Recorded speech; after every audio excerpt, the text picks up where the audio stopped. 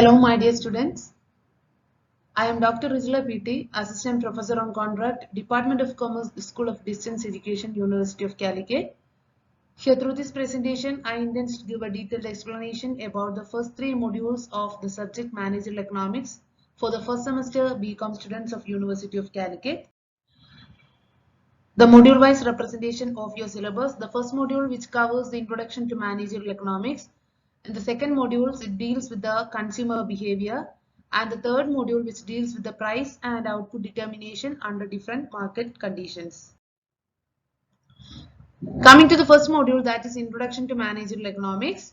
The major aspects covering under this lesson are meaning and definition of economics, then what do you mean by managerial economics, then what are the purpose, use and importance of managerial economics, then what are the functions of managerial economics, then what are the functions of managerial economist, then what are the differences between economics with managerial economics. Now, what do you mean by economics? The term economics has been derived from the Greek word oikonomia. Oikonomia എന്നുള്ള ഒരു Greek വേർഡിൽ നിന്നാണ് economics എന്നുള്ള term derive ചെയ്തിരിക്കുന്നത്. ഈ ഓയിക്കോണമിയ എന്നുള്ള Greek വേർഡിന്റെ അർത്ഥം എന്താണ്? House hold എന്നാണ് അർത്ഥം. Then economics is a social science and it is called social science because it is called social because it studies mankind of society and it deals with the aspects of human behavior. Economics എന്ന് പറയുന്നത് എന്താണ്? It is a social science ആണ്. അതൊരു social science ആണ്. എന്തുകൊണ്ടാണ് എക്കണോമിക്സിനെ ഒരു social science എന്ന് പറയാൻ കാരണം? Social എന്ന് പറയുന്നത് it deals with the aspects of human behavior അല്ലെങ്കിൽ സൊസൈറ്റി ആയിട്ട് ഡീൽ ചെയ്യുന്നത് കൊണ്ടാണ് അതിനെ social എന്ന് പറയുന്നത്. Why it is called a science? Science എന്ന് പറഞ്ഞാൽ എന്താണ്? ഒരു സിസ്റ്റമാറ്റൈസ്ഡ് ബോഡി ഓഫ് നോളജ് ഉണ്ട് അല്ലെ? അതുകൊണ്ട് തന്നെ ഈ എക്കണോമിക് പ്രോബ്ലംസ് ഒക്കെ സോൾവ് ചെയ്യാൻ അല്ലെങ്കിൽ സോഷ്യൽ പ്രോബ്ലംസ് സോൾവ് ചെയ്യുന്നത് ഒരു സയന്റിഫിക് പോയിന്റ് ഓഫ് വ്യൂയിൽ കൂടിയാണ്. അതുകൊണ്ടാണ് നമ്മൾ എക്കണോമിക്സിനെ ഒരു സോഷ്യൽ സയൻസ് എന്ന് പറയുന്നത്. Then some of the definitions of economics. Actually, the definitions are grouped under four. First one, wealth definition. Second one, welfare definition. Third one, scarcity definition. And the last one, growth definition. Coming to the first one, wealth definition. ഈ wealth definition എന്ന് പറയുന്നത് wealth definition introduce ചെയ്തത് Adam Smith ആണ്.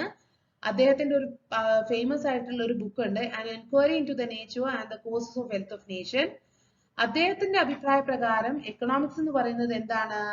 Economics is the study of wealth, how wealth is produced and distributed. അതായത് economics എന്ന് പറയുന്നത് purely study of wealth ആണെന്നാണ് ആര് അഭിപ്രായപ്പെടുന്നത്? ആഡം സ്മിത്ത് അഭിപ്രായപ്പെടുന്നത്. ഈ ആഡം സ്മിത്തിനെയാണ് നമ്മൾ എന്തെന്ന് പറയുന്നത്? ഫാദർ ഓഫ് എക്കണോമിക്സ് എന്ന് പറയപ്പെടുന്നത്. Then സെക്കൻഡ് ഡെഫിനിഷൻ എന്ന് പറയുന്നത് വെൽഫെയർ ഡെഫിനിഷൻ ആണ്. അതായത് ഈ ഒരു വെൽഫെയർ ഡെഫിനിഷൻ എന്ന് പറയുന്നത് ഇറ്റ് വാസ് ഇൻട്രൊഡ്യൂസ്ഡ് ബൈ ആരാണ്? Alfred Marshall. ആൽഫ്രഡ് മാർഷലിന്റെ ആണ് ഏത് ഡെഫിനിഷൻ? Welfare definition. ഈ വെൽഫെയർ ഡെഫിനിഷൻ പ്രകാരം ആൽഫ്രഡ് മാർഷൽ പറയുന്നത് എന്താന്ന് വെച്ചാൽ, നമ്മൾ നേരത്തെ പറഞ്ഞു വെൽത്ത് ഡെഫിനിഷനിൽ it gives importance to wealth ആണ് അല്ലെ? എക്കണോമിക്സ് എന്ന് പറയുന്നത് it is purely a study of wealth ആണെന്നാണ് വെൽത്ത് ഡെഫിനിഷനിൽ ആഡം സ്മിത്ത് പറഞ്ഞിരിക്കുന്നത്. പക്ഷേ വെൽഫെയർ ഡെഫിനിഷനിൽ ആൽഫ്രഡ് മാർഷൽ പോയിന്റ് ഔട്ട് ചെയ്യുന്നത് എന്താന്ന് വെച്ചാല്, വെൽത്ത് എന്ന് പറഞ്ഞാൽ അതൊരു ഭാഗം മാത്രമേ ആവുന്നുള്ളൂ. The other part deals with the man. അതായത് ഒരു ഹ്യൂമൻ ബിഹേവിയർ അല്ലെങ്കിൽ മാൻ അല്ലെങ്കിൽ ഈ ഒരു വെൽഫെയർ ഡെഫിനിഷനിൽ it gives importance to man and secondary importance to wealth. Okay. Then third one, scarcity definition. Scarcity definition എന്ന് പറയുന്നത് ആൽഫ്രഡ് മാർഷലും അതായത് ആഫ്റ്റർ ഈ ആൽഫ്രഡ് മാർഷലിനും ആഡം സ്മിത്തിനും ഒക്കെ ശേഷം after that Lionel Robbins formulated his conception of economics in his book that is the nature and significance of economic science in 1932. അതായത് after the Adam Smith wealth definition and Alfred Marshall's welfare definition, Lionel Robbins ആണ് ഏത് definition introduce ചെയ്തിരിക്കുന്നത്? Scarcity definition. അദ്ദേഹത്തിന്റെ അഭിപ്രായ പ്രകാരം economics എന്ന് പറയുന്നത് എന്താണ്? It is a science which studies human behaviour as a relationship between ends and scarce means which have alternative യൂസേഴ്സ്. അതായത് according to Robbins, economics is studies which economics is a science which studies human behaviour. Economics എന്ന് പറയുന്നത് human ബിഹേവിയറിനെ പറ്റിയാണ് study ചെയ്യുന്നത്. Then it is a relationship between ends and scarce means which have alternative uses. This is about the scarcity definition of Lionel Robbins. Now we will look into the last definition, that is growth definition. ഈ growth definition എന്ന് പറയുന്നത് This definition was introduced by Professor Samuelson. Then, according to him, economics is the study of how people and society end up choosing with or without the use of money to employ scarce productive resources that could have alternative uses to produce various commodities and distribute them for consumption now or in the future among various persons or groups in the society. So here economics analyzes the cost and the benefits of improving patterns of resource use. Then the main features of growth definition എന്ന് പറയുന്നത് it is applicable even in at barter economy and the inclusion of time element makes the scope of economics dynamic and it is an improvement in scarcity definition. മുകളിൽ പറഞ്ഞിരിക്കുന്ന നമ്മൾ ആദ്യമേ പറഞ്ഞ എന്താണ് wealth ഡെഫിനിഷന്റെയും welfare ഡെഫിനിഷന്റെയും scarcity ഡെഫിനിഷന്റെയും ഒക്കെ എന്താണ് അതിലൊക്കെ ഒരുപാട് മാറ്റങ്ങൾ വരുത്തി അതിന്റെ ഒക്കെ ഒരു ഇംപ്രൂവ്ഡ് വേർഷൻ ആണ് ഇത് growth definition and this definition was introduced by Professor Samuelson. Okay. Okay, coming to the meaning and definition of managerial economics. Managerial economics എന്ന് പറയുന്ന ഒരു subject. It gained popular in USA after the publication of the book Managerial Economics by Joel Dean in 1951. 1951 Joel Dean ഉള്ള economist അദ്ദേഹം എന്താണ് managerial economics എന്ന് പറയുന്ന ഒരു book publish ചെയ്തതിനു ശേഷമാണ് മാനേജറിയൽ എക്കണോമിക്സ് എന്നുള്ള ഒരു സബ്ജക്റ്റിന് പോപ്പുലർ ആയത്. ഓക്കെ, ഈ ഒരു ബുക്കിൽ കൂടെ അദ്ദേഹം കോൺസെൻട്രേറ്റ് ചെയ്തിരിക്കുന്ന അല്ലെങ്കിൽ അദ്ദേഹം ഒബ്സർവ് ചെയ്തിരിക്കുന്ന എന്താണ് മാനേജറിയൽ എക്കണോമിക്സ് ഷോ ഹൗ എന്താണ് മാനേജറിയൽ എക്കണോമിക്സ് കാണിക്കുന്നത് എന്താണ് how economic analysis can be used in formulating policies. അതായത് ഒരു പോളിസീസ് ഒക്കെ ഫോർമുലേറ്റ് ചെയ്യുന്നതിൽ എങ്ങനെയാണ് അല്ലെങ്കിൽ എക്കണോമിക് അനാലിസിസ് ഒക്കെ എങ്ങനെയാണ് യൂസ് ചെയ്തിരിക്കുന്നത് എന്നാണ് ഈ മാനേജറിയൽ എക്കണോമിക്സ് കൂടെ ദാറ്റ് ഷോസ് അല്ലെങ്കിൽ അത് കാണിക്കുന്നതെന്നാണ് അദ്ദേഹം ഒബ്സർവ് ചെയ്തിരിക്കുന്നത്. ആരാണ്? Joel Dean. Then managerial economics bridges the gap between traditional economic theory and the real business practices in two ways. അതായത് മാനേജറിയൽ എക്കണോമിക്സ് എന്താണ് ഒരു ഗ്യാപ്പ് ബ്രിഡ്ജ്, അതായത് that bridges the gap between traditional economic theory and real business. അതായത് traditional ആയിട്ടുള്ള economic തിയറിയും real ആയിട്ടുള്ള ഒരു business പ്രാക്ടീസസിനെയും differentiate ചെയ്തിരിക്കുന്നത് രണ്ട് വഴിയിലാണ്. ഒന്നെന്ന് പറയുന്നത് it provides number of tools and techniques to enable the manager to become more competent to take decisions and real and practical situation. അതായത് ഈ ട്രഡീഷണൽ എക്കണോമിക് തിയറിയും റിയൽ ബിസിനസ് പ്രാക്ടീസസും ബ്രിഡ്ജ് ചെയ്തത് മാനേജറിയൽ എക്കണോമിക്സ് എങ്ങനെയാണ്? രണ്ട് സിറ്റുവേഷൻ കൂടെയാണ്. ഫസ്റ്റ് എന്ന് പറയുന്നത് it provides, അതായത് through the managerial economics it provides a number of tools and techniques to enable the manager to become more competent to take decisions in real and practical situation.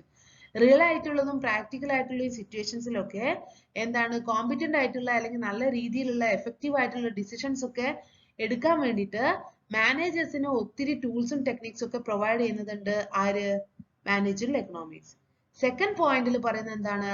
Managerial economics serve as an integrated course to show the interaction between various areas in which firm operates. ഒരു firm operate ചെയ്യുന്ന different areas തമ്മിൽ ഒരു ഇന്ററാക്ഷനും possible ആണ് ഏതിൽ കൂടെ? Managerial എക്കണോമിക്സിൽ കൂടെ. Then one of the definition given by Professor Ivan J. Douglas, managerial economics is concerned with the application of business principles and methodologies to the decision-making process within the firm or organization under conditions of uncertainty. So, one of the definition by Professor Ivan J. Douglas, Douglasന്റെ definition പ്രകാരം managerial economics എങ്ങനെയാണ് define ചെയ്തിരിക്കുന്നത്? Managerial economics എന്ന് പറയുന്നത് that is concerned with the application of business principles and methodologies. അതായത് ബിസിനസിന്റെ പ്രിൻസിപ്പിൾസും മെത്തഡോളജീസും ഒക്കെ apply ചെയ്തിരിക്കുകയാണ് എന്തില്? To the decision making process within a firm or organization under the conditions of uncertainty. Now looking to the various objectives of managerial economics. എന്തൊക്കെയാണ് managerial economicsന്റെ objectives? First of all, it integrates economic theory with business practice. നമ്മൾ പറഞ്ഞു economic theory അല്ലെങ്കിൽ business problems ഒക്കെ solve ചെയ്യാവുന്ന രീതിയിൽ നല്ല രീതിയിലുള്ള decisions ഒക്കെ എടുക്കാൻ ഈ മാനേജറിയൽ എക്കണോമിസ്റ്റ് ഹെൽപ്പ് ചെയ്യുന്നുണ്ടെന്ന് പറഞ്ഞു. സോ അത് തന്നെയാണ് ഫസ്റ്റ് ഒബ്ജക്റ്റീവ്. എന്താണ്? To integrate economic theory with business practice. Second one, to apply economic concepts and principles to solve business problems. Then managerial economics helps to allocate the scarce resources in an optimal manner. Then the managerial economics also helps to make all-round development of a firm. Then it helps to reduce the risk and uncertainty. Then it helps in demand and sales forecasting. then it helps in profit maximization, and it helps to achieve the other objectives of the firms like industry leadership, expansion, implementation of policies, etc. These are all the objectives of managerial economics. Now coming to the uses or importance of managerial economics. എന്തൊക്കെയാണ് ഈ managerial എക്കണോമിക്സിന്റെ use എന്നുള്ളതാണ് നമ്മൾ ഇനി പറയാൻ പോകുന്നത്. നമ്മൾ നേരത്തെ ഇപ്പോൾ ഒബ്ജക്റ്റീവ്സിൽ പറഞ്ഞ അതേ പോയിന്റ്സ് ഒക്കെ തന്നെയാണ് പറയുന്നത്. It provides tools and techniques for managerial decision making. It gives answers to the basic problems of business management. Then it supplies data for analysis and forecasting. Then it provides tools for demand forecasting and profit planning. Then it guides the managerial economist in decision making. Then it helps in formulating business policies. And it also assists the management to know internal and external factors influence the business. Now, what is the scope of managerial or business economics? എന്തൊക്കെയാണ് managerial economicsന്റെ scope എന്നുള്ളതാണ് ഇനി നമ്മൾ പറയാൻ പോകുന്നത്. Actually, the scope is mainly classified under two categories, that is operational or internal issues, and the second is environmental or external issues. ഈ internal aspects എങ്ങനെയൊക്കെയാണ് managerial economicsന് എന്തൊക്കെയാണ് scope എന്നുള്ളതാണ് നമ്മൾ ഇനി പറയാൻ പോകുന്നത്. അതായത് from the operational point of view, the managerial economics is helpful in demand analysis and forecasting. It is also helpful in cost analysis. Then it is helpful in decisions related to price, then profit analysis, then related to the capital budgeting. Then it also helps in production and supply analysis. These are all the operational or internal issues related with the managerial economics. Now coming to the environmental or external issues, the general trend in production, employment, income, prices, savings, investment, etc. can be measured or can be identified through the managerial economics. Then it also helps in identify the trends in the working of financial institutions like banks, financial corporations, insurance companies, etc. Then it also helps the magnitude and trends in foreign trade. Then it also helps to identify the trend in labor and capital market. Then it also analyzes the various economic policies with industrial policy, monetary policy, fiscal policy, price policy, etc. Now coming to the characteristics of managerial economics. First of all, this managerial economics is microeconomic in character because it studies the problems of a business firm, not the entire economy. ഈ managerial economics എന്ന് പറയുന്നത് എന്താണ്? ഒരു micro economic nature ആണ്. അതായത് ഒരു business സ്ഥാപനത്തിന്റെ മാത്രം പ്രോബ്ലംസ് അല്ലെങ്കിൽ ഒരു ബിസിനസ് ഫേമിന്റെ മാത്രം പ്രോബ്ലംസ് ഇതിനകത്ത് കോൺസെൻട്രേറ്റ് ചെയ്യുന്നുള്ളൂ. അതുകൊണ്ട് തന്നെ എന്താണ്, ഇതൊരു മൈക്രോ ഇൻ നേച്ചർ ആണ്. Then managerial economics എന്ന് പറയുന്നത് it largely uses the body of economic concepts and principles which is known as the theory of the firm or economics of the firm. Then managerial economics is pragmatic. എന്തുകൊണ്ടാണ് managerial economics നെ pragmatic എന്ന് പറയുന്നത്? It is purely a practical oriented ആണ്, അല്ലേ? Practical oriented ആണ്. അതുകൊണ്ട് തന്നെ എന്താണ്? So managerial economics considers the particular environment of a firm or business for decision making. ഒരു പർട്ടിക്കുലർ ഫേമിന്റെയോ അല്ലെങ്കിൽ ഒരു പർട്ടിക്കുലർ ബിസിനസിന്റെയോ ഒക്കെ ഡിസിഷൻ മേക്കിങ്ങിന് വേണ്ടി മാത്രമാണ് നമ്മൾ ഈ മാനേജറിയൽ എക്കണോമിക്സ് കൂടുതലായിട്ടും യൂസ് ചെയ്യുന്നത്. Then managerial economics is normative rather than positive economics. ഒരു നോർമാറ്റീവ് സ്റ്റഡി ആണ്. എന്താണ് managerial economics is prescriptive to solve particular business problem by giving importance to firm's aim and objectives. ഒരു particular ഫേമിന്റെ ഒബ്ജക്റ്റീവിനും എയിമിനും അനുസരിച്ച് അതിന് എന്തെങ്കിലും problems ഉണ്ടെങ്കിൽ അത് ഐഡന്റിഫൈ ചെയ്ത് സോൾവ് ചെയ്യുന്ന രീതിയിലുള്ള ഡിസിഷൻസ് എടുക്കുക എന്നുള്ളതാണ് ഈ മാനേജറിയൽ എക്കണോമിക്സിന്റെ മെയിൻ ആയിട്ടുള്ള ഒരു ധർമ്മം. അതുകൊണ്ട് തന്നെ it is A normative science ആണ്. Then macroeconomics is also useful to managerial economics since it provides intelligent understanding of the environment in which the business is operating. അതായത് ബിസിനസ് എന്ന് പറഞ്ഞാൽ ഒരിക്കലും ഒറ്റയ്ക്ക് നിൽക്കാൻ പറ്റില്ല, അല്ലെ? ബിസിനസ്സസ് നിലനിൽക്കുന്നത് ഒരു സൊസൈറ്റിയിലാണ് അല്ലെങ്കിൽ ഒരു എക്കണോമിക് സിറ്റുവേഷനിലാണ്. അതുകൊണ്ട് തന്നെ എന്താണ് മാക്രോ എക്കണോമിക്സും മാനേജറിയൽ എക്കണോമിക്സ് യൂസ് ചെയ്യുന്നുണ്ട്. Then it is management oriented. Managerial economics എന്നുള്ള ടേം തന്നെ ഉണ്ടല്ലോ. മാനേജ്മെന്റിന് ഡിസിഷൻസ് എടുക്കുക, ഒരു പ്രോബ്ലം സോൾവ് ചെയ്യുക, ഫേം റിലേറ്റഡ് ആയിട്ടുള്ള എന്തെങ്കിലും ഇഷ്യൂസ് സോൾവ് ചെയ്യാനൊക്കെ വേണ്ടി എക്കണോമിക്സിന്റെ പ്രിൻസിപ്പിൾസ് ഒക്കെ യൂസ് ചെയ്യുന്നതാണ് മാനേജറിയൽ എക്കണോമിക്സ്. അതുകൊണ്ട് തന്നെ it is A management oriented. Then what are the important functions of managerial economics? ഇപ്പൊ നമ്മള് മാനേജറിയൽ എക്കണോമിക്സ് എന്താണ്, അതിന്റെ ക്യാരക്ടറിസ്റ്റിക്സ് എന്താണ്, ഏതൊക്കെ സ്ഥലങ്ങളിലാണ് അത് ഉപയോഗിക്കുന്നത്, അല്ലെങ്കിൽ അതിന്റെ സ്കോപ്പ് എന്താണെന്നൊക്കെ എക്സ്പ്ലെയിൻ ചെയ്തു.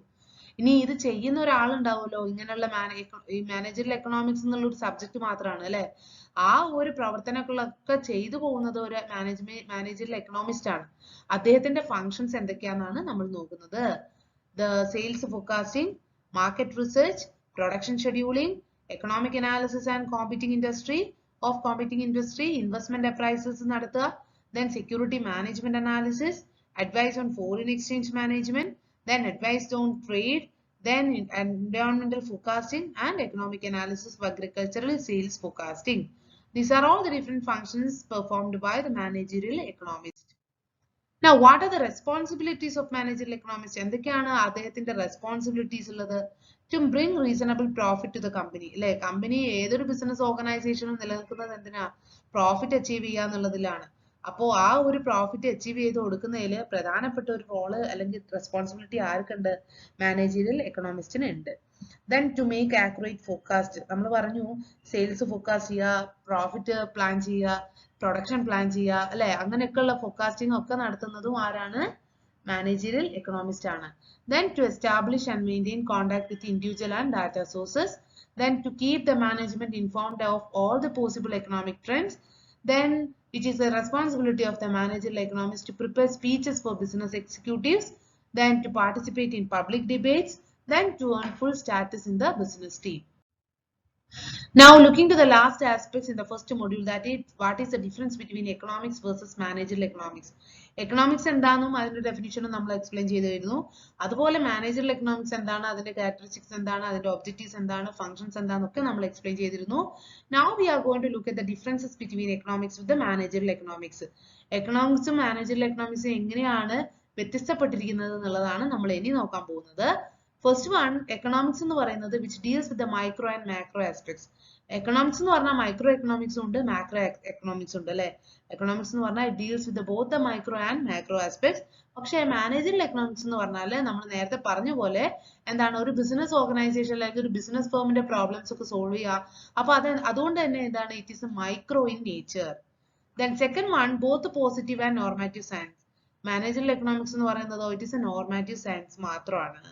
Then economics എന്ന് പറയുന്നത് it deals with the theoretical aspects, അല്ലെ. എക്കണോമിക്സ് എന്ന് പറയുന്നത് കുറെ ഡെഫിനിഷനും തിയറിന്റെ ഒക്കെ ബേസിലാണ് നമ്മൾ പ്രൂവ് ചെയ്തിരിക്കുന്നത്. പക്ഷെ മാനേജറിയൽ എക്കണോമിക്സ് എന്ന് പറയുന്നത് practical, deals with the practical problems. Why it is termed as it deals with practical problems, അല്ലെങ്കിൽ പ്രാക്ടിക്കൽ ആസ്പെക്ട്സ് ആയിട്ടാണ് ഡീൽ ചെയ്തിരിക്കുന്നത് നമ്മൾ പറയുന്നത് എന്തുകൊണ്ടാണ്? നമ്മൾ പറഞ്ഞു ഒരു ബിസിനസ് ഓർഗനൈസേഷൻ ആകുമ്പോൾ അവർ ഒരുപാട് പ്രോബ്ലംസും അല്ലെങ്കിൽ എന്തെങ്കിലുമൊക്കെ ഡിഫിക്കൽട്ടീസ് വരുന്നുണ്ടാവും. ഈ ഡിഫിക്കൽട്ടീസ് എന്താണ്, പ്രോബ്ലംസ് എന്താണെന്നൊക്കെ ഐഡന്റിഫൈ ചെയ്ത് അല്ലെങ്കിൽ സെയിൽസ് ഒക്കെ ഫോർകാസ്റ്റ് ചെയ്യുക, അങ്ങനത്തെ ഒക്കെ കാര്യങ്ങളിലാണ് നമ്മൾ മാനേജറിയൽ എക്കണോമിക്സ് യൂസ് ചെയ്യുന്നത്. അതുകൊണ്ട് തന്നെ it deals with practical aspects. Then economics which studies both the firm and the individual. എക്കണോമിക്സിൽ ഫേമിനെ പറ്റിയിട്ടും ഓരോ ഇൻഡിവിജ്വൽസിനെ പറ്റിയിട്ടും പഠനം നടക്കുന്നുണ്ട്. പക്ഷേ നമ്മൾ ഇവിടെ എന്താണ്, ഒരു ഫേം പർട്ടിക്കുലർ ബിസിനസ് ഓർഗനൈസേഷനിലേക്ക് ഫേംസിനെ പറ്റി മാത്രമാണ് നമ്മൾ മാനേജറിയൽ എക്കണോമിക്സിൽ കോൺസെൻട്രേറ്റ് ചെയ്യുന്നത്. ദെൻ വൈഡർ സ്കോപ്പ് ആണ് എക്കണോമിക്സിനുള്ളത്. ദെൻ മാനേജറിയൽ എക്കണോമിക്സിന്റെ സ്കോപ്പ് എന്ന് പറയുന്നത് കമ്പയർഡ് ടു എക്കണോമിക്സ് നാരോ ആണ്, അല്ലെ. This is about the difference between economics with the managerial economics. Now looking at the second module, that is consumer behavior. അപ്പോൾ നമ്മൾ first മൊഡ്യൂളിനകത്ത് എക്കണോമിക്സിന്റെ ഒരു basics, അതായത് managerial economics എന്താണ്, managerial എക്കണോമിക്സിന്റെ functions എന്തൊക്കെയാണ്, അല്ലെങ്കിൽ managerial എക്കണോമിസ്റ്റിന്റെ functions എന്താണ്, scope and importance of managerial economics എന്താണ്, then എക്കണോമിക്സും managerial economics എങ്ങനെയാണ് വ്യത്യസ്തപ്പെട്ടിരിക്കുന്നത് എന്നൊക്കെ നമ്മൾ എക്സ്പ്ലെയിൻ ചെയ്തു. ഇനി നമ്മൾ രണ്ടാമത്തെ മൊഡ്യൂളിൽ കൺസ്യൂമർ ബിഹേവിയർ റിലേറ്റ് ചെയ്തിട്ടുള്ള തിയറീസ്, എന്താണ് കൺസ്യൂമർ ബിഹേവിയർ, പിന്നെ കൺസ്യൂമർ ബിഹേവിയറിനെ റിലേറ്റ് ചെയ്തിട്ടുള്ള കുറച്ച് തിയറീസ് ആണ് നമ്മൾ എക്സ്പ്ലെയിൻ ചെയ്യാൻ പോകുന്നത്. എന്താണ് കൺസ്യൂമർ ബിഹേവിയർ എന്ന് പറഞ്ഞാൽ എന്താണ്? കൺസ്യൂമർ എന്ന് പറഞ്ഞാൽ ആരാണ്? ഒരു പ്രോഡക്റ്റ് വാങ്ങുക, അല്ലെ. ഒരു പ്രോഡക്റ്റ് വാങ്ങി അത് യൂസ് ചെയ്യുന്ന ആൾക്കാണ് നമ്മൾ ആരെന്ന് പറയാ, കൺസ്യൂമർ എന്ന് പറയാ, അല്ലെ. അപ്പൊ ബിഹേവിയർ എന്ന് പറഞ്ഞാൽ എന്താ, പെരുമാറ്റം. നമ്മൾ ഒരു പ്രോഡക്റ്റ് വാങ്ങാൻ പോകുമ്പോൾ അല്ലെങ്കിൽ ഒരു പെർച്ചേസ് നടത്തുന്ന സമയത്ത് നമ്മളിൽ ഉണ്ടാവുന്ന ബിഹേവിയറൽ ചേഞ്ചസ്, അല്ലെങ്കിൽ എങ്ങനെയാണ് നമ്മൾ ഒരു ആസ്പെക്റ്റിനോട് ബിഹേവ് ചെയ്യുന്നത് എന്നുള്ളതാണ് കൺസ്യൂമർ ബിഹേവിയർ കൊണ്ട് ഉദ്ദേശിക്കുന്നത്. അതായത് consumer behaviour means it is A study of consumers while engaged in the process of consumption. അതായത് ഒരു പെർച്ചേസിന്റെ സമയത്ത് അല്ലെങ്കിൽ എന്തെങ്കിലും ഒരു പ്രോഡക്റ്റ് കൺസ്യൂം ചെയ്യുന്ന സമയത്ത് എങ്ങനെയാണ് ഒരു കൺസ്യൂമർ ബിഹേവ് ചെയ്യുന്നത്, അതിനെ പറ്റിയുള്ള ഒരു സ്റ്റഡി ആണെന്ത്, കൺസ്യൂമർ ബിഹേവിയർ എന്ന് പറഞ്ഞാൽ.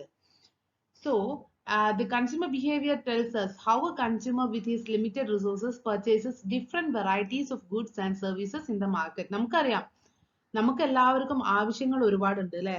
ഒരുപാട് ആഗ്രഹങ്ങളുണ്ട്. പക്ഷെ നമ്മളുടെ എല്ലാ ആഗ്രഹങ്ങളും നമുക്ക് എന്താണ് കൺസ്യൂം ചെയ്യാൻ പറ്റില്ല. നമുക്കിപ്പോ ഒരുപാട് പ്രോഡക്റ്റുകൾ വാങ്ങണമെന്നും അല്ലെങ്കിൽ അത് യൂസ് ചെയ്യണം എന്നൊക്കെ ആഗ്രഹം ഉണ്ടാവും. പക്ഷെ നമ്മുടെ ഒരു ഫിനാൻഷ്യൽ കപ്പാസിറ്റി അനുസരിച്ചേ ഉള്ളൂ നമുക്ക് എന്ത് ചെയ്യാൻ പറ്റുക, പർച്ചേസ് ചെയ്യാൻ പറ്റുക അല്ലെ.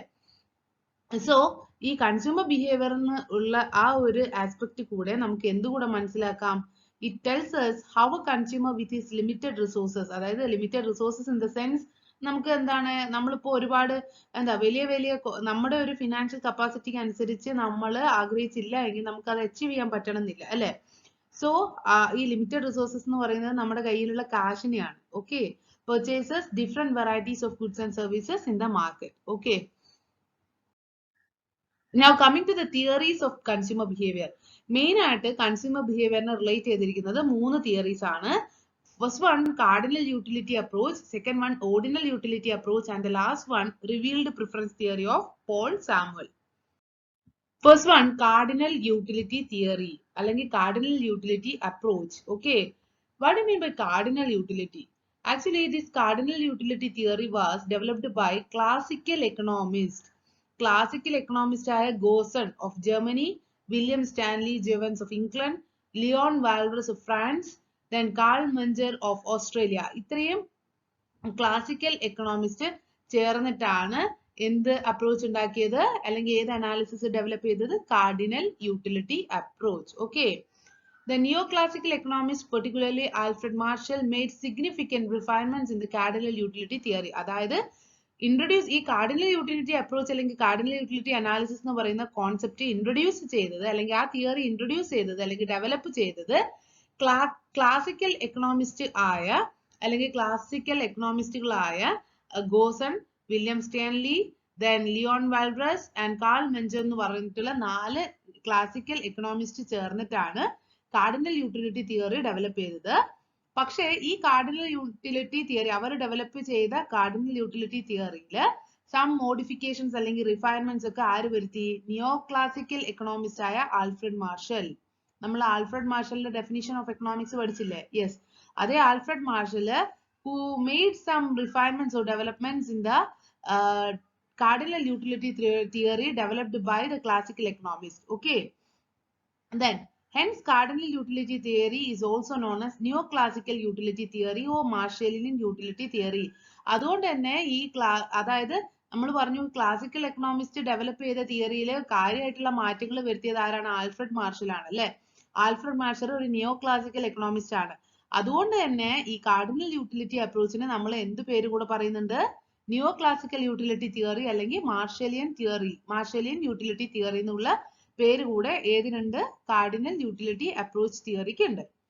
Then the cardinal utility theory states the utility is measurable just as height, weight, length, temperature, etc. അതായത് according to this cardinal utility approach, ഈ cardinal utility approachലെ മെയിൻ എംഫസൈസ് കൊടുക്കുന്നത് എന്താന്ന് വെച്ചാല് ഒരു പ്രോഡക്റ്റിന്റെ അല്ലെങ്കിൽ എന്തെങ്കിലും യൂട്ടിലിറ്റി നമുക്ക് എന്താണ്, നമ്മൾ ഹൈറ്റ് മെഷർ ചെയ്യുന്ന പോലെ അല്ലെങ്കിൽ ഒരാളുടെ വെയിറ്റ് മെഷർ ചെയ്യുന്ന പോലെ അല്ലെങ്കിൽ എന്തെങ്കിലും ഒരു പെർട്ടിക്കുലർ പ്രോഡക്റ്റിന്റെ വെയിറ്റ് മെഷർ ചെയ്യുന്ന പോലെ അല്ലെങ്കിൽ ലെങ്ത് മെഷർ ചെയ്യുന്ന പോലെ ടെമ്പറേച്ചർ ഒക്കെ മെഷർ ചെയ്യുന്ന പോലെ നമുക്ക് യൂട്ടിലിറ്റി മെഷർ ചെയ്യാം എന്നുള്ള ആ ഒരു കോൺസെപ്റ്റ് ആണ് കാർഡിനൽ യൂട്ടിലിറ്റി തിയറി സ്റ്റേറ്റ് ചെയ്യുന്നത്. Okay, simply cardinal utility theory States that utility is measurable like height, weight, length, etc. Then according to cardinal utility theory, utility is measurable cardinally or quantitatively. Okay, cardinally means quantitatively. നമ്മൾ നേരത്തെ പറഞ്ഞു ഈ ഒരു concept അല്ലെങ്കിൽ ഈ ഒരു അപ്രോച്ചിന്റെ main emphasis എന്ന് പറയുന്നത് യൂട്ടിലിറ്റി നമുക്ക് മെഷർ ചെയ്യാൻ പറ്റും അല്ലെ. നമ്മൾ ഹൈറ്റും വെയിറ്റും ലെങ്ത് ഒക്കെ മെഷർ ചെയ്യുന്ന പോലെ നമുക്ക് യൂട്ടിലിറ്റിയും ക്വാണ്ടിഫയബിൾ ആയി മെഷർ ചെയ്യാൻ പറ്റും എന്നുള്ളതാണ് കാർഡിനൽ യൂട്ടിലിറ്റി തിയറിയിൽ പറയുന്നത്. Then it means utility can be measured in cardinal numbers like 1, 2, 3 and so on. Okay, നമ്മൾ ഹൈറ്റും വെയിറ്റും ഒക്കെ മെഷർ ചെയ്യുന്ന പോലെ യൂട്ടിലിറ്റിയെ നമുക്ക് എങ്ങനെ മെഷർ ചെയ്യാം, എങ്ങനെ നമ്പേഴ്സിനെ കൊണ്ട് റെപ്രസെന്റ് ചെയ്തിട്ട് 1, 2, 3 എന്നൊക്കെ പറഞ്ഞ് നമുക്ക് യൂട്ടിലിറ്റിയെയും മെഷർ ചെയ്യാം എന്നുള്ളതാണ് കാർഡിനൽ യൂട്ടിലിറ്റി അപ്രോച്ചിൽ പറയുന്നത്. Then Boulding suggested another unit of measurement of utility. This unit of measurement is called utils. Boulding എന്ന് പറയുന്ന ഒരു എക്കണോമിസ്റ്റ് യൂട്ടിലിറ്റിക്ക് ഒരു മെഷർമെന്റ് ഇൻട്രൊഡ്യൂസ് ചെയ്തിട്ടുണ്ട്, സജസ്റ്റ് ചെയ്തിട്ടുണ്ട്. ആ ഒരു മെഷർമെന്റിന് പറയുന്ന പേരാണ് utils. Okay, UTILS, utils. Thus, utility can be measured in utils.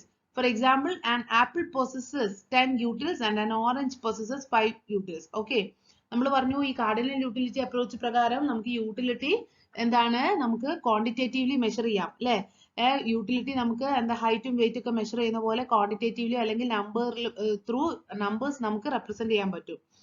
അതേപോലെ അപ്പോൾ ഈ ബൗൾഡിംഗ് എന്ന് പറഞ്ഞൊരു എക്കണോമിസ്റ്റ് എന്താണ് അദ്ദേഹത്തിന്റെ ആ ഒരു യൂട്ടിലിറ്റി മെഷർ ചെയ്യുന്നതിനുള്ള ഒരു മെഷർമെന്റ് ആയിട്ട് അദ്ദേഹം യൂട്ടിൽസ് എന്നുള്ള ടേം ഇൻട്രൊഡ്യൂസ് ചെയ്തിട്ടുണ്ട്. യൂട്ടിൽസ് അല്ലെ. അപ്പൊ അതിനകത്തുള്ള ഒരു എക്സാമ്പിൾ പറയുന്നത് എന്താണെന്ന് വെച്ചാൽ an apple possesses 10 utils and an orange possesses 5 utils. ആപ്പിളിന് 10 യൂട്ടിൽസ് ഉണ്ട്, ഓറഞ്ചിന് 5 യൂട്ടിൽസ് ആണ്. So here the utility of an apple. അപ്പൊ ആപ്പിളിന്റെ യൂട്ടിലിറ്റി എന്ന് പറയുന്നത് എന്താണ്? ഓറഞ്ചിന്റെ യൂട്ടിലിറ്റിനേക്കാളും 2 മടങ്ങ് കൂടുതലാണ് അല്ലെ. Twice that of an orange. Okay. അപ്പോ ഇതിൽ കൂടെ പറയുന്നത് എന്താന്ന് വെച്ചാൽ യൂട്ടിലിറ്റി നമുക്ക് ത്രൂ നമ്പേഴ്സ് നമുക്ക് റെപ്രസെന്റ് ചെയ്യാം എന്നുള്ളതാണ് കാർഡിനൽ യൂട്ടിലിറ്റി അപ്രോച്ച് പ്രകാരം അവർ പ്രൂവ് ചെയ്യുന്നത്. Okay. Then what are the important assumptions of cardinal utility theory? ഇപ്പൊ നമ്മള് കാർഡിനൽ യൂട്ടിലിറ്റി തിയറി അല്ലെങ്കിൽ കാർഡിനൽ യൂട്ടിലിറ്റി അപ്രോച്ചില് നമ്മൾ പറഞ്ഞു യൂട്ടിലിറ്റി എന്ന് പറയുന്നത് നമുക്ക് എന്ത് ചെയ്യാൻ പറ്റും? ക്വാണ്ടിഫയബിൾ ആയിട്ട് റെപ്രസെന്റ് ചെയ്യാൻ പറ്റും. അതിന് കുറച്ച് അസംഷൻസ് ഒക്കെ എക്കണോമിസ്റ്റ് മുന്നോട്ട് വെച്ചിട്ടുണ്ട്. എന്തൊക്കെയാണ് അസംഷൻസ് നമുക്ക് നോക്കാം. First one, utility is measurable in numerical terms. അത് നമ്മൾ പറഞ്ഞു കഴിഞ്ഞു. Then every consumer is rational. Then every rational consumer intends to maximize his or her satisfaction from his or her money income. Then the consumer has limited income to spend on the goods and services he or she chooses to consume. അതായത് കൺസ്യൂമേഴ്സിന് limited income ആണുള്ളത്. അതായത് ആ ഒരു limited income ആണ് അവരൊരു product അല്ലെങ്കിൽ services വാങ്ങാൻ വേണ്ടിയിട്ട് യൂസ് ചെയ്യുന്നത്. Then every കസ്റ്റമറിന്റെ എയിം എന്ന് പറയുന്നത് എന്താണ്? മാക്സിമം സാറ്റിസ്ഫാക്ഷൻ കിട്ടുക എന്നുള്ളതാണ്. Then കൺസ്യൂമേഴ്സ് എന്ന് പറയുന്നത് അവരെന്താണ്? റാഷണൽ തിങ്കേഴ്സ് ആണ് അല്ലെങ്കിൽ റാഷണൽ കൺസ്യൂമേഴ്സ് ആണ്. Then യൂട്ടിലിറ്റി നമുക്ക് എന്ത് ചെയ്യാൻ പറ്റും? ന്യൂമറിക്കലി മെഷർ ചെയ്യാൻ പറ്റും. ഇതൊക്കെയാണ് ഫസ്റ്റ് 4 അസംഷൻസ്. ഇനി ഫിഫ്ത്ത് വൺ എന്താണ്? Utility gained from successive units of commodity goes on diminishing. In other words, marginal utility of a commodity diminishes as the consumer requires more and more units of a commodity. അതായത് നമ്മൾ ഒരേ ഒരു particular product use ചെയ്തുകൊണ്ടിരിക്കുക. അതായത് നമ്മളിപ്പം ഒരു example പറയുകയാണെങ്കിൽ ഒരു ആപ്പിൾ കഴിച്ചു. ഫസ്റ്റ് ആപ്പിൾ കഴിക്കുമ്പോൾ നമുക്ക് നല്ല സാറ്റിസ്ഫാക്ഷൻ ഉണ്ട് അല്ലെ. നമ്മൾ രണ്ടാമത് ഒരു ആപ്പിൾ കൂടെ എടുത്ത് കഴിച്ചു. അപ്പൊ നമുക്ക് ഫസ്റ്റ് കഴിച്ച അത്ര സാറ്റിസ്ഫാക്ഷൻ കിട്ടില്ല. അപ്പൊ നമ്മൾ അടുപ്പിച്ച് ഒരു 5 ആപ്പിൾ കഴിക്കുകയാണെങ്കിൽ ആ 5th ആപ്പിൾ കഴിക്കുമ്പോഴേക്കും നമുക്ക് എന്താണ്? നമുക്ക് വേണമെന്നൊന്നും ഉണ്ടാവില്ല, എന്നാലും നമ്മൾ കഴിക്കുകയായിരിക്കും അല്ലെ. സോ അതാണ് ഈ ഒരു പോയിന്റിൽ പറയുന്നത്. അതായത് ഓരോ അഡീഷണൽ കമ്മോഡിറ്റി നമ്മൾ യൂസ് ചെയ്യുന്നതിനനുസരിച്ച് നമ്മുടെ സാറ്റിസ്ഫാക്ഷൻ എന്ന് പറയുന്നത് എന്തായിരിക്കും, അല്ലെങ്കിൽ യൂട്ടിലിറ്റി എന്ന് പറയുന്നത് എന്തായിരിക്കും? കുറഞ്ഞു വരും. ഓക്കെ. അതാണ് 5th പോയിന്റിൽ പറയുന്നത്. Then 6th one, the marginal utility of money remains constant. Then the last one, the utilities are independent. അതായത് that is the commodities are neither substitutes or complements. Okay, utilities എന്ന് പറയുന്നത് ഇവിടെ independent ആണ്. These are all the assumptions of cardinal utility theory. Now എന്തൊക്കെയാണ് ഇപ്പൊ നമ്മൾ പറഞ്ഞു എന്താ? ഈ കാർഡിനൽ യൂട്ടിലിറ്റി അപ്രോച്ച് പ്രകാരം നമുക്ക് യൂട്ടിലിറ്റി ക്വാണ്ടിറ്റേറ്റീവ്ലി നമുക്ക് റെപ്രസെന്റ് ചെയ്യാമെന്ന് പറഞ്ഞു. ആ ഒരു കോൺസെപ്റ്റിന് അല്ലെങ്കിൽ ആ ഒരു തിയറിക്കുള്ള ഇമ്പോർട്ടന്റ് ഡിഫക്ട്സ് അല്ലെങ്കിൽ ലിമിറ്റേഷൻസ് എന്തൊക്കെയാണെന്നാണ് നമ്മൾ ഇനി നോക്കാൻ പോകുന്നത്. First one, utility is a subjective and psychological concept. Hence, it cannot be measured cardinally. അതായത് നിയോക്ലാസിക്കൽ എക്കണോമിസ്റ്റ് ആയ ആൽഫ്രഡ് മാർഷൽ ഒക്കെ യൂട്ടിലിറ്റി നമുക്ക് ക്വാണ്ടിറ്റേറ്റീവ്ലി എക്സ്പ്രസ് ചെയ്യാമെന്ന് പറയുന്നുണ്ട് എങ്കിലും ശരിക്കും നമുക്കിപ്പോൾ ഒരു പ്രോഡക്റ്റ് യൂസ് ചെയ്യുമ്പോൾ അതിനകത്ത് നിൽക്കുന്ന സാറ്റിസ്ഫാക്ഷൻ എന്ന് പറയുന്നത് നമ്മുടെ ഒരു സൈക്കോളജിക്ക് അനുസരിച്ചാണ് അല്ലെ. ചില ആൾക്കാർക്ക് എന്തെങ്കിലും പ്രോഡക്റ്റിനോട് കൂടുതൽ ഇഷ്ടം ഉണ്ടാവും, ചില ആൾക്കാർക്ക് കുറവായിരിക്കും. അപ്പൊ നമ്മുടെ ഒരു മൈൻഡിലുള്ള ആ ഒരു സാറ്റിസ്ഫാക്ഷൻ എന്ന് പറയുന്നത് അത് ഒരിക്കലും ക്വാണ്ടിറ്റേറ്റീവ്ലി നമുക്ക് റെപ്രസെന്റ് ചെയ്യാൻ പറ്റില്ല അല്ലെ, പ്രൂവ് ചെയ്യിക്കാൻ പറ്റില്ല. അതാണ് ഫസ്റ്റ് ലിമിറ്റേഷൻ. സെക്കൻഡ് വൺ എന്ന് പറയുന്നത് the cardinal approach assumes that the utility depends upon the commodity alone. That is, the utilities are independent. This assumption is not correct. In actual life, utility depends upon the availability of substitutes and complements. നമ്മൾ നേരത്തെ പറഞ്ഞു അതിന്റെ ഒരു assumption ആയിട്ട് പറഞ്ഞു എന്താ? Independent ആണ് products എന്ന് അല്ലെ. അവിടെ എന്താണ്? യൂട്ടിലിറ്റീസ് അതായത് നമ്മൾ കോംപ്ലിമെന്ററി അല്ലെങ്കിൽ സപ്ലിമെന്ററി സബ്സ്റ്റിറ്റ്യൂട്ട് പ്രോഡക്ട്സിനെ ഒന്നും കൺസിഡർ ചെയ്യുന്നില്ല എന്ന് പറഞ്ഞു അല്ലെ. ഇപ്പോ ഈ ഒരു കേസിൽ എന്ന് പറയുന്നത് അതിൽ നിന്നാണ് എന്താ? ഈ ഒരു കാർഡിനൽ അപ്രോച്ച് എന്ന് പറയുന്നത് യൂട്ടിലിറ്റി എന്ന് പറയുന്നത് ഒരു കമ്മോഡിറ്റിനെ മാത്രം ഡിപ്പെൻഡ് ചെയ്യുന്നതാണ് പറഞ്ഞിരിക്കുന്നത്. അതും ഇതിന്റെ ഒരു one of the important limitation ആണ്. Then the assumption that the marginal utility of money remains constant is wrong. അതായത് നമ്മൾ ആ ലാസ്റ്റിന്റെ തൊട്ട് മുന്നത്തെ ഒരു അസംഷൻ ആയിട്ട് പറഞ്ഞില്ലേ എന്താ? Marginal utility of money remains constant എന്ന് പറഞ്ഞില്ലേ, അതും ഒരു തെറ്റായ ഒരു അസംഷൻ ആണെന്നാണ് ഈ ഒരു അതിന്റെ മെയിൻ ആയിട്ടുള്ള ലിമിറ്റേഷൻ ആണെന്നാണ് പറയപ്പെടുന്നത്. As the consumer's money stock increases, the marginal utility of money decreases. So money cannot be used as a measuring rod. Then money is not correct and perfect measure of utility. പണം എന്ന് പറയുന്നത് അല്ലെങ്കിൽ ആ ഒരു പ്രോഡക്റ്റിന്റെ മണി അല്ലെങ്കിൽ price എന്ന് പറയുന്നത് ഒരിക്കലും ഒരു പെർഫെക്റ്റ് മെഷർ ഓഫ് യൂട്ടിലിറ്റി അല്ല. Okay, then the assumption that man is rational is not correct. അതായത് ഈ ഒരു ഡിഫക്ട്സ് അല്ലെങ്കിൽ ലിമിറ്റേഷനിൽ മേജർ ആയിട്ട് പറയുന്നത് നമ്മൾ ആ അസംഷൻ ആയിട്ട് മുന്നോട്ട് വെച്ച എല്ലാ പോയിന്റ്സും എന്താണ് ആക്സെപ്റ്റ് ചെയ്യാൻ പറ്റില്ല, അല്ലെങ്കിൽ അതിനകത്തൊക്കെ ഡിഫക്റ്റ് ഉണ്ട്, അല്ലെങ്കിൽ അതൊക്കെ റോങ് ആണെന്നുള്ളതാണ് ഇതിന്റെ ഒരു മെയിൻ ആയിട്ടുള്ള ലിമിറ്റേഷൻസ് ആയിട്ട് അവർ പറയുന്നത്. അതായത് the assumptions that man is, നമ്മൾ പറഞ്ഞില്ല മാൻ ഈസ് റാഷണൽ, ആ ഒരു കോൺസെപ്റ്റ് തെറ്റാണെന്നാണ് ഇവർ പറയുന്നത്. അതായത് no consumers compare the utility and disutility from each unit of a commodity while buying it. Further, due to ignorance or advertisement, the consumer may be forced to choose a wrong among them. Then, the Cardinal approach does not study income effects, substitution effects, and price effect. That is also one of the important limitation. Then, the Cardinal utility approach fails to clarify the study of inferior and given goods. These are all the defects or limitations of Cardinal utility approach. Then, consumers equilibrium in terms of the utility analysis. നമ്മൾ പറഞ്ഞു എന്താ ഈ ഒരു utility analysis, അതായത് cardinal അപ്രോച്ചിൽ എങ്ങനെയാണ് consumers equilibrium എന്ന് പറഞ്ഞാൽ, equilibrium എന്ന് പറഞ്ഞാൽ എന്താ സന്തുലനാവസ്ഥ അല്ലെ, അതായത് എന്താ പ്രോഫിറ്റും ഇല്ല ലോസും ഇല്ല, അതല്ലെങ്കിൽ കസ്റ്റമേഴ്സ് ഒരു എന്താ പറയാ കൺസ്യൂമേഴ്സ് ഒരു എന്താ ഈക്വലൻസി, അതായത് ഇക്വിലിബ്രിയം പോയിന്റ് അല്ലെ, ആ ഒരു പോയിന്റിനാണ് നമ്മൾ എന്തെന്ന് പറയാ ഒരു മാക്സിമം ലെവൽ, അതിനാണ് നമ്മൾ എന്തെന്ന് പറയുന്നത് കൺസ്യൂമേഴ്സ് ഇക്വിലിബ്രിയം എന്ന് പറയുന്നത്. The objective of every consumer is to get maximum utility or satisfaction from spending his or her limited income. അല്ലെ, നമുക്കറിയാം ഏതൊരു കൺസ്യൂമർ ആയാലും നമ്മളാണെങ്കിലും ഇപ്പൊ ഒരു പ്രോഡക്റ്റ് പർച്ചേസ് ചെയ്യാൻ പോകുമ്പോൾ നമ്മൾ ആ കൊടുക്കുന്ന പൈസക്കുള്ള സാറ്റിസ്ഫാക്ഷൻ നമുക്ക് കിട്ടണം അല്ലെ. നമ്മൾ ഇപ്പോ ഒരു എക്സാമ്പിൾ പറയുകയാണെങ്കിൽ നമ്മളിപ്പോ ഒരു ഹോട്ടലിൽ കയറി, അപ്പൊ നമ്മൾ ഹോട്ടലിൽ കയറിയിട്ട് ഫുഡ് കഴിക്കുകയാണ്. അപ്പൊ ഫുഡ് കഴിക്കുമ്പോൾ നമ്മൾ എക്സ്പെക്ട് ചെയ്തതിനേക്കാളും ഒരുപാട് പൈസ നമ്മൾക്ക് അല്ലെങ്കിൽ അതിന് ഒരുപാട് പേയ്മെന്റ് കൊടുക്കേണ്ടി വന്നു. പക്ഷെ നമ്മൾ വിചാരിച്ച അത്ര രുചി അതിനില്ല എങ്കിൽ നമ്മൾ എന്താണ് ഡിസാറ്റിസ്ഫൈഡ് ആണ്. പക്ഷെ ചില സ്ഥലങ്ങളിൽ പോയിട്ട് നമ്മൾ ഫുഡ് കഴിക്കുകയാണെങ്കിൽ നമ്മൾക്ക് എത്ര പൈസ കൊടുത്താലും നമുക്ക് നഷ്ടം തോന്നില്ല, കാരണം എന്താ അവിടുത്തെ ഫുഡ് നല്ല ടേസ്റ്റി ആയിരിക്കും അല്ലെ. സോ അതേപോലെ എന്താണ് നമ്മൾ അതിപ്പോ ഏതൊരു കൺസ്യൂമർ ആയാലും അദ്ദേഹത്തിന് കൊടുക്കുന്ന പൈസ, അതായത് അദ്ദേഹം ചെലവഴിക്കുന്ന പൈസക്കുള്ള ബെനിഫിറ്റ് അദ്ദേഹത്തിന് കിട്ടിയിരിക്കണം. then only he become a satisfied customer അല്ലെ. So he would like to spend his or her limited income on a commodity or several commodities in such a way as to get maximum satisfaction. Maximum satisfaction അല്ലെങ്കിൽ maximum അല്ലെങ്കിൽ total utility കിട്ടണം. When he gets maximum satisfaction, he is said to be in equilibrium. അതായത് ഒരു consumer അദ്ദേഹം maximum satisfaction അല്ലെങ്കിൽ maximum അദ്ദേഹം ഒരു satisfied പൊസിഷനിൽ എത്തുമ്പോഴാണ് he is in equilibrium position എന്ന് നമ്മൾ പറയാം. Okay. So in short, the position of maximum satisfaction implies consumers equilibrium. Okay, and this can be determined with the help of the following fundamental laws. നമുക്ക് consumers equilibrium prove ചെയ്യിക്കാൻ വേണ്ടിയിട്ട് major ആയിട്ട് രണ്ട് കോൺസെപ്റ്റുകൾ ഉണ്ട്, fundamental loss ഉണ്ട്. First one law of diminishing marginal utility, then concept of consumer surplus. First one law of diminishing marginal utility. Law of diminishing marginal utility എന്ന് പറഞ്ഞാൽ എന്താ, നമ്മൾ നേരത്തെ പറഞ്ഞു ഡിമിനിഷിംഗ് അല്ലെ, ഡിമിനിഷ് ചെയ്യാന്നുണ്ടാ കുറഞ്ഞു കുറഞ്ഞു വരിക. അത് ഞാനൊരു എക്സാമ്പിൾ കൂടെ പറഞ്ഞു നേരത്തെ. നമ്മളൊരു ആപ്പിൾ, ഒരാൾക്ക് ഫസ്റ്റ് ആപ്പിൾ അല്ലെങ്കിൽ ഒരു 5 ആപ്പിൾസ് കയ്യിലുണ്ട്. ഫസ്റ്റ് ആപ്പിൾ കഴിക്കുമ്പോൾ ഹീസ് വെരി മച്ച് സാറ്റിസ്ഫൈഡ് അല്ലെ, അദ്ദേഹത്തിന് നല്ല സാറ്റിസ്ഫൈഡ് ആയിരിക്കും. ഹംഗ്രി ആയിട്ടുള്ള ഒരാളാണെങ്കിൽ അദ്ദേഹത്തിന് മുന്നിൽ 5 ആപ്പിൾസ് വെച്ചു. അപ്പൊ അദ്ദേഹത്തിന് ഫസ്റ്റ് ആപ്പിൾ കഴിച്ചപ്പോൾ നല്ല സാറ്റിസ്ഫാക്ഷൻ ഉണ്ട്. സെക്കൻഡ് ആപ്പിൾ കഴിച്ചപ്പോൾ സാറ്റിസ്ഫാക്ഷൻ കുറവാണെങ്കിലും ഹി ഈസ് സാറ്റിസ്ഫൈഡ് അല്ലെ. തേർഡ് ആപ്പിൾ കഴിച്ചപ്പോൾ കുറച്ചുകൂടെ സാറ്റിസ്ഫാക്ഷൻ ലെവൽ കുറഞ്ഞു. ആ ഫോർത്ത് ആപ്പിൾ കഴിച്ചപ്പോൾ കുറച്ചും കൂടി കുറഞ്ഞു. പിന്നെ ഫിഫ്ത്ത് ആപ്പിൾ ആയപ്പോൾ അദ്ദേഹത്തിന് കഴിക്കണം എന്നില്ല, എങ്കിലും കഴിക്കായിരിക്കും. സോ ആ ഒരു അതായത് നമ്മുടെ സാറ്റിസ്ഫാക്ഷൻ ലെവൽ കുറഞ്ഞു കുറഞ്ഞു വരിക എന്നുള്ള ആ ഒരു പോയിന്റ് ആണ് ലോ ഓഫ് ഡിമിനിഷിംഗ് മാർജിനൽ യൂട്ടിലിറ്റിയിൽ പറയുന്നത്. So law of diminishing marginal utility states that as a consumer consumes more and more of a commodity, the utility derived by him from every subsequent unit goes on falling അല്ലെങ്കിൽ diminishing എന്ന് പറഞ്ഞാൽ എന്താ കുറഞ്ഞു കുറഞ്ഞു വരിക. So it is the experience of every consumer that as he goes on consuming a particular commodity, each successive unit gives him lesser and lesser satisfaction. Okay, നമ്മൾ ഒരേ commodity continuously അതായത് എന്താ പറയാ അടുപ്പിച്ച് യൂസ് ചെയ്യുകയാണെങ്കിൽ each successive unit gives them lesser and lesser satisfaction. In other words, the total utility goes on increasing but at diminishing rate. Marshall defined it as the additional benefit which a person derives from a given increase of his stock of a thing diminishes with every increase in stock that he already has. അതാണ് law of diminishing marginal utility എന്ന് പറയുന്നത്. Then ഇവിടെ അതിനകത്ത് ഒരു ടേബിളും ഒരു diagram തന്നിട്ടുണ്ട്. അതെന്താന്നുള്ളത് മനസ്സിലാക്കാൻ ഇവിടെ നോക്കുക.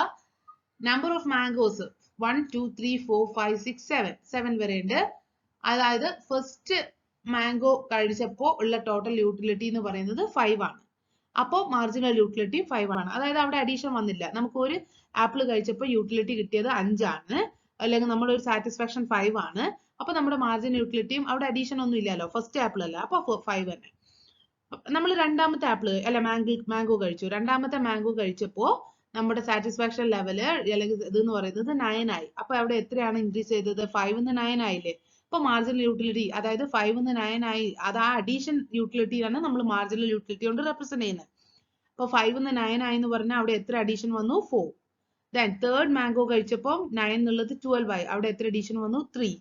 ദെൻ ഫോർത്ത് ആപ്പിൾ കഴിച്ചപ്പോഴോ, ഫോർത്ത് ആപ്പിൾ കഴിച്ചപ്പോൾ നോക്കൂ, അല്ല ഫോർത്ത് മാംഗോ കഴിച്ചപ്പോൾ നോക്കൂ, 12 14 ആയി. അപ്പോൾ അവിടെ എത്രയാണ് ചേഞ്ച് വന്നിരിക്കുന്നത്? 2. അതാണ് marginal utility 2. Then fifth mango കഴിച്ചപ്പോൾ നോക്കൂ, 14 15 ആയി. 1 ചേഞ്ച് വന്നു അല്ലെ, ആ ഒരു 1 ആണ് ഇത്.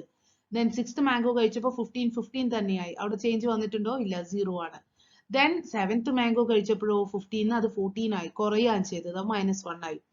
സോ അതാണ് ഈ ഡിമിനിഷിംഗ് മാർജിനൽ യൂട്ടിലിറ്റിയിൽ പറയുന്നത്. അതായത് അഡീഷണൽ യൂണിറ്റ് സക്സസീവ്, ഓരോ സക്സസീവ് യൂണിറ്റും നമ്മൾ അഡീഷണലി കഴിക്കുന്ന സമയത്ത് നമ്മുടെ സാറ്റിസ്ഫാക്ഷൻ അല്ലെങ്കിൽ യൂട്ടിലിറ്റി എന്ന് പറയുന്നത് കുറഞ്ഞു വരുന്നതാണ് ഡിമിനിഷിംഗ് മാർജിനൽ യൂട്ടിലിറ്റി ലോയില് പറയുന്നത്. അപ്പോ അതൊരു ഗ്രാഫിക്കൽ റെപ്രസെന്റേഷൻ ആണ് ഇവിടെ കാണിക്കുന്നത്. എക്സ് ആക്സിസും വൈ ആക്സിസും ഉണ്ട്. എക്സ് ആക്സിസിൽ നമ്പർ യൂണിറ്റ്സ് ഓഫ് മാംഗോസ് ആണ്, വൈ ആക്സിസിൽ ടോട്ടൽ യൂട്ടിലിറ്റി ആണ്. ഇവിടെ നോക്കുക 7 മാംഗോസ് വരെയാണ്, അപ്പൊ അത് അവിടെ മാർക്ക് ചെയ്തിരിക്കുന്നത്. ദെൻ യൂട്ടിലിറ്റി അവര് 15 വരെ റെപ്രസെന്റ് ചെയ്തിട്ടുണ്ട്. നോക്കുക, ഫസ്റ്റ് ആപ്പിൾ കഴിച്ചപ്പോ നമ്മുടെ മാർജിനൽ അല്ലെങ്കിൽ ടോട്ടൽ യൂട്ടിലിറ്റി എന്ന് പറയുന്നത് എത്രയായിരുന്നു? 5 ആയിരുന്നു, അതാണ് ഇവിടെ മാർക്ക് ചെയ്തിരിക്കുന്നത്. ദെൻ സെക്കൻഡ് മാംഗോ കഴിച്ചിരിക്കുന്ന സമയത്ത് നമ്മുടെ ടോട്ടൽ യൂട്ടിലിറ്റി എന്ന് പറയുന്നത് 9 ആണ്. അപ്പൊ 9 ആണ്. അത് അവർ ഈ ഒരു ടോട്ടൽ യൂട്ടിലിറ്റി കർവ് ഇങ്ങനെയാണ് കാണിച്ചിരിക്കുന്നത്. ഓക്കെ, ഇത് നമ്മുടെ മാർജിനൽ യൂട്ടിലിറ്റി ആണ് അവർ റെപ്രസെന്റ് ചെയ്തിരിക്കുന്നത്. മാർജിനൽ യൂട്ടിലിറ്റി കണ്ടോ, എന്താണ്? സെക്കൻഡ് മാംഗോ കഴിച്ചപ്പം 4 ആയി, തേർഡ് മാംഗോ കഴിച്ചപ്പം 3 ആയി, ഫോർത്ത് മാംഗോ കഴിച്ചപ്പം 2 ആയി, അങ്ങനെ അത് -1ലേക്ക്. ഇതാണ് മാർജിനൽ യൂട്ടിലിറ്റി പോയിന്റ്. ദെൻ ഇതാണ് നമ്മുടെ ടോട്ടൽ യൂട്ടിലിറ്റി കർവ്. അത് നമ്മൾക്കറിയാലോ, അത് കൂടി വരികയാണ് അല്ലെ. ടോട്ടൽ യൂട്ടിലിറ്റി എന്ന് പറയുന്നത് 5 9 ആയി, 9 12 ആയി, 12 14 ആയി, 14 15 ആയി, then 15 തന്നെ ആയി, then അത് -1 ആയിട്ട് 14 ആയി. So this is the diagrammatic and tabular representation of law of diminishing marginal utility.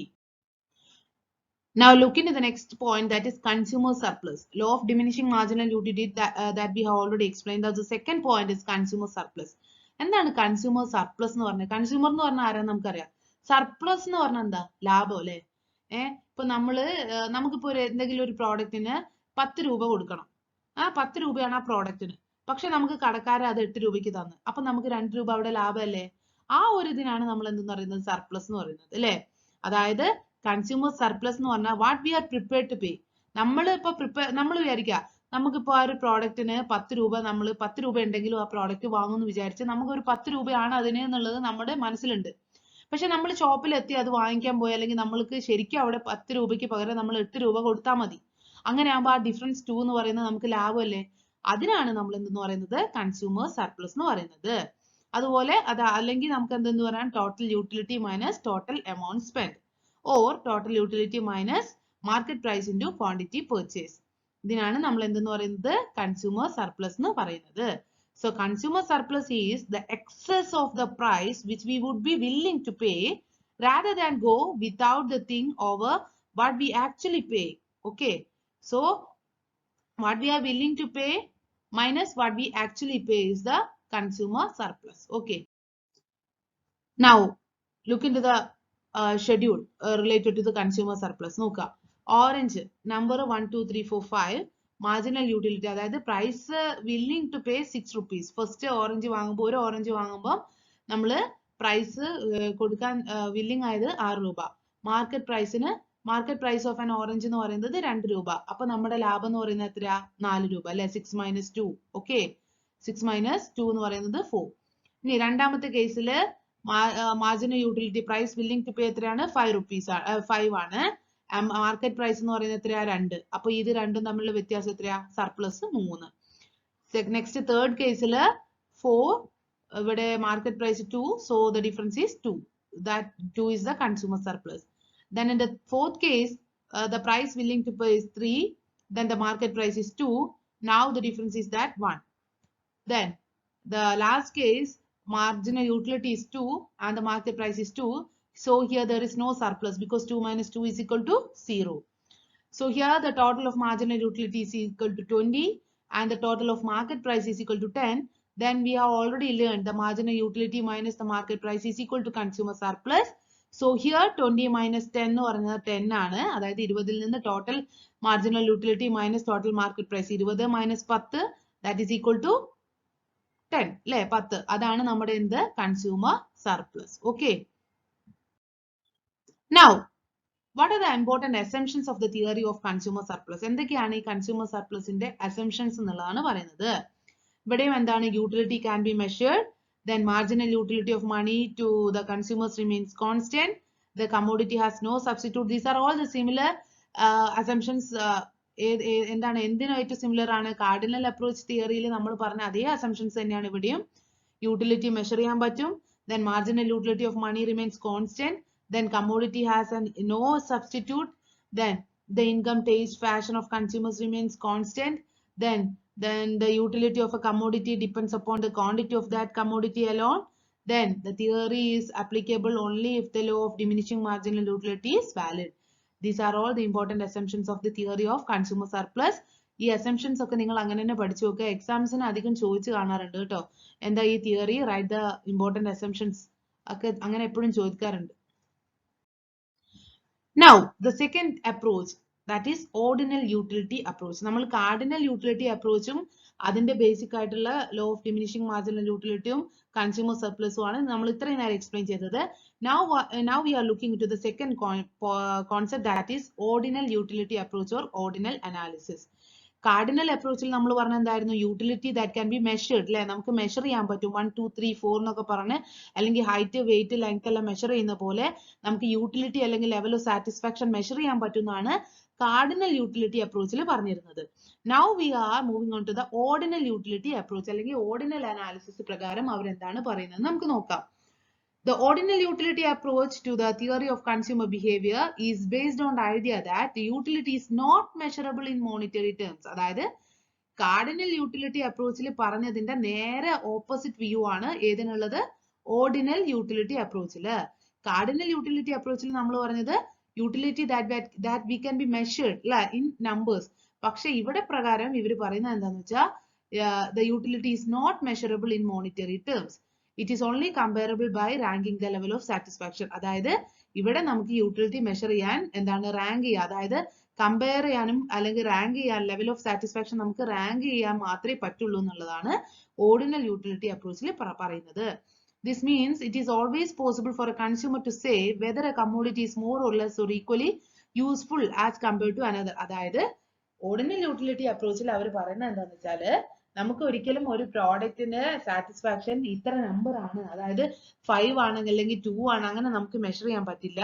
പക്ഷെ നമുക്ക് ഒരു പ്രോഡക്റ്റിനെ മറ്റൊരു പ്രോഡക്റ്റുമായിട്ട് കമ്പയർ ചെയ്തിട്ട് ഏതാണ് മെച്ചം അല്ലെങ്കിൽ ഏതാണ് ഗുഡ് അല്ലെങ്കിൽ ഏതാണ് ബാഡ് എന്നുള്ളത് നമുക്ക് പറയാൻ പറ്റുള്ളൂ എന്നുള്ളതാണ്, അല്ലെങ്കിൽ നമുക്ക് ആ ഒരു ലെവൽ ഓഫ് സാറ്റിസ്ഫാക്ഷൻ അങ്ങനെ റാങ്ക് ചെയ്യാനേ പറ്റുള്ളൂ എന്നുള്ളതാണ് ഓർഡിനൽ യൂട്ടിലിറ്റി അപ്രോച്ച് പ്രകാരം പറയുന്നത്. ഇവിടെ ഒരു എക്സാമ്പിൾ പറയുന്നുണ്ട്. A consumer may not be able to say that an ice cream gives 5 utils and chocolate give 2 utils. അല്ലെ, ഇപ്പൊ 2 പ്രോഡക്ട്സ് ഉണ്ട്, ഐസ്ക്രീമും ചോക്ലേറ്റ്സും. അപ്പൊ ഒരിക്കലും ഒരു കൺസ്യൂമറിന് ഐസ്ക്രീം എനിക്ക് 5 യൂട്ടിൽസ് അല്ലെങ്കിൽ 5 സാറ്റിസ്ഫാക്ഷൻ തന്നു, ചോക്ലേറ്റ് എനിക്ക് 2 സാറ്റിസ്ഫാക്ഷൻ തന്നു എന്ന് ഒരിക്കലും പറയാൻ പറ്റില്ല എന്നുള്ളതാണ് ഓർഡിനൽ യൂട്ടിലിറ്റി അപ്രോച്ചിൽ പ്രൂവ് ചെയ്യുന്നത്. പക്ഷെ നമുക്ക് എന്ത് പറയാൻ പറ്റും, ഐസ്ക്രീം ആണോ അല്ലെങ്കിൽ ചോക്ലേറ്റ് ആണോ ബെറ്റർ, അല്ലെങ്കിൽ ഐസ്ക്രീം ആണോ സാറ്റിസ്ഫാക്ഷൻ കൂടുതൽ കിട്ടിയത് അല്ലെങ്കിൽ ചോക്ലേറ്റ് ആണോ കൂടുതൽ സാറ്റിസ്ഫാക്ഷൻ എന്ന് പറയാൻ പറ്റുമല്ലോ അല്ലെ. ഇപ്പൊ നമുക്ക് 2 ഓപ്ഷൻസ് ഉണ്ട്, ഐസ്ക്രീമും ഉണ്ട് ചോക്ലേറ്റ് ഉണ്ട്. നമുക്ക് ഏത് കഴിച്ചപ്പോഴാണ് കൂടുതൽ സാറ്റിസ്ഫാക്ഷൻ എന്ന് നമുക്ക് കമ്പയർ ചെയ്ത് പറയാൻ പറ്റും. അല്ലാതെ നമുക്ക് ഐസ്ക്രീം കഴിച്ചപ്പോൾ 5 യൂട്ടിൽസ് കിട്ടി അല്ലെങ്കിൽ ചോക്ലേറ്റ് കഴിച്ചപ്പോൾ 2 യൂട്ടിൽസ് കിട്ടി എന്ന് പറയാൻ പറ്റുമോ, ഇല്ല. അത് തന്നെയാണ് ഈ ഓർഡിനൽ യൂട്ടിലിറ്റി അപ്രോച്ചിൽ പറയുന്നത്. Okay, Then ordinal utility approach, indifference curve analysis or techniques. എന്താണെന്ന് നമുക്ക് നോക്കാം.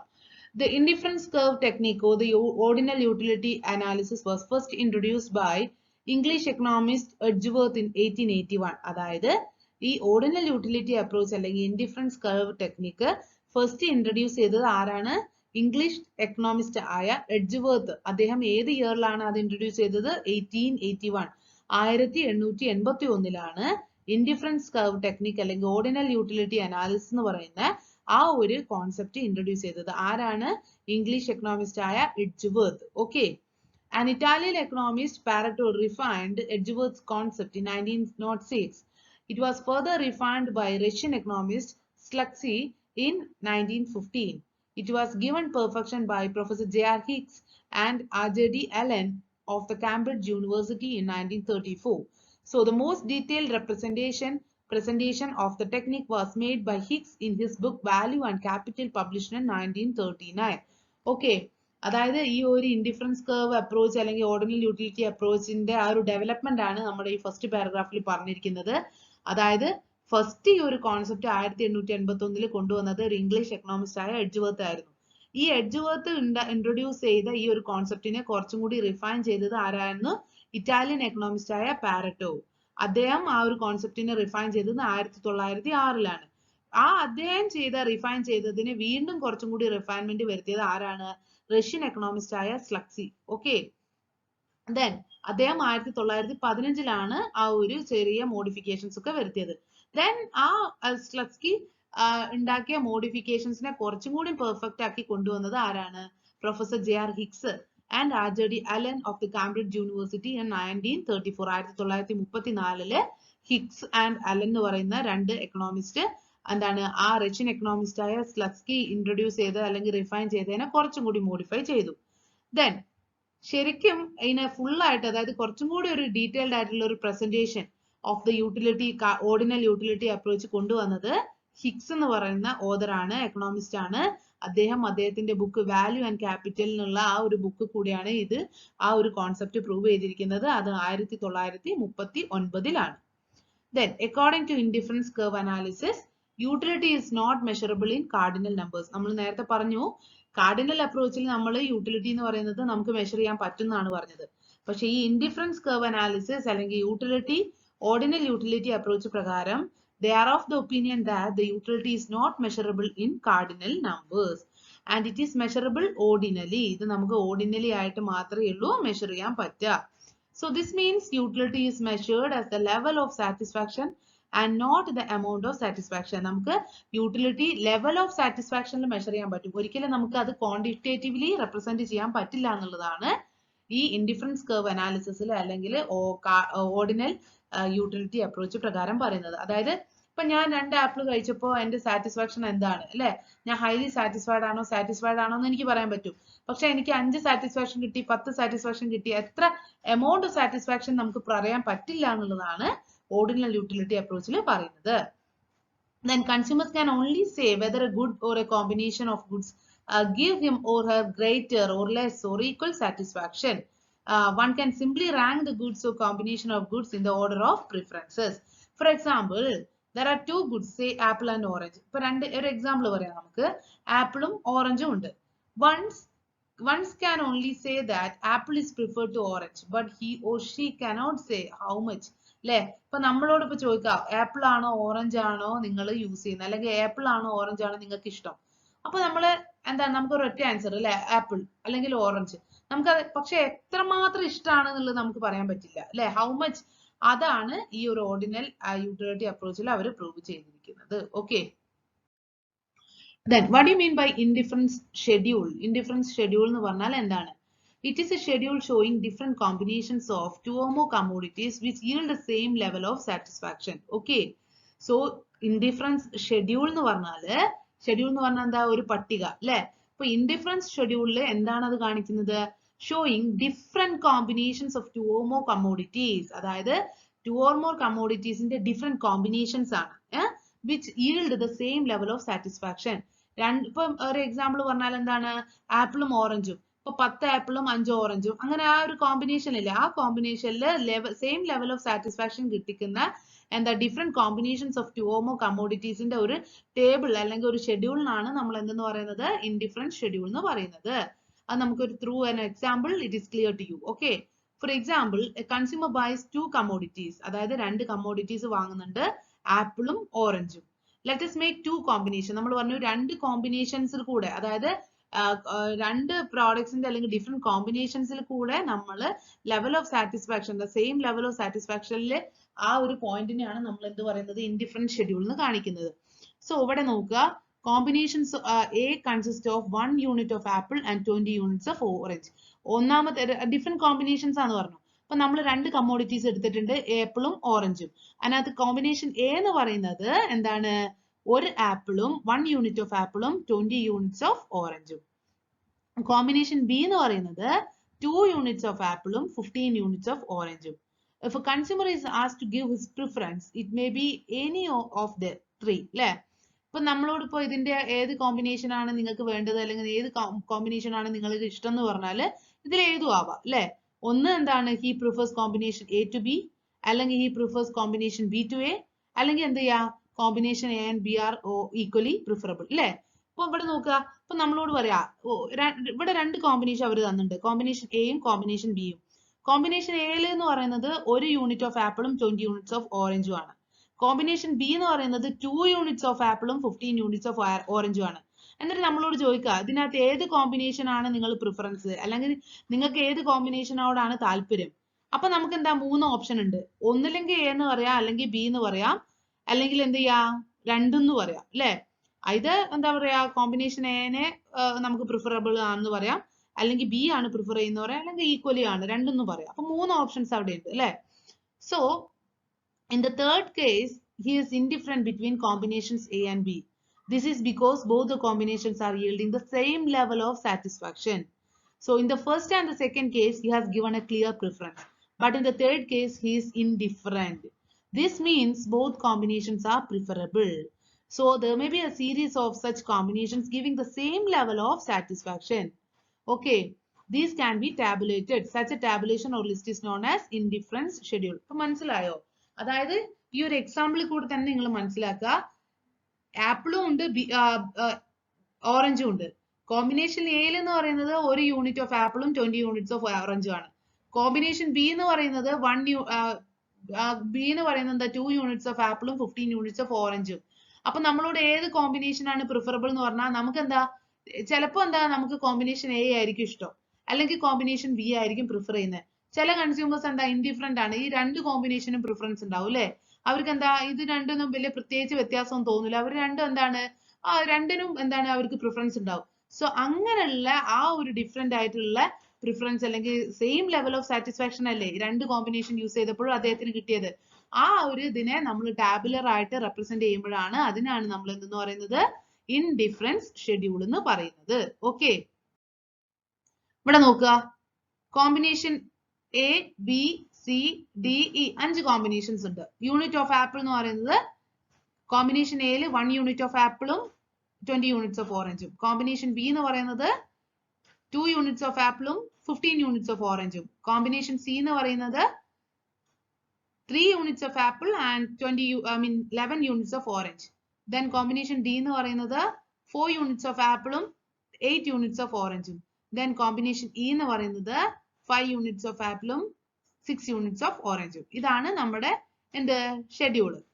ഇതിനെ നമ്മൾ ഗ്രാഫിക്കലായിട്ട് റെപ്രസെന്റ് ചെയ്യാം. അതായത് on the x axis number of apples and the y axis number of oranges.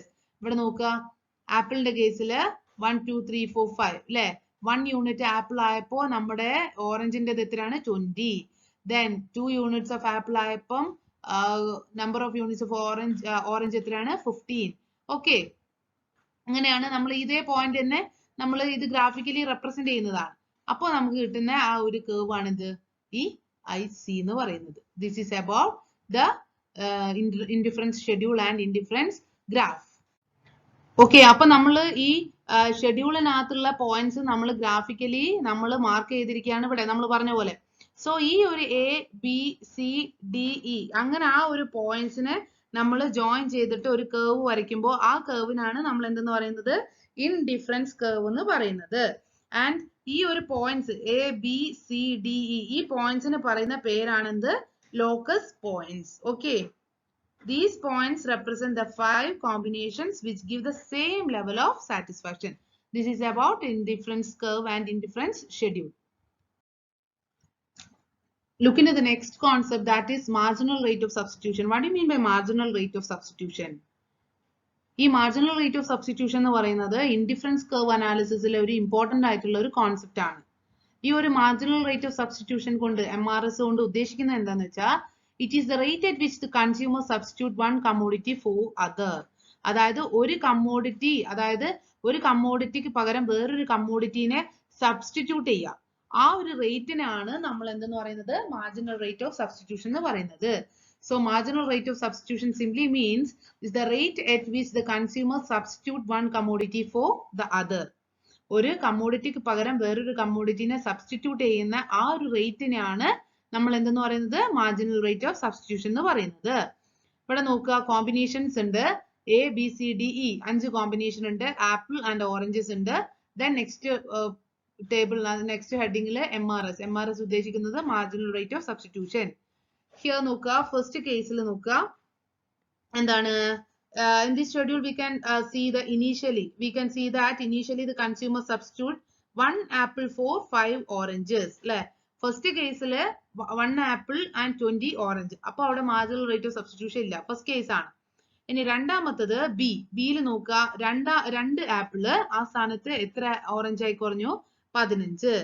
So here his level of satisfaction remains the same. Thus here the rate of substitution between apple and orange എന്ന് പറയുന്നത് 5:1 അല്ലേ, 5:1. This is the rate of substitution. Again, when the consumer goes to combination C നോക്കുക, 4 units of oranges are exchanged. 4 units of എന്താണ് 4 units of oranges are exchanged for 1 unit of apple അല്ലേ.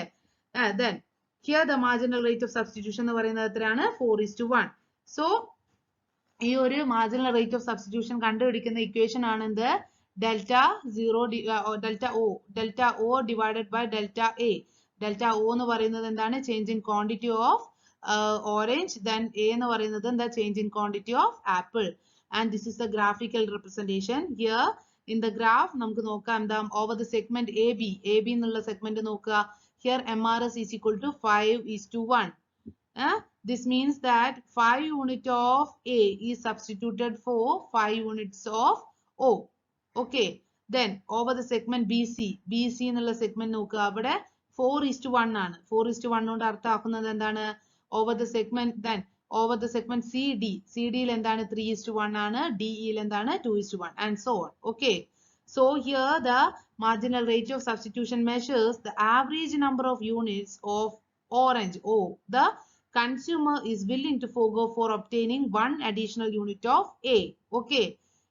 This rate of substitution is represented by the slope of the indifference curve. അതായത് ഈ ഒരു substitution ലെവലിന്റെ ആ ഒരു റേറ്റിനെ നമ്മൾ graphically represent ചെയ്യുന്ന ആ ഒരു കർവ് അല്ലെങ്കിൽ ആ ഒരു ഡയഗ്രാം ആണ് എന്ത് indifference curve. Okay. Then diminishing marginal rate of substitution. ഇപ്പൊ നമ്മൾ marginal rate of substitution എന്താന്ന് പറഞ്ഞു. Now what do you mean by diminishing marginal rate of substitution? എന്താ diminishing എന്ന് പറഞ്ഞാൽ കുറയുക അല്ലെ, ഡിക്രീസ് ചെയ്യുക. Then it may be noted that the marginal rate of substitution is always diminishing. It means that we add one more unit of one commodity, we forego less and less of the other, the satisfaction remaining the same. Then what do you mean by consumers equilibrium? നമ്മൾ പറഞ്ഞതാണല്ലേ consumer surplus എന്താന്ന് പറഞ്ഞു. അപ്പൊ ആ സമയത്ത് നമ്മൾ പറഞ്ഞു equilibrium എന്ന് പറഞ്ഞ ഒരു പൊസിഷൻ എന്താണ് കൺസ്യൂമറിന് ഏറ്റവും കൂടുതൽ സാറ്റിസ്ഫാക്ഷൻ കിട്ടുന്ന ആ ഒരു പൊസിഷനെയാണ് നമ്മൾ എന്തെന്ന് പറയുന്നത് ഇക്വിലിബ്രിയം എന്ന് പറയുന്നത്. The aim of every consumer is to get maximum satisfaction from the goods he purchased. അല്ലെ, നമ്മളിപ്പോ ഒരു പ്രോഡക്റ്റ് പർച്ചേസ് ചെയ്യാൻ വാങ്ങിക്കാൻ പോവുകയാണെങ്കിൽ അതിനകത്തുനിന്ന് നമുക്ക് എന്താണ് മാക്സിമം സാറ്റിസ്ഫാക്ഷൻ കിട്ടിയിരിക്കണം അല്ലെ. നമുക്ക് മാക്സിമം സാറ്റിസ്ഫാക്ഷൻ കിട്ടിയാൽ മാത്രമേ ഉള്ളൂ നമുക്ക് എന്താണ് നമ്മൾ ആ കൊടുത്ത പൈസക്കുള്ള ആ ഒരു സാറ്റിസ്ഫാക്ഷൻ അല്ലെ, അത് കിട്ടുമ്പോഴല്ലേ നമ്മൾ സാറ്റിസ്ഫൈഡ് ആവുള്ളൂ, അല്ലെങ്കിൽ നമുക്ക് ആ ഒരു പ്രോഡക്റ്റ് വീണ്ടും വാങ്ങണം എന്ന് തോന്നുള്ളൂ. സോ എല്ലാ കസ്റ്റമറും അവർക്ക് എന്താണ് ഏതൊരു പ്രോഡക്റ്റ് വാങ്ങാൻ പോകുന്നതിന്റെ മുന്നേ അല്ലെങ്കിൽ ഏതൊരു പ്രോഡക്റ്റ് വാങ്ങുന്നതിലൂടെ അവരെന്താ ഒരു മാക്സിമം സാറ്റിസ്ഫാക്ഷൻ അവര് എന്താണ് ആഗ്രഹിക്കുന്നുണ്ട്. Therefore, he wants to reach the highest possible indifference curve. But there are certain limits.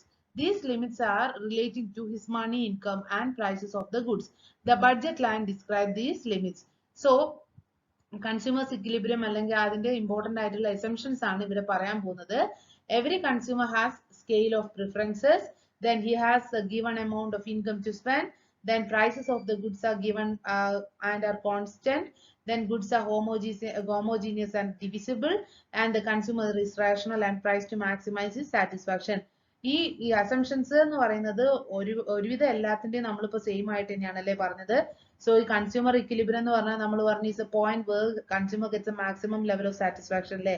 പക്ഷെ മാക്സിമം ലെവൽ ഓഫ് സാറ്റിസ്ഫാക്ഷൻ കിട്ടണം എന്താണ് അദ്ദേഹത്തിന്റെ ഒരു ലിമിറ്റഡ് മണി, അദ്ദേഹത്തിന്റെ പണം. അതായത് നമുക്കിപ്പോ എന്താ ഒരുപാട് പൈസ കൊടുത്തിട്ട് ഒരുപാട് ആഗ്രഹങ്ങൾ സാറ്റിസ്ഫൈ ചെയ്യാൻ പറ്റില്ല.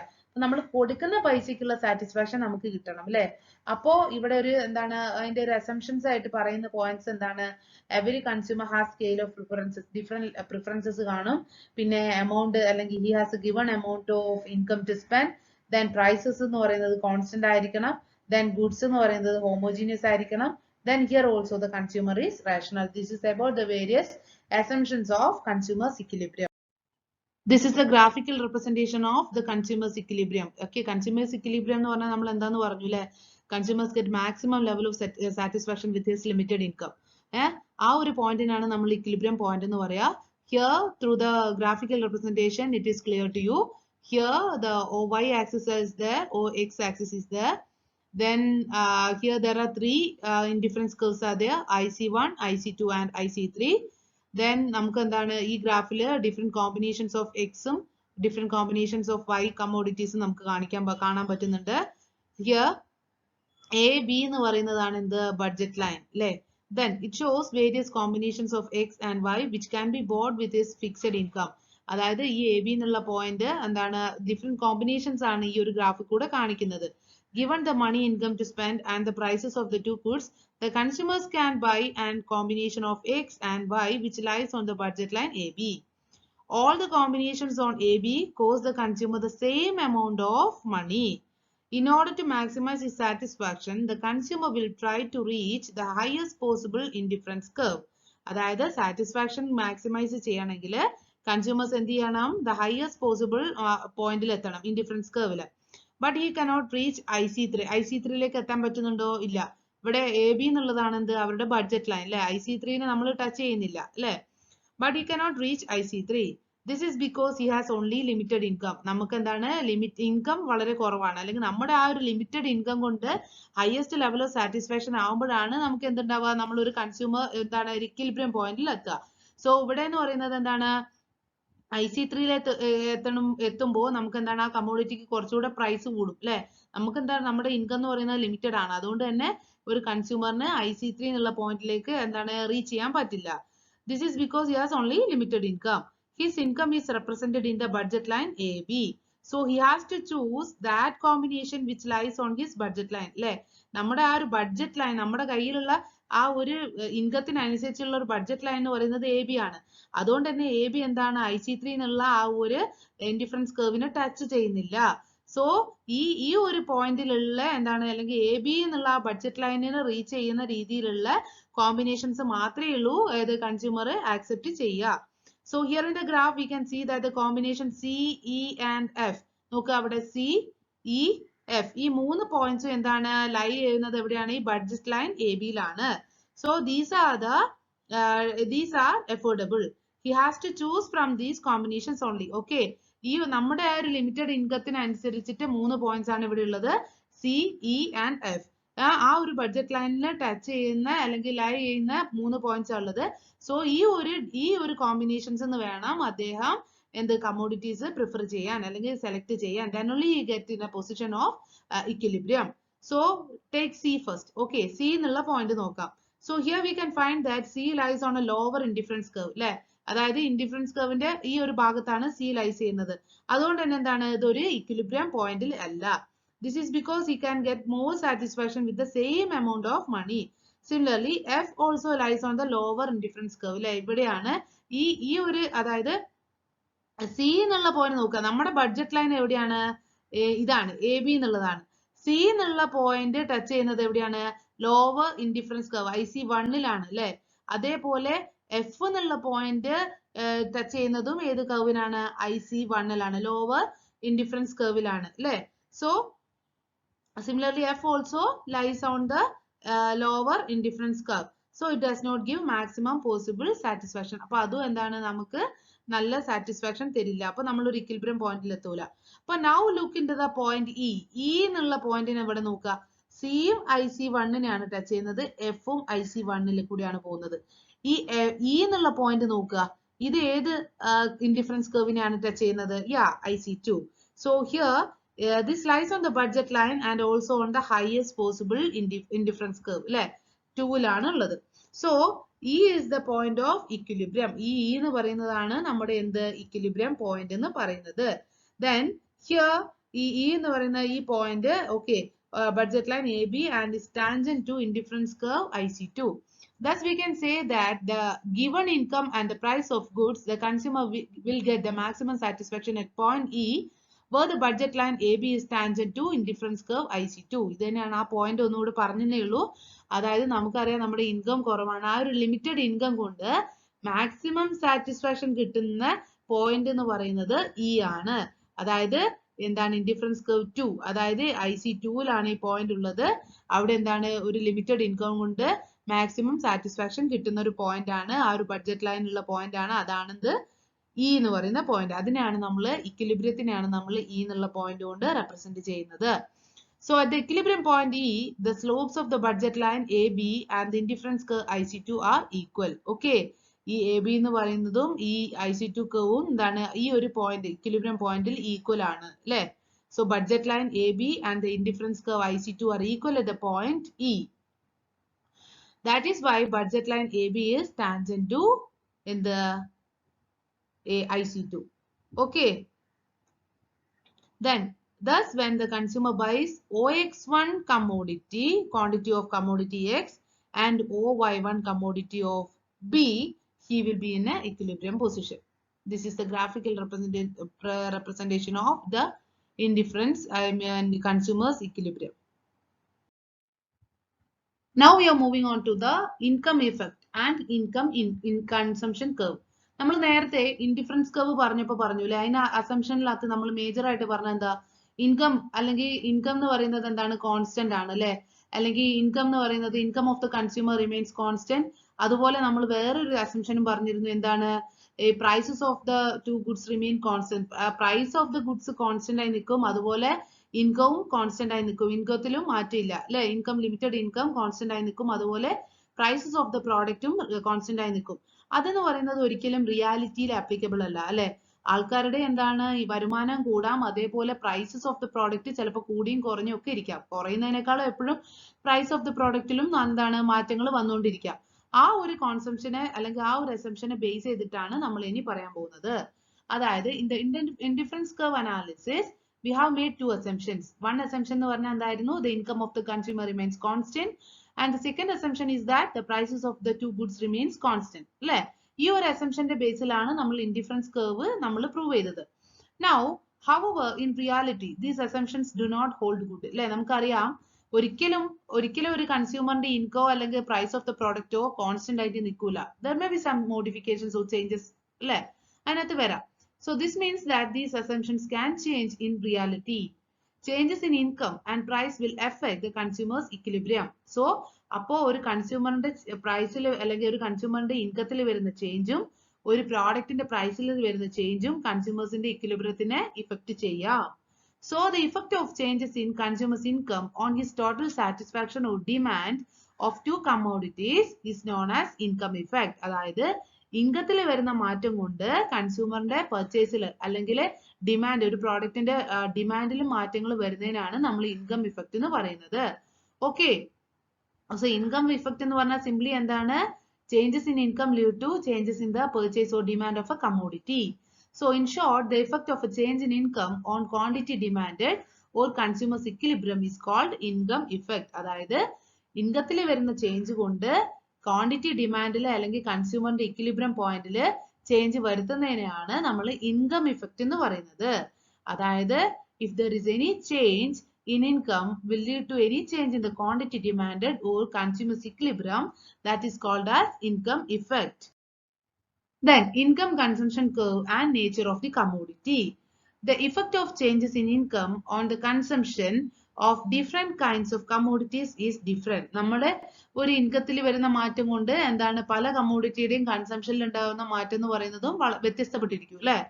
Then it may be a positive or negative or even neutral. ചിലപ്പോൾ എന്താണ് നമ്മൾ ഇൻകം കൂടുന്നതിനനുസരിച്ച് ചില പ്രോഡക്റ്റ് കൂടുതൽ വാങ്ങാം. Then ഇൻകം കൂടുന്നതിനനുസരിച്ച് ചില പ്രോഡക്റ്റിൽ നമ്മൾ വലിയ മാറ്റങ്ങളൊന്നും വരുത്തില്ലായിരിക്കും. Then ചിലത് neutral പൊസിഷനിലായിരിക്കും. In fact, the nature of commodity determines whether the effect is positive or negative. ഈ ഒരു കമ്മോഡിറ്റിന്റെ നേച്ചർ ആണ് ആ ഒരു മാറ്റം എന്നുള്ളത് പോസിറ്റീവ് ആണോ നെഗറ്റീവ് ആണോ എന്ന് പറയുന്നത്. ഓക്കെ. When the ICC, അതായത് when the income consumption curve slopes upward, the income is positive. അതായത് ICC curve upward ആയിട്ടാണ് പോകുന്നത് എങ്കിൽ, അതായത് താഴേന്ന് മേത്തിലേക്ക് മുകളിലേക്കാണ് പോകുന്നത് എങ്കിൽ നമുക്ക് എന്ത് പറയാം, അതൊരു പോസിറ്റീവ് സ്ലോപ്പ് ആണെന്ന് പറയാം. സോ ICCക്ക് എന്താണ്, അത് പോസിറ്റീവ് സ്ലോപ്പ് ആണ് ആ ഒരു both commodities. Then if the consumer എന്താണ്, this means that consumer increases the consumption of both commodities with the increase in income. അതായത് അത് അപ്വേർഡ് സ്ലോപ്പ് ആണ് അല്ലെങ്കിൽ പോസിറ്റീവ് സ്ലോപ്പ് ആണെങ്കിൽ നമുക്ക് എന്ത് പറയാൻ പറ്റും, ഇൻകം കൂടുന്നതിനനുസരിച്ച് കൺസ്യൂമേഴ്സ് അതിന്റെ കൺസംഷൻ ആ ഒരു പ്രോഡക്ട്സിന്റെ കമ്മോഡിറ്റീസിന്റെ കൺസംഷനും കൂടിക്കൂടി വരികയാണെങ്കിൽ അതിനാണ് നമ്മൾ എന്ത് പറയാ, പോസിറ്റീവ് സ്ലോപ്പ് എന്ന് പറയാ. Then negative if the income effect is positive in case both goods are normal goods. Then but sometimes the income effect may be positive for one commodity and negative for another commodity. ചിലപ്പോൾ നമുക്ക് income കൂടുന്നതിനനുസരിച്ച് നമ്മൾ ഒരു product കൂടുതൽ വാങ്ങാം, മറ്റേ product ചിലപ്പോൾ നമ്മൾ പ്രിഫർ ചെയ്യണമെന്നില്ല. The income effect of a commodity is positive when the consumer purchases more of that commodity with the increase in income. This is a normal good. If the income effect of commodity is negative, it will mean that consumer purchases less of that commodity or goods if the income increases. Such goods are inferior goods. അതായത് നമ്മുടെ income കൂടുന്നതിനനുസരിച്ച് നമ്മൾ ആ ഒരു കമ്മോഡിറ്റിയും കൂടുതൽ വാങ്ങുക അല്ലെങ്കിൽ purchase കൂടുതലാണെങ്കിൽ ആ ഒരു കേസ് എന്ന് പറയുന്നത് നോർമൽ ഗുഡ്സിന്റെ കേസ് ആണ്.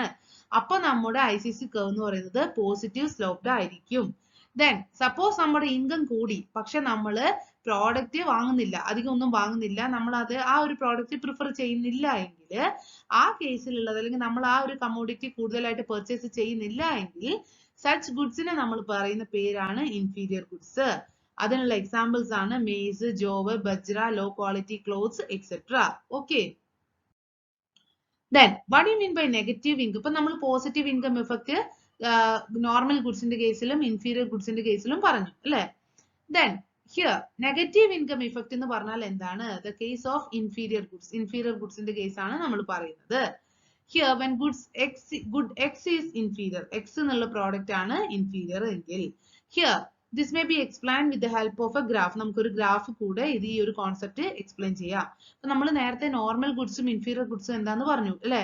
നോർമൽ ഗുഡ്സ് എന്ന് പറഞ്ഞാൽ എന്താ, നമ്മുടെ പ്രോഡക്റ്റ് അതായത് നമ്മുടെ ഇൻകം കൂടുന്നതിനനുസരിച്ച് നമ്മൾ ആ കമ്മോഡിറ്റിന്റെ കൺസംഷൻ കൂട്ടി വരികയാണെങ്കിൽ ആ നമ്മൾ എന്താണ്, നോർമൽ ഗുഡ്സ് ആണ്. അപ്പൊ അവിടെ പോസിറ്റീവ് സ്ലോപ്പ് ആണ്. ഇൻഫീരിയർ ഗുഡ്സ് എന്ന് പറഞ്ഞാല് നമ്മുടെ ഇൻകം കൂടി പക്ഷെ നമ്മൾ എന്താണ് ആ പ്രോഡക്റ്റിന്റെ കൺസംഷൻ കൂട്ടിയില്ല, അങ്ങനത്തെ കേസിലാണ് നമ്മൾ എന്തെന്ന് പറയുന്നത്, ഇൻഫീരിയർ ഗുഡ്സ് എന്ന് പറയുന്നത്. അത് നെഗറ്റീവ് സ്ലോപ്ഡ് ആയിരിക്കും. ഇനി നമ്മൾ നോക്കാൻ പോകുന്നത് നെഗറ്റീവ് ഇൻകം ഇഫക്റ്റ് ആണ്. അത് ഏത് കേസിലാണ്, ഇൻഫീരിയർ ഗുഡ്സിന്റെ കേസിൽ. ദിസ് we can be എന്താണ് നമുക്ക് എക്സ്പ്ലെയിൻ ചെയ്യാൻ പറ്റുന്ന എന്താണ്, ത്രൂ എ ഡയഗ്രമാറ്റിക് റെപ്രസെന്റേഷനിൽ കൂടെ നമുക്ക് അത് ക്ലിയർ ആയിട്ട് എക്സ്പ്ലെയിൻ ചെയ്യാം. Here in the graph the ICC begins to move upwards y axis on which we measure good y. അതായത് നമുക്ക് ഇവിടെ അറിയാൻ പറ്റും എന്താണ്, ഈ ICC കർവ് എന്ന് പറയുന്നത് അപ്വേർഡ് ആയിട്ടാണ് മൂവ് ചെയ്യുന്നത്. പക്ഷേ അത് ഏത് ആക്സിസിനെ ഫേസ് ചെയ്തുകൊണ്ടാണ്, y ആക്സിസിനെയാണ്. അതായത് we measure good y. ഒരു പ്രോഡക്റ്റ് മാത്രമേ നമ്മൾ കൺസിഡർ ചെയ്യുന്നുള്ളൂ. എക്സ് എന്ന് പറയുന്നത് ഇൻഫീരിയർ ഗുഡ് ആണ്. ആ ഒരു കേസ് ആണ് നമ്മൾ പറയുന്നത്. Here this shows that after a certain point the consumer purchases less of a good X. നമ്മൾ പറഞ്ഞില്ലേ എക്സ് ഇവിടെ ഇൻഫീരിയർ ആണ്. ഇൻഫീരിയർ എന്ന് പറഞ്ഞാൽ എന്താ, നമ്മുടെ ഇൻകം കൂടിയാലും നമ്മൾ ആ പ്രോഡക്റ്റ് പർച്ചേസ് ചെയ്യുന്നില്ല. നമ്മൾ ഈ കേസിൽ ഇവിടെ Y എന്നുള്ള പ്രോഡക്റ്റിന് മാത്രമേ ഉള്ളൂ പർച്ചേസ് ചെയ്യുന്നത്. അതുകൊണ്ട് തന്നെ നമ്മുടെ ICC കർവ് എന്ന് പറയുന്നത് അപ്വേർഡ് മൂവിംഗ് ആണ്. അത് എന്തിനാണ് ഫേസ് ചെയ്യുന്നത്? Here we move towards Y axis ആണ്. So here it shows that after a certain point the consumer purchases less. എവിടെ വരെ എത്തിയപ്പോൾ ഈ ഒരു പോയിന്റ് വരെ എന്താണ് എക്സ് പ്രോഡക്റ്റ് വാങ്ങിയിരുന്നു. പിന്നെ നമ്മൾ നേരെ വൈയിൽ മാത്രം കോൺസെൻട്രേറ്റ് ചെയ്തതാണ്. ഹിയർ ഇൻകം ഇൻക്രീസ് ചെയ്യുന്നതിനനുസരിച്ച് Y എന്നുള്ള പ്രോഡക്റ്റിൽ മാത്രമാണ് വാങ്ങിക്കുന്നത്. Here good X is inferior good and Y എന്ന് പറയുന്നത് നോർമൽ ഓർ സുപ്പീരിയർ ഗുഡ് ആണ്.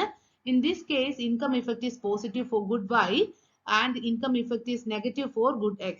Thus, in case of inferior good, the ICC will at first be upward rising, then backward bending. അതായത് ഇതിപ്പോ നമുക്ക് മനസ്സിലായോ? അതായത് ഈ ഒരു എന്താ പറയാ, ഈ ഒരു ഡയഗ്രത്തിൽ നിങ്ങൾ നോക്കുക, എക്സ് ആക്സിസും ഉണ്ട് അല്ലെങ്കിൽ Y എന്നുള്ള കമ്മോഡിറ്റി ഉണ്ട്. ഈ ഒരു കേസിൽ എക്സ് എന്നുള്ളത് ഇൻഫീരിയർ ഗുഡ് ആണ്. ഇൻഫീരിയർ ഗുഡ് എന്ന് പറഞ്ഞാൽ നമ്മൾ എന്താന്ന് പറഞ്ഞു? എന്താണ്? ഇൻകം കൂടിയാലും ഇതിന്റെ കൺസംഷൻ കൂടില്ല. പക്ഷെ ഇവിടെ നോക്കുക, ഇൻകം കൂടുന്നതിനനുസരിച്ച് ഒരു കുറച്ച് പോയിന്റ് വരെ എക്സ് എന്നുള്ള പ്രോഡക്റ്റ് വാങ്ങിച്ചു. പിന്നെ അവരെന്ത് ചെയ്ത് നമ്മുടെ ഈ ഒരു കർവ് എന്താണ് Y ആക്സിസിനെ മാത്രം ഫേസ് ചെയ്തുകൊണ്ടാണ് പോകുന്നത്. അതുകൊണ്ട് തന്നെ ഈ ഒരു വൈയിലുള്ള പ്രോഡക്റ്റ് എന്താണ് നോർമൽ അല്ലെങ്കിൽ സുപ്പീരിയർ ഗുഡ് ആണ്.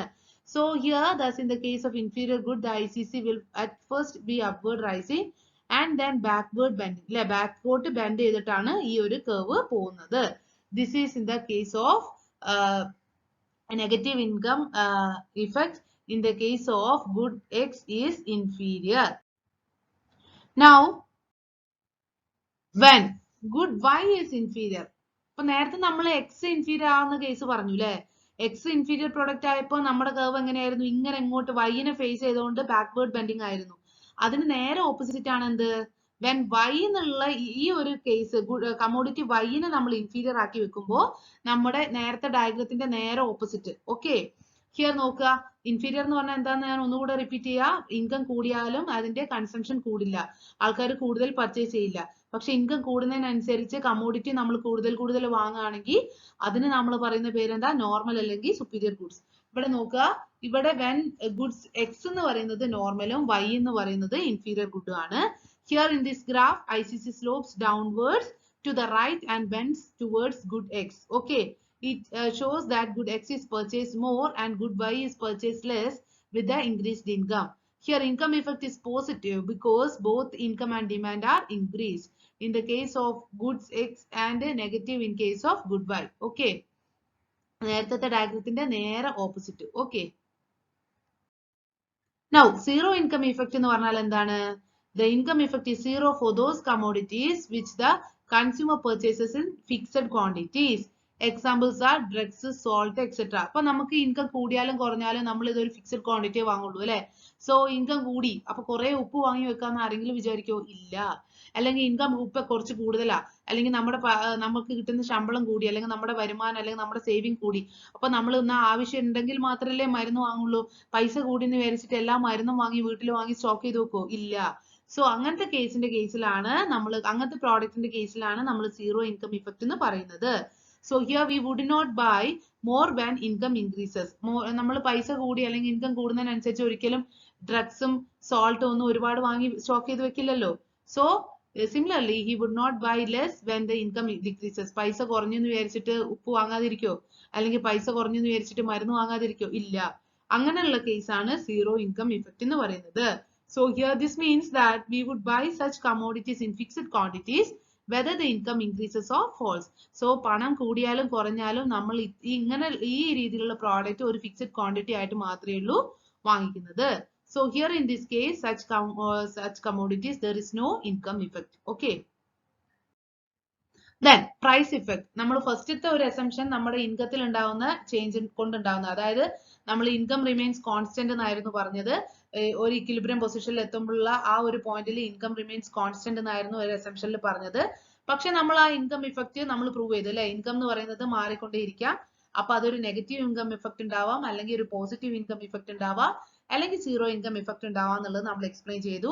Now we are looking to the price effect. Price, ഒരു കമ്മോഡിറ്റിന്റെ പ്രൈസ് എപ്പോഴും കോൺസ്റ്റന്റ് ആയി നിൽക്കോ? ഇല്ല. there may be some changes in the prices of a product. ആ ഒരു ചേഞ്ചസ് ഇൻ ദ പ്രൈസ് എങ്ങനെയാണ് നമ്മുടെ കൺസംഷൻ കർവിൽ ചേഞ്ച് വരുത്തുന്നതെന്ന് നമുക്ക് നോക്കാം. So the price effect and the price consumption curve ആണ് നമ്മൾ ഇനി നോക്കാൻ പോകുന്നത്. Okay, so it is possible that the income of the consumer remains the same, but the prices of commodities may change. Okay, when the price of one commodity change, അതായത് ഒരു X എന്നുള്ള പ്രോഡക്റ്റിന്റെ പ്രൈസിൽ change വരുമ്പോൾ the equilibrium of the consumer also changes. The slope of the budget line of the consumer also shifts. When the price of a good falls, the real income of the consumer increases. അല്ലേ, നമ്മളിപ്പോ ഒരു 10 രൂപയ്ക്ക് ഒരു സാധനം വാങ്ങുന്ന സ്ഥാനത്ത് ആ പ്രോഡക്റ്റിന്റെ price കുറഞ്ഞ് അത് 8 രൂപയായാല് നമുക്ക് എന്താണ്, നമ്മുടെ അവിടെ 2 രൂപ നമുക്ക് സേവിങ്സ് അല്ലേ, അതാണ് ഈ പോയിന്റിൽ പറഞ്ഞത്. Then the consumer would be better off, he becomes rich. Accordingly, he would shift to a higher indifference curve. അപ്പൊ നമ്മൾ എന്താണ്, നമുക്ക് സേവിങ് കൂടുമ്പോൾ നമ്മൾ കുറച്ചും കൂടി റിച്ച് ആയി അല്ലെ, നമുക്ക് കുറച്ചും കൂടി വരുമാനമായി. അപ്പൊ നമ്മൾ എന്താണ്, ഹയസ്റ്റ് ലെവൽ ഓഫ് ഇൻഡിഫറൻസ് കർവിലേക്ക് മൂവ് ചെയ്യും അല്ലെ. Okay, on the other hand, if the price of a good rises, the real income of the consumer falls, then he would be worse off. Accordingly, he would shift to a lower indifference curve. അതായത് upper indifference curveും lower indifference curveും പറഞ്ഞാൽ മനസ്സിലായോ? അതായത് ഒരു പ്രോഡക്റ്റിന്റെ price കുറയുമ്പോൾ നമുക്ക് saving കൂടിയില്ലേ, അപ്പൊ നമുക്ക് കുറച്ചും കൂടി പദ് കൂടൂലേ, അപ്പൊ നമ്മൾ അപ്പർ ഇൻഡിഫറൻസ് കർവ് പോകും. പക്ഷെ ഒരു പ്രോഡക്റ്റിന്റെ പ്രൈസ് കൂടി പക്ഷെ നമുക്ക് അത്രയും പൈസ ഇല്ല വാങ്ങാൻ, അപ്പൊ നമ്മൾ എന്താ നോക്കുക, ലോവർ ഇൻഡിഫറൻസ് കർവിലേക്ക് നമ്മൾ ഷിഫ്റ്റ് ചെയ്യും അല്ലെ. The effect of a change in price of a commodity on the quantity of its purchase is known as price effect. അതായത് change in price of a commodity എത്രമാത്രം ചേഞ്ച് ക്വാണ്ടിറ്റി ഓഫ് ഇറ്റ്സ് പർച്ചേസിൽ ഉണ്ടാക്കുന്നുണ്ടോ ആ ഒരു, അതായത് price കൊണ്ട് ഒരു പ്രോഡക്റ്റിന്റെ quantity ഡിമാൻഡിൽ വരുന്ന ചേഞ്ചിനെയാണ് നമ്മൾ എന്തെന്ന് പറയുന്നത്, പ്രൈസ് ഇഫക്റ്റ് എന്ന് പറയുന്നത്. Okay, here the price effect is shown in the following diagram. നമുക്ക് ഡയഗ്രമാറ്റിക്കലി നമുക്ക് റെപ്രസെന്റ് ചെയ്യുന്നത് എങ്ങനെയാണെന്ന് നമുക്ക് നോക്കാം. സോ പ്രൈസ് ഇഫക്റ്റ് എന്ന് പറഞ്ഞാൽ സിംപ്ലി എന്താണ്, how the changes in the price of a commodity leads to a changes in the quantity of its purchase. That effect is known as price effect. Then we can show the price effect in the following. Now this is a diagrammatic representation of the price effect or the price consumption curve. Here in the diagram, commodity X is taken on the x-axis and commodity Y is marked on the y-axis, and here money income of the consumer remains constant. അതായത് income remain, ഈ ഒരു price effectൽ നമ്മൾ main ആയിട്ട് നോക്കേണ്ടത് income remains constant ആണ്. Then the price line എന്ന് പറയുന്നത് ഇവിടെ AB ആണ്, അതായത് price line നേരത്തെ നമ്മൾ equilibrium position പറഞ്ഞപ്പോൾ നമ്മൾ പറഞ്ഞില്ലേ, അതേപോലെ ഇവിടെ AB എന്ന് പറയുന്നതാണ് നമ്മുടെ price line, and the consumer reaches the equilibrium point E. ഇവിടെയാണ്, ഇതാണ് നമ്മുടെ equilibrium point എന്ന് പറയുന്നത്. At that point, the price line AB is tangent to indifference curve IC1. അതായത് നേരത്തെ നമ്മൾ എക്സ്പ്ലെയിൻ ചെയ്ത അതേപോലെ തന്നെ here E എന്ന് പറയുന്നതാണ് equilibrium point, AB എന്ന് പറയുന്നതാണ് നമ്മുടെ price line അല്ലെങ്കിൽ budget line. ഈ ഒരു പോയിന്റിൽ ഏത് IC curve ആണ് ടച്ച് ചെയ്തിരിക്കുന്നത്, IC1 ആണ് അല്ലേ. Okay, then in other words, the equilibrium occurs at a point where the price or budget line touches the highest possible indifference curve. Indifference curve highest possible, അതായത് equilibrium point എന്ന് പറയുന്നത് price ലൈനും highest possible indifference curve touch ചെയ്യുന്ന അല്ലെങ്കിൽ ആ ഒരു tangent നടക്കുന്ന ആ ഒരു പോയിന്റിനാണ് നമ്മൾ equilibrium point എന്ന് പറയുന്നത്. Here at this point he buys OM quantity of X and ON quantity of Y. ഇവിടെ നോക്കുക, ഇതാണ് എന്ത് OM quantity of X, ഇതാണ് X axis അല്ലേ. സോ equilibrium point എന്ന് X axisലേക്ക് നോക്കുക, അതാണ് OM quantity of X, and equilibrium point എന്ന് N, അതായത് Y എന്നുള്ള കമ്മോഡിറ്റിയിലേക്ക് നോക്കുക, സോ അതാണ് ON quantity. Okay, so equilibrium point എന്ന് പറയുന്നത് ഈ പ്രൈസ് ലൈനും എന്താണ് നമ്മുടെ ബഡ്ജറ്റ് ലൈനും നമ്മുടെ ഈ ഇൻഡിഫറൻസ് കർവും ടച്ച് ചെയ്യുന്ന ഹയസ്റ്റ് പോയിന്റ് ആണ് നമ്മുടെ ഇക്വിലിബ്രിയം പോയിന്റ്. ഈ പോയിന്റിൽ വാങ്ങിക്കുന്ന quantity demanded of the X ആക്സിസും ക്വാണ്ടിറ്റി ഡിമാൻഡഡ് ഓഫ് വൈ ആക്സിസും ആണ് നമ്മൾ പറഞ്ഞത്.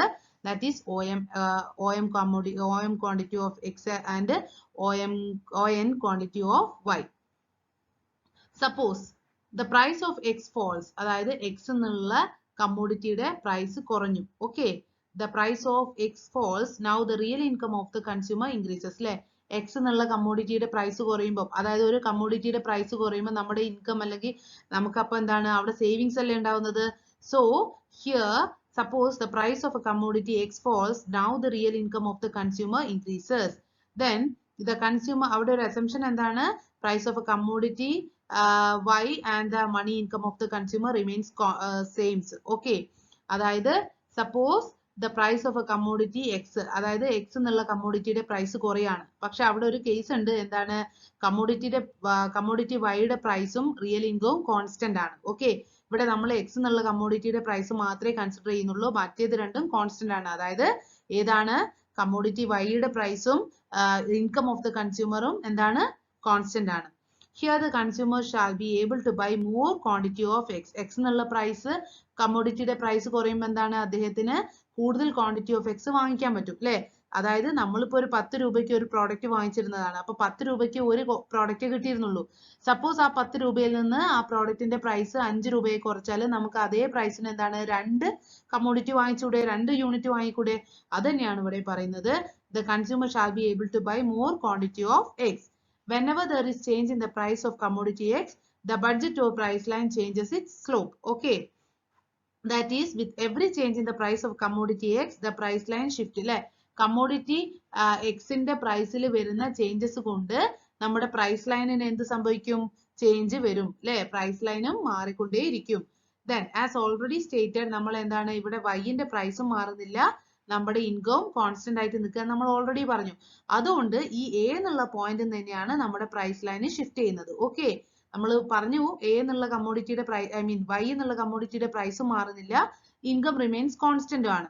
അതുകൊണ്ട് തന്നെ ഈ എക്സ് എന്നുള്ള കമ്മോഡിറ്റിയുടെ പ്രൈസിൽ ചേഞ്ച് വരുമ്പോൾ നമുക്ക് എന്താണ്, കൂടുതൽ കമ്മോഡിറ്റി, അതായത് എക്സ് എന്നുള്ള കമ്മോഡിറ്റിയുടെ പ്രൈസ് കുറയുമ്പോൾ നമുക്ക് കൂടുതൽ കമ്മോഡിറ്റി വാങ്ങിച്ചൂടെ. ഓക്കെ, അപ്പോൾ നമ്മുടെ പ്രൈസ് ലൈൻ അല്ലെങ്കിൽ ആ ബഡ്ജറ്റ് ലൈൻ എന്ന് പറയുന്നത് ഷിഫ്റ്റ് ചെയ്യും. ഓക്കെ, സോ ഈ ഷിഫ്റ്റ് ചെയ്യുമ്പോഴും നമ്മുടെ ഈ പോയിന്റ് എന്ന് പറയുന്നത് എ തന്നെ ആയിരിക്കും. Okay, so here the price line shift. As already stated, the money income of the consumer remains unchanged and the price of Y also remains unchanged. So here the price line shall not be parallel to the old price line, only a shift in price line but not parallel. So it starts from point A. Okay, ഈ A എന്നുള്ള point തന്നെയാണ് ഇത് shift ചെയ്യുന്നത്. Then this indicates that with money income of the consumer with the money income of the consumer and the price of the Y remain constant, the consumer shall not be able to buy more quantity of Y. അല്ലെ, ഈ Y എന്നുള്ള പ്രോഡക്റ്റിന്റെ price മാറാത്തത് കൊണ്ട് തന്നെ കൂടുതൽ commodity Y വാങ്ങിക്കാൻ പറ്റോ, ഇല്ല. X എന്നുള്ള പ്രൈസ് ആണ്, എക്സ് എന്നുള്ള പ്രോഡക്റ്റിന്റെ പ്രൈസ് ആണ് കുറയുന്നത്, അതുകൊണ്ട് തന്നെ കൂടുതൽ കമ്മോഡിറ്റി ഏതായിരിക്കും വാങ്ങിക്കുന്നത്, എക്സ് എന്നുള്ളതാണ്. So he shall buy more of X only because the price of X has fallen. Here, when the price of X falls, his real income increases. Hence, his price line shift to AB1. അതായത് price of commodity X കുറഞ്ഞത് കൊണ്ട് തന്നെ നമുക്ക് എന്ത് ചെയ്യാൻ പറ്റും, കൂടുതൽ commodity of X വാങ്ങിക്കാൻ പറ്റും. അതുകൊണ്ട് തന്നെ നമ്മൾ പ്രൈസ് ലൈന് എ ബി നിന്ന് AB1ലേക്ക് ഷിഫ്റ്റ് ചെയ്തു. ഓക്കെ, അപ്പൊ നമ്മുടെ പുതിയ ഇക്വിലിബ്രിയം പോയിന്റ് എന്താണ്, E1. ഓക്കെ, ഇതാണ് നമ്മുടെ, അതായത് ഈ ഒരു പ്രൈസ് ലൈൻ എടുക്കുമ്പോൾ IC കർവ് അവിടെ എവിടെയാണ് ടാൻജന്റ് ആവുന്നത്, ഇവിടെ. അപ്പൊ ഈ ഒരു ഇത് എന്നുള്ളതാണ് നമ്മുടെ ഇക്വിലിബ്രിയം പോയിന്റ്. അപ്പോ ഇവിടെ പർച്ചേസ് ചെയ്യുന്നത് എന്താണ്, ON quantity of commodity Y and OM quantity of commodity X. Okay, suppose ഇനി നമുക്ക് എന്താണ് പറയാനുള്ളത്, സപ്പോസ് നമ്മുടെ എക്സ് എന്നുള്ള പ്രോഡക്റ്റിന്റെ പ്രൈസ് വീണ്ടും കുറഞ്ഞു, പിന്നെ എഗെയിൻ ഫോൾ ചെയ്തു. അപ്പൊ നമ്മുടെ എന്താണ്, എഗെയിൻ അപ്പൊ നമ്മുടെ എന്താണ്, ഇൻകം കൂടി അല്ലെ. അപ്പൊ നമ്മൾ കൂടുതൽ കമ്മോഡിറ്റി എന്ത് വാങ്ങിക്കും, എക്സ് വാങ്ങിക്കും. അപ്പോ എന്താണ്, നമ്മുടെ ഈ ഒരു കർവ് എന്താണ്, the new point of equilibrium point എന്ന് പറയുന്നത് എന്താണ്, E2. അതായത് നമ്മുടെ ബഡ്ജറ്റ് ലൈൻ അല്ലെങ്കിൽ price line shift to AB2. അതായത് എ നിന്ന്, അതായത് Y മാറുന്നില്ല, ഇൻകം മാറുന്നില്ല, നമ്മളെ പ്രൈസ് എക്സ് എന്നുള്ള കമ്മോഡിറ്റിന്റെ എഗെയിൻ കുറഞ്ഞപ്പോ നമ്മുടെ പ്രൈസ് ലൈൻ എന്താണ്, AB1ൽ നിന്ന് AB2ലേക്ക് ഷിഫ്റ്റ് ചെയ്തു. ഓക്കെ, ഇതായിരുന്നു ആദ്യത്തേത് AB ആയിരുന്നു, പിന്നെ പ്രൈസ് കുറഞ്ഞപ്പോ AB1ലേക്ക് മാറി, ദെൻ AB2ലേക്ക് നമ്മുടെ പ്രൈസ് ലൈൻ ചേഞ്ച് ചെയ്തു. അപ്പോൾ നമ്മുടെ പുതിയ ഇക്വിലിബ്രിയം പോയിന്റ് എന്ന് പറയുന്നത് E2 ആണ്. അതെങ്ങനെയാ വന്നത്, ഈ IC കർവിനെ ടച്ച് ചെയ്യുന്ന പോയിന്റ് ആണ് ഈ ഇക്വിലിബ്രിയം പോയിന്റ്. അപ്പോൾ നമ്മുടെ ക്വാണ്ടിറ്റി പർച്ചേസ് ചെയ്തത് ON2 of Y quantity and ON2 of Y commodity and OM2 of X commodity. Okay. Then ഇതിനെ മൂന്നിനെ നമ്മൾ ജോയിൻ ചെയ്തിട്ട് ഒരു പുതിയ ഇൻഡിഫറൻസ് കർവ് വരയ്ക്കുകയാണെങ്കിൽ that indifference curve is known as price consumption curve, PCC. Okay. This is also called as price of a curve. Okay. ഇതാണ് എന്ത് price indifference curve അല്ലെങ്കിൽ price of a curve. Then അതായത് thus the curve connecting different equilibrium points when the price of one commodity changes and the price of the other commodity and the money income remains same is known as price consumption curve. It shows how the changes in price of goods affect the consumer purchases or equilibrium. So from the graph it is clear that the consumer will get higher level of satisfaction from the higher indifference curve and feel better off. Okay, then price consumption curve may have different shapes and slopes. If price of X falls and the demand for Y may increase, may decrease or may remain constant. If the demand for Y increases, the PCC will be upward sloping, and if the demand for Y decreases, the PCC will be downward sloping, and if the demand for Y remains constant, the PCC will be horizontal. These different shapes of PCC curve will be explained in the next slide. Okay.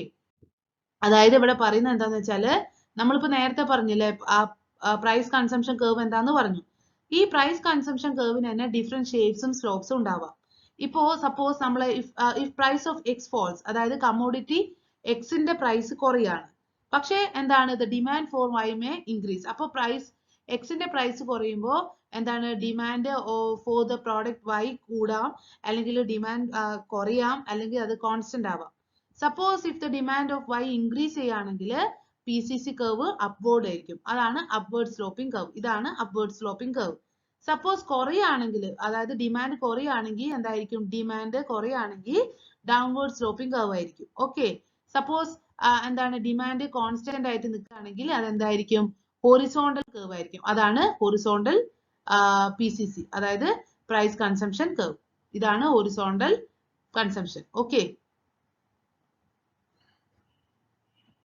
Next term on substitution effect. What do you mean by substitution effect? The substitution effect shows the change in the quantity of a good purchased due to a change in the relative price of a good, while the income of the consumer remains constant. അതായത് കൺസ്യൂമേഴ്സിന്റെ income constant ആയി നിൽക്കുകയും പ്രൈസിനകത്ത് വരുന്ന changes കൊണ്ട് quantity ഡിമാൻഡിൽ change വരുമ്പോഴാണ് നമ്മൾ എന്താണ് ഈ substitution ഇഫക്റ്റിന്റെ ആ ഒരു കേസ് നമ്മൾ പറയുന്നത്.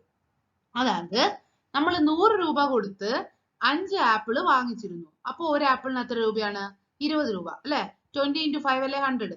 സോ 100 റുപ്പീസിന് നമ്മൾ 5 ആപ്പിൾ വാങ്ങിച്ച സ്ഥാനത്ത് ആപ്പിളിന്റെ പ്രൈസ് കൂടി. അപ്പൊ എത്രയായി, 20 എന്ന് 25 ആയി. അപ്പൊ നമുക്ക് എത്ര ആപ്പിൾ വാങ്ങിക്കാൻ പറ്റുള്ളൂ, 4 ആപ്പിളേ വാങ്ങിക്കാൻ പറ്റുള്ളൂ.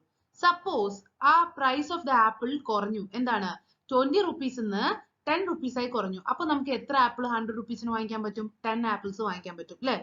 So price of a commodity കുറയുമ്പോൾ ഈ ഇൻകം ഓഫ് ദ കൺസ്യൂമർ എന്താണ്, കൂടുകയാണ് അല്ലെ. നമ്മള് 100 രൂപയ്ക്ക് 5 ആപ്പിൾ വാങ്ങിച്ച സ്ഥാനത്ത് നമുക്കിപ്പോ ആ ആപ്പിളിന്റെ പ്രൈസ് കുറഞ്ഞുകൊണ്ട് 100 രൂപയ്ക്ക് 10 എണ്ണം കിട്ടുകയാണ് അല്ലെ. അല്ല, ഇനിയിപ്പോ നമ്മൾ 5 എണ്ണേ വാങ്ങിക്കുന്നുള്ളെങ്കിൽ ബാക്കി 50 രൂപ നമുക്ക് സേവിങ്സ് ആണ് അല്ലെ. സോ അതാണ് ഈ കേസിൽ പറയുന്നത്. Thus, when the price of a commodity falls, the real income of the consumer increases and vice versa. So the increase in real income induces the consumer to buy more of it under the income effect. Okay.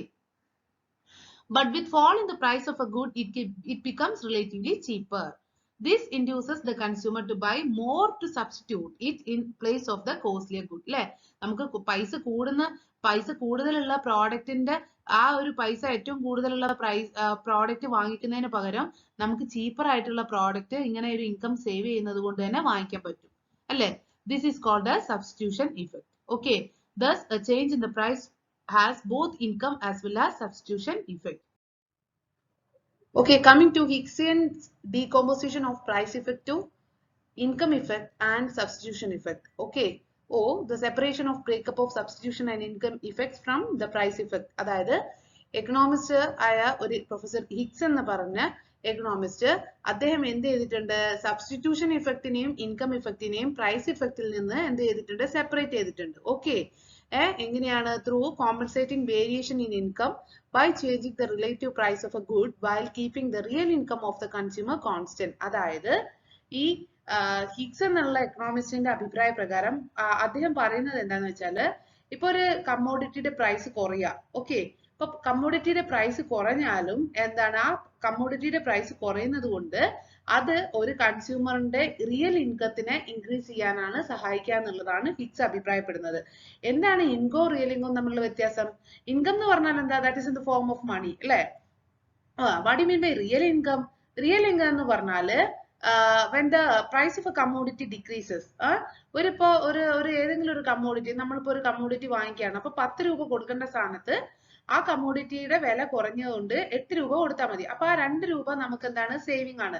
ആ 2 രൂപ നമ്മൾ cash ആക്കി വെക്കാതെ ആ 2 രൂപയ്ക്ക് കൂടെ നമ്മൾ വേറെ എന്തെങ്കിലും ഒരു പ്രോഡക്റ്റ് വാങ്ങിക്കോ അല്ലെങ്കിൽ അതേ പ്രോഡക്റ്റ് തന്നെ കൂടുതൽ നമ്പർ വാങ്ങിക്കുകയോ ചെയ്യുമ്പോൾ ആ ഒരു സേവിങ് ഉണ്ടല്ലോ, അതിനാണ് നമ്മൾ എന്തെന്ന് പറയുന്നത്? Real income. Okay, so income real income തമ്മിലുള്ള ഡിഫറൻസ് മനസ്സിലായല്ലോ? ഇൻകം എന്ന് പറഞ്ഞാൽ that is in the form of cash or money. Okay, but real income എന്ന് പറഞ്ഞാല് നമ്മളിപ്പോ ഒരു 10 രൂപയോ അല്ലെങ്കിൽ 100 രൂപയോ കൊടുത്തിട്ട് ഒരു സാധനം വാങ്ങിക്കേണ്ട സ്ഥലത്ത് ആ പ്രോഡക്റ്റിന്റെ പ്രൈസ് കുറഞ്ഞത് കൊണ്ട്, അതായത് ഇപ്പൊ 10 രൂപ കൊടുത്ത് വാങ്ങിക്കുന്ന സാധനത്തിന് ഇപ്പൊ 5 രൂപ കൊടുത്താൽ മതി എങ്കിൽ നമുക്ക് എന്തുണ്ട്? അവിടെ ഒരു 5 രൂപ സേവിങ് ഉണ്ട് അല്ലെ? പക്ഷെ ആ 5 രൂപ നമ്മൾ സേവിങ് ആക്കി വെക്കാതെ ആ 5 രൂപയ്ക്ക് കൂടി ഫർദർ വേറെ ഏതെങ്കിലും പ്രോഡക്റ്റ് വാങ്ങിക്കുകയാണെങ്കിൽ ആ ഒരു സേവിങ് ഉണ്ടല്ലോ, ആ ഒരു സേവിങ്ങിനെയാണ് നമ്മൾ എന്തെന്ന് പറയുന്നത്? റിയൽ ഇൻകം എന്ന് പറയുന്നത്. സോ അദ്ദേഹം ഈ ഹിക്സിന്റെ അഭിപ്രായ പ്രകാരം അദ്ദേഹം പറയുന്നത് എന്താന്ന് വെച്ചാല്, അങ്ങനെ ഒരു റിയൽ ഇൻകം ഉള്ളത് കൊണ്ട് തന്നെ, അല്ലെങ്കിൽ അങ്ങനെ ഒരു റിയൽ ഇൻകം ഉള്ളത് ആ ഒരു സാറ്റിസ്ഫാക്ഷൻ, അതായത് നമുക്ക് കൂടുതൽ സാറ്റിസ്ഫാക്ഷനോ അല്ലെങ്കിൽ ആ ഒരു ഏറ്റവും കുറവ് സാറ്റിസ്ഫാക്ഷനോ അങ്ങനെ ആ ഒരു ലെവലിൽ നമുക്ക് പറയാൻ പറ്റൂല. ഓക്കെ, അതായത് നമുക്ക് ആ ഒരു റിയൽ ഇൻകം കൊണ്ട് എന്താണ് ഇൻകം കൂടുതലോ അല്ലെങ്കിൽ നമുക്ക് സാറ്റിസ്ഫാക്ഷൻ കൂടുതലോ ചെയ്യുന്നില്ല അല്ലെ? നമ്മൾ ആ ഒരു കിട്ടിയ സേവിങ് കൊണ്ട് നമ്മൾ വേറെ എന്തെങ്കിലും ഫർദർ പ്രോഡക്റ്റ് അല്ലെങ്കിൽ സർവീസ് വാങ്ങുകയാണ് ചെയ്യുന്നത് അല്ലേ?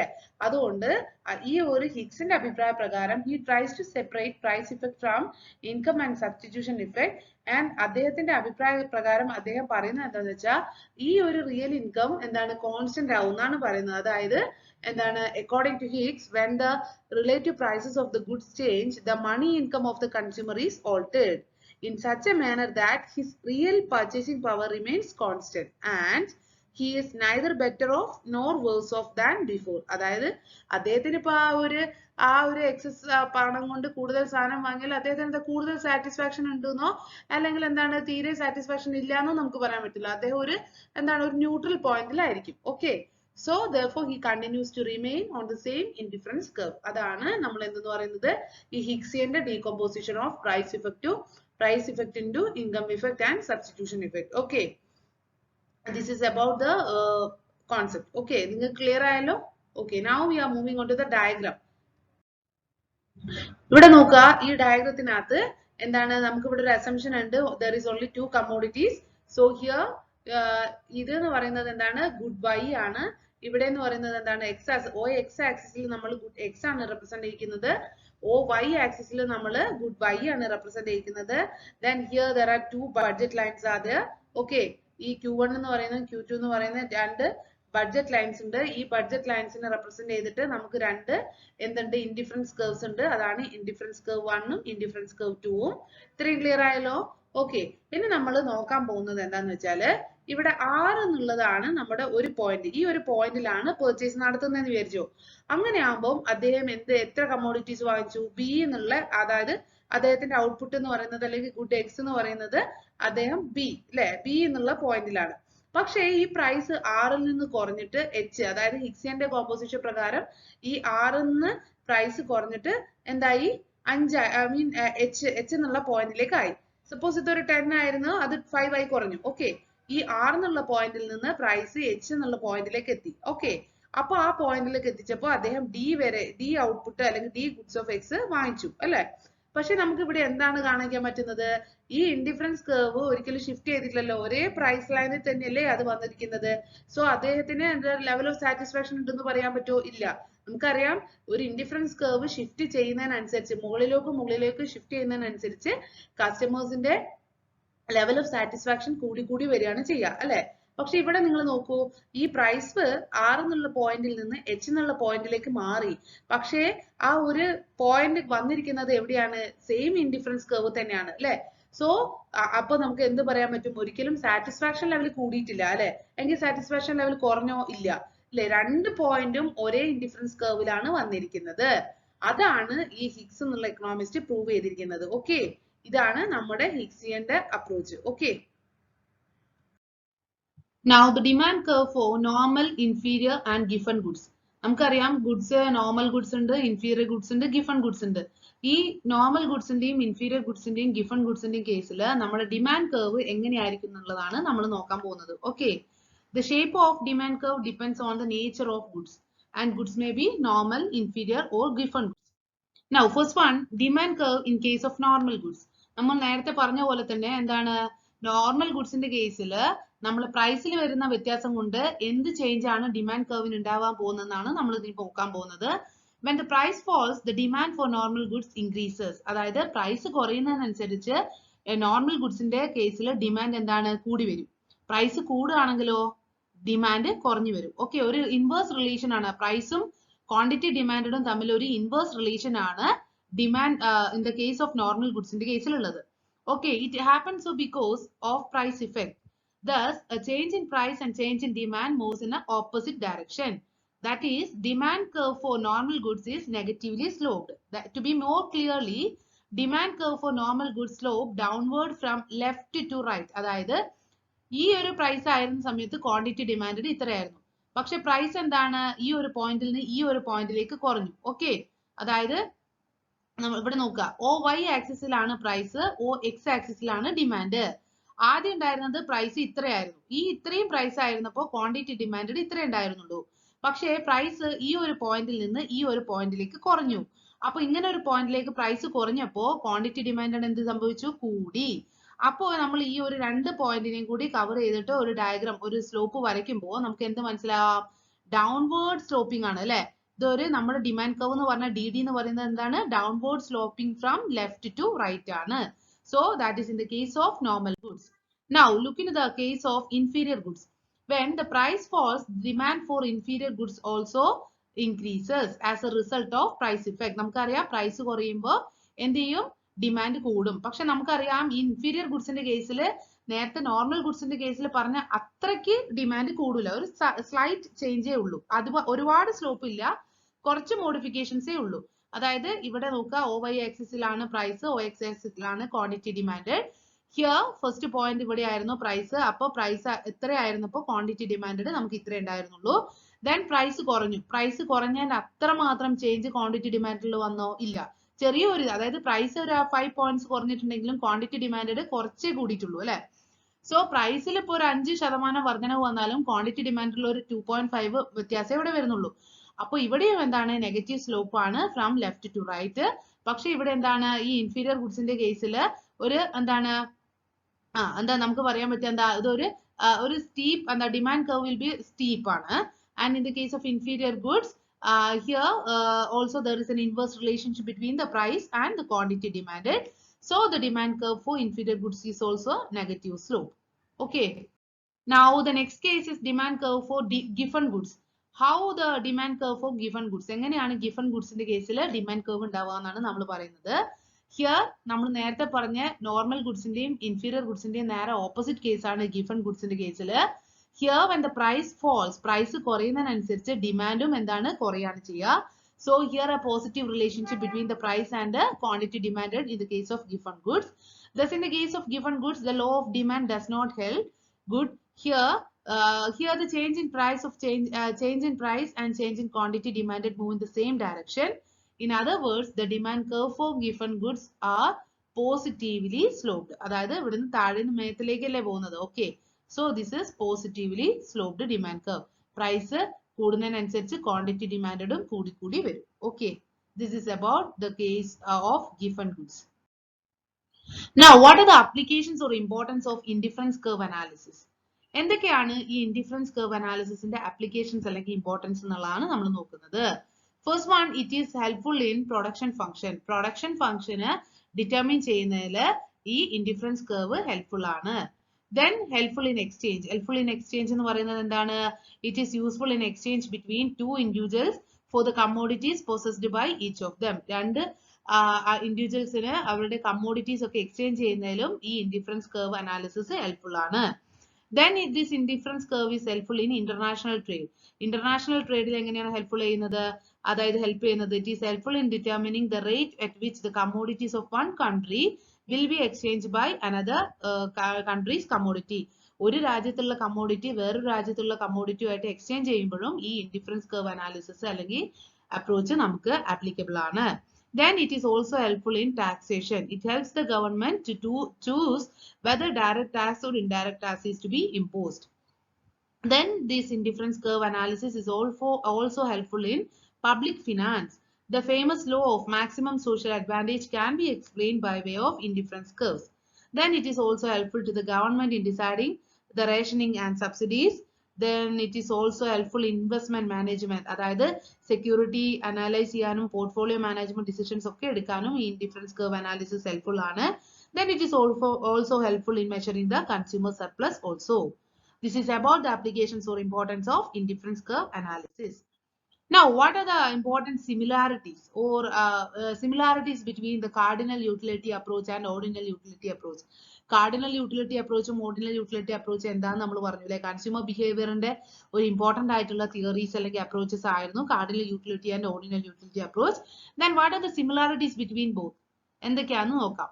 First one, both the approaches assume the consumers behave rationally and tries to maximize the utility or satisfaction. അല്ലെ, രണ്ട് അപ്രോച്ചിന്റെയും അസംഷനിൽ പറയുന്ന ഒരു പോയിന്റ് ആണ് എന്ത്? കൺസ്യൂമേഴ്സ് തിങ്ക് റാഷണലി അല്ലെ. സോ അത് തന്നെ ഒരു one of the important similarity ആണ്. Then in both the approaches the condition of equilibrium is identical. Then third point എന്താണ്? In both the approaches are based on the assumption of diminishing marginal utility.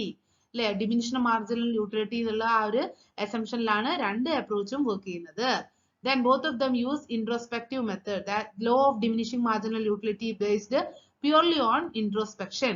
Then both approaches hold the law of equimarginal utility. These are all the similarities between the cardinal and ordinal utility approaches to consumer behavior. Now look into the criticisms or limitations or shortcomings of indifference curve analysis. എന്തൊക്കെയാണ്? First point, old wine in new ബോട്ടിൽ. അതായത് പുതിയൊരു കോൺസെപ്റ്റോ അല്ലെങ്കിൽ ഒരു പുതിയൊരു ടേമോ ഒന്നും ഇതിനകത്ത് use ചെയ്യുന്നില്ല. എന്താണ്, ഓൾഡ് ആയിട്ടുള്ള അല്ലെങ്കിൽ മാർഷലൊക്കെ ഇൻട്രൊഡ്യൂസ് ചെയ്ത കോൺസെപ്റ്റ് തന്നെയാണ് ഇപ്പോഴും യൂസ് ചെയ്യുന്നത്. Then here this indifference curve uses only or it deals with only two goods. Then here നമ്മൾ പറഞ്ഞു എന്താ, കൺസ്യൂമേഴ്സ് എന്ന് പറയുന്നത് റാഷണൽ തിങ്കേഴ്സ് ആണെന്ന് പറഞ്ഞു. അത് തന്നെ ഒരു റോങ് അസംഷൻ ആണ്. Then it is inapplicable in case of risk and uncertainty. റിസ്ക്കും അൺസർട്ടനിറ്റീസ് ഒക്കെ അറൈസ് ചെയ്യുന്ന ഒരു കേസിൽ ഈ ഒരു ഇൻഡിഫറൻസ് കർവ് അനാലിസിസ് എന്ന് പറയുന്നത് ഇന്നാപ്ലിക്കബിൾ ആണ്.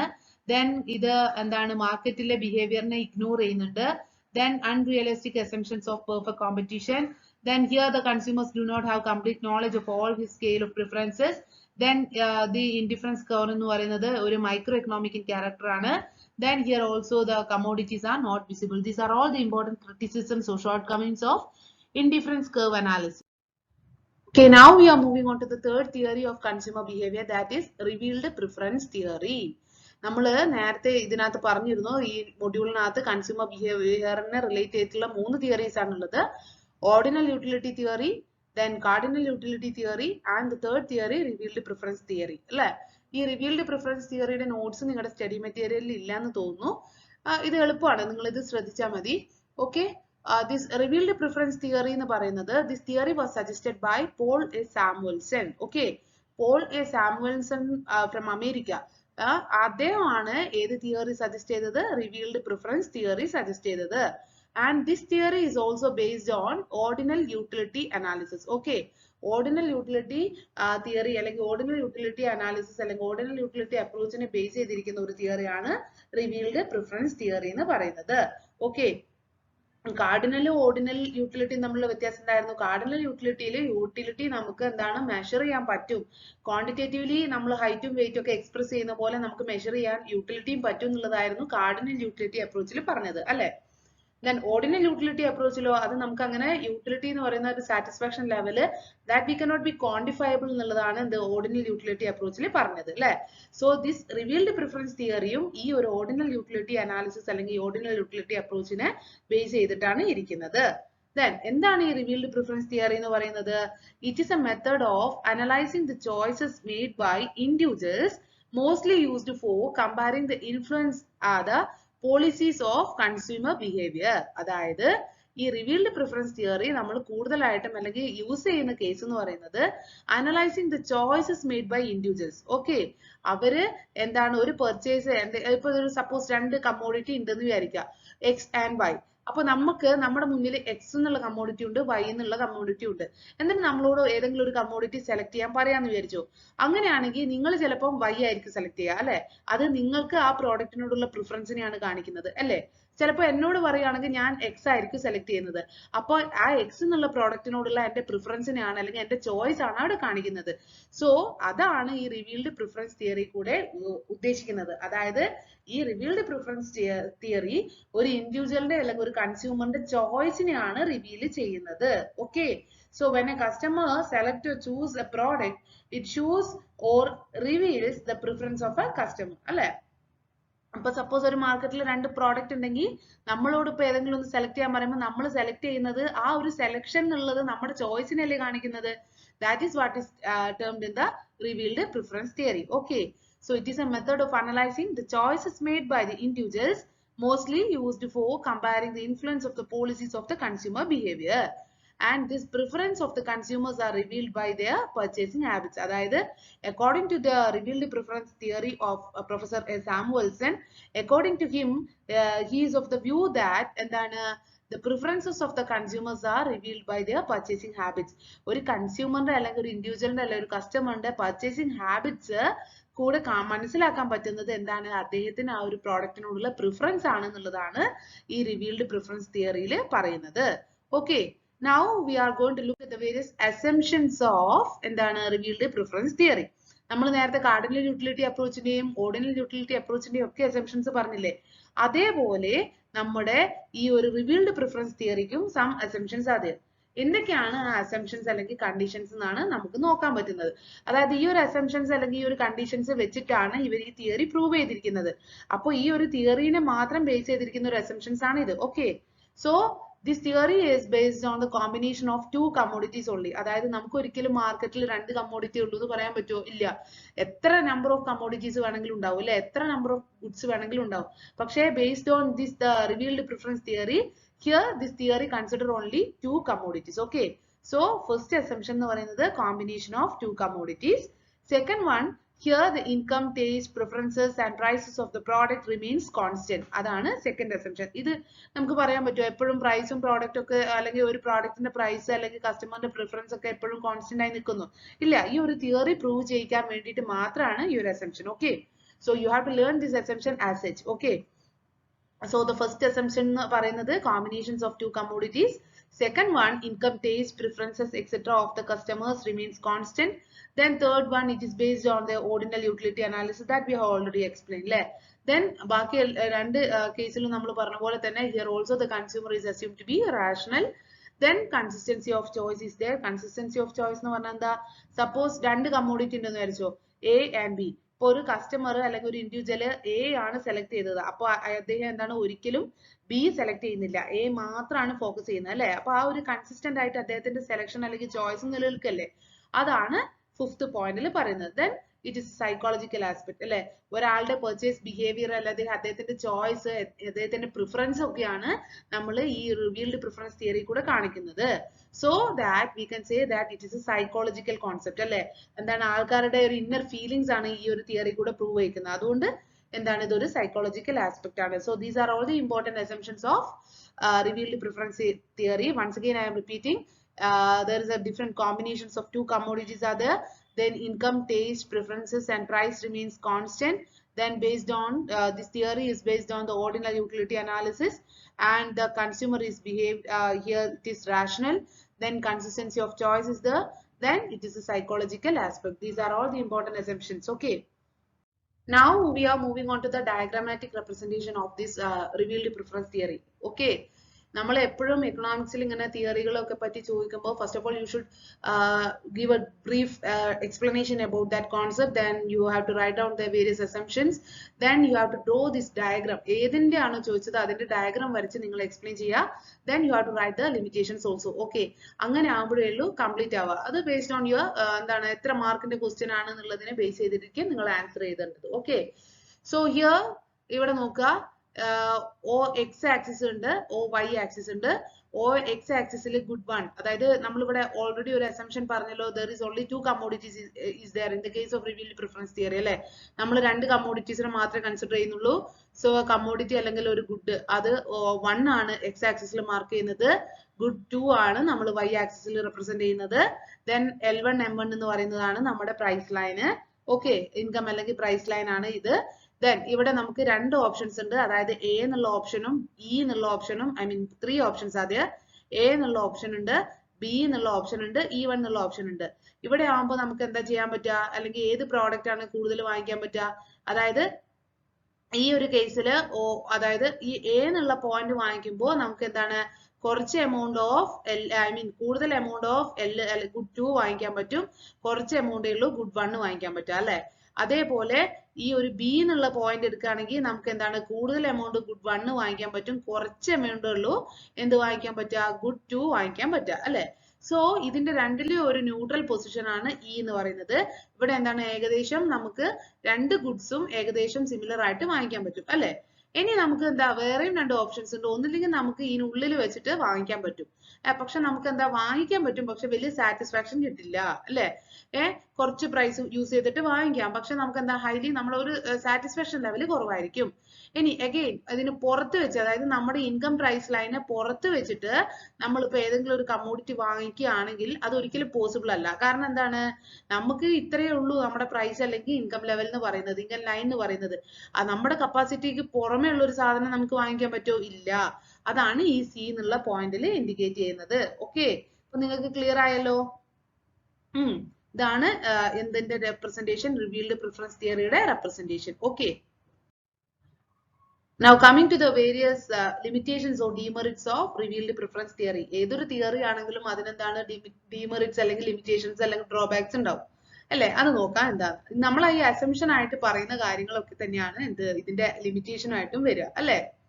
എന്തൊക്കെയാന്ന് നോക്കാം. ദിസ് തിയറി നെഗ്ലെക്ട്സ് ഇൻഡിഫറൻസ് അല്ലെ. ഈ ഇൻഡിഫറൻസിനെ പറ്റിയിട്ടൊന്നും ഈ തിയറിയിൽ പറയുന്നേ ഇല്ല. സെക്കൻഡ് വൺ എന്താണ്, the consumer never choose one combination അല്ലെ. അല്ലെങ്കിൽ എന്താണ് നമുക്ക് പറയാം, നമുക്ക് എന്താ പറയാൻ പറ്റുക, ഒരു എന്താ പറയാ ഒരിക്കലും ഒരു കോമ്പിനേഷൻ മാത്രമാണ് ഒരു കൺസ്യൂമർ സെലക്ട് ചെയ്യുന്നതെന്ന് നമുക്ക് പറയാൻ പറ്റുമോ, അല്ല. കൺസ്യൂമേഴ്സിന് എന്താണ് പല പല ഡിഫറെന്റ് കോമ്പിനേഷൻസ് ഓഫ് പ്രോഡക്ട്സ് ഉണ്ടാവും അല്ലെ. അതുകൊണ്ട് തന്നെ എന്താണ് അദ്ദേഹത്തിന്റെ സെലക്ഷൻ ഈ ഒരു പെർട്ടിക്കുലർ കോമ്പിനേഷൻ തന്നെ സെലക്ട് ചെയ്യണമെന്നുണ്ടോ, ഇല്ല. then choice does not reveals preference. ഇപ്പോ ഒരു രണ്ട് പ്രോഡക്റ്റ് ഇപ്പൊ എപ്പോഴും നമ്മൾ ഒരു പെർട്ടിക്കുലർ എന്തെങ്കിലും ഒരു പ്രോഡക്റ്റ് വാങ്ങിക്കാൻ പോവാണ്, നമ്മൾ വിചാരിച്ച ബ്രാൻഡ് ഇല്ല എങ്കിൽ ചില സമയത്ത് എന്താണ് നമ്മൾ വേറെ ഓപ്ഷൻ സ്വീകരിക്കൂലേ. അപ്പൊ എപ്പോഴും നമുക്ക് ഒരു ആളുടെ പ്രിഫറൻസ് ഉള്ള ബ്രാൻഡ് തന്നെയാണ് അയാള് സെലക്ട് ചെയ്യുന്നത് അല്ലെങ്കിൽ അയാൾ ചൂസ് ചെയ്യുന്നത് നമുക്ക് ഉറപ്പിച്ച് പറയാൻ പറ്റുമോ, ഇല്ല. That is another important limitation of this revealed preference theory. And the last one is income, taste and preferences etc could not remains constant അല്ലെ.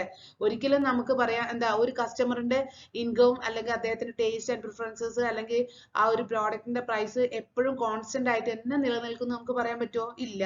സോ ഇതൊക്കെയാണ് ഇമ്പോർട്ടന്റ് ഡീമെറിറ്റ്സ് അല്ലെങ്കിൽ limitations of revealed preference theory.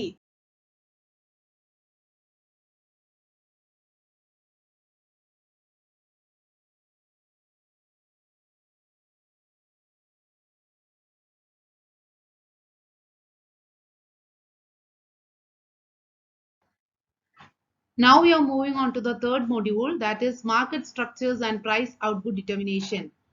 അതായത് different types of markets ഉണ്ട്.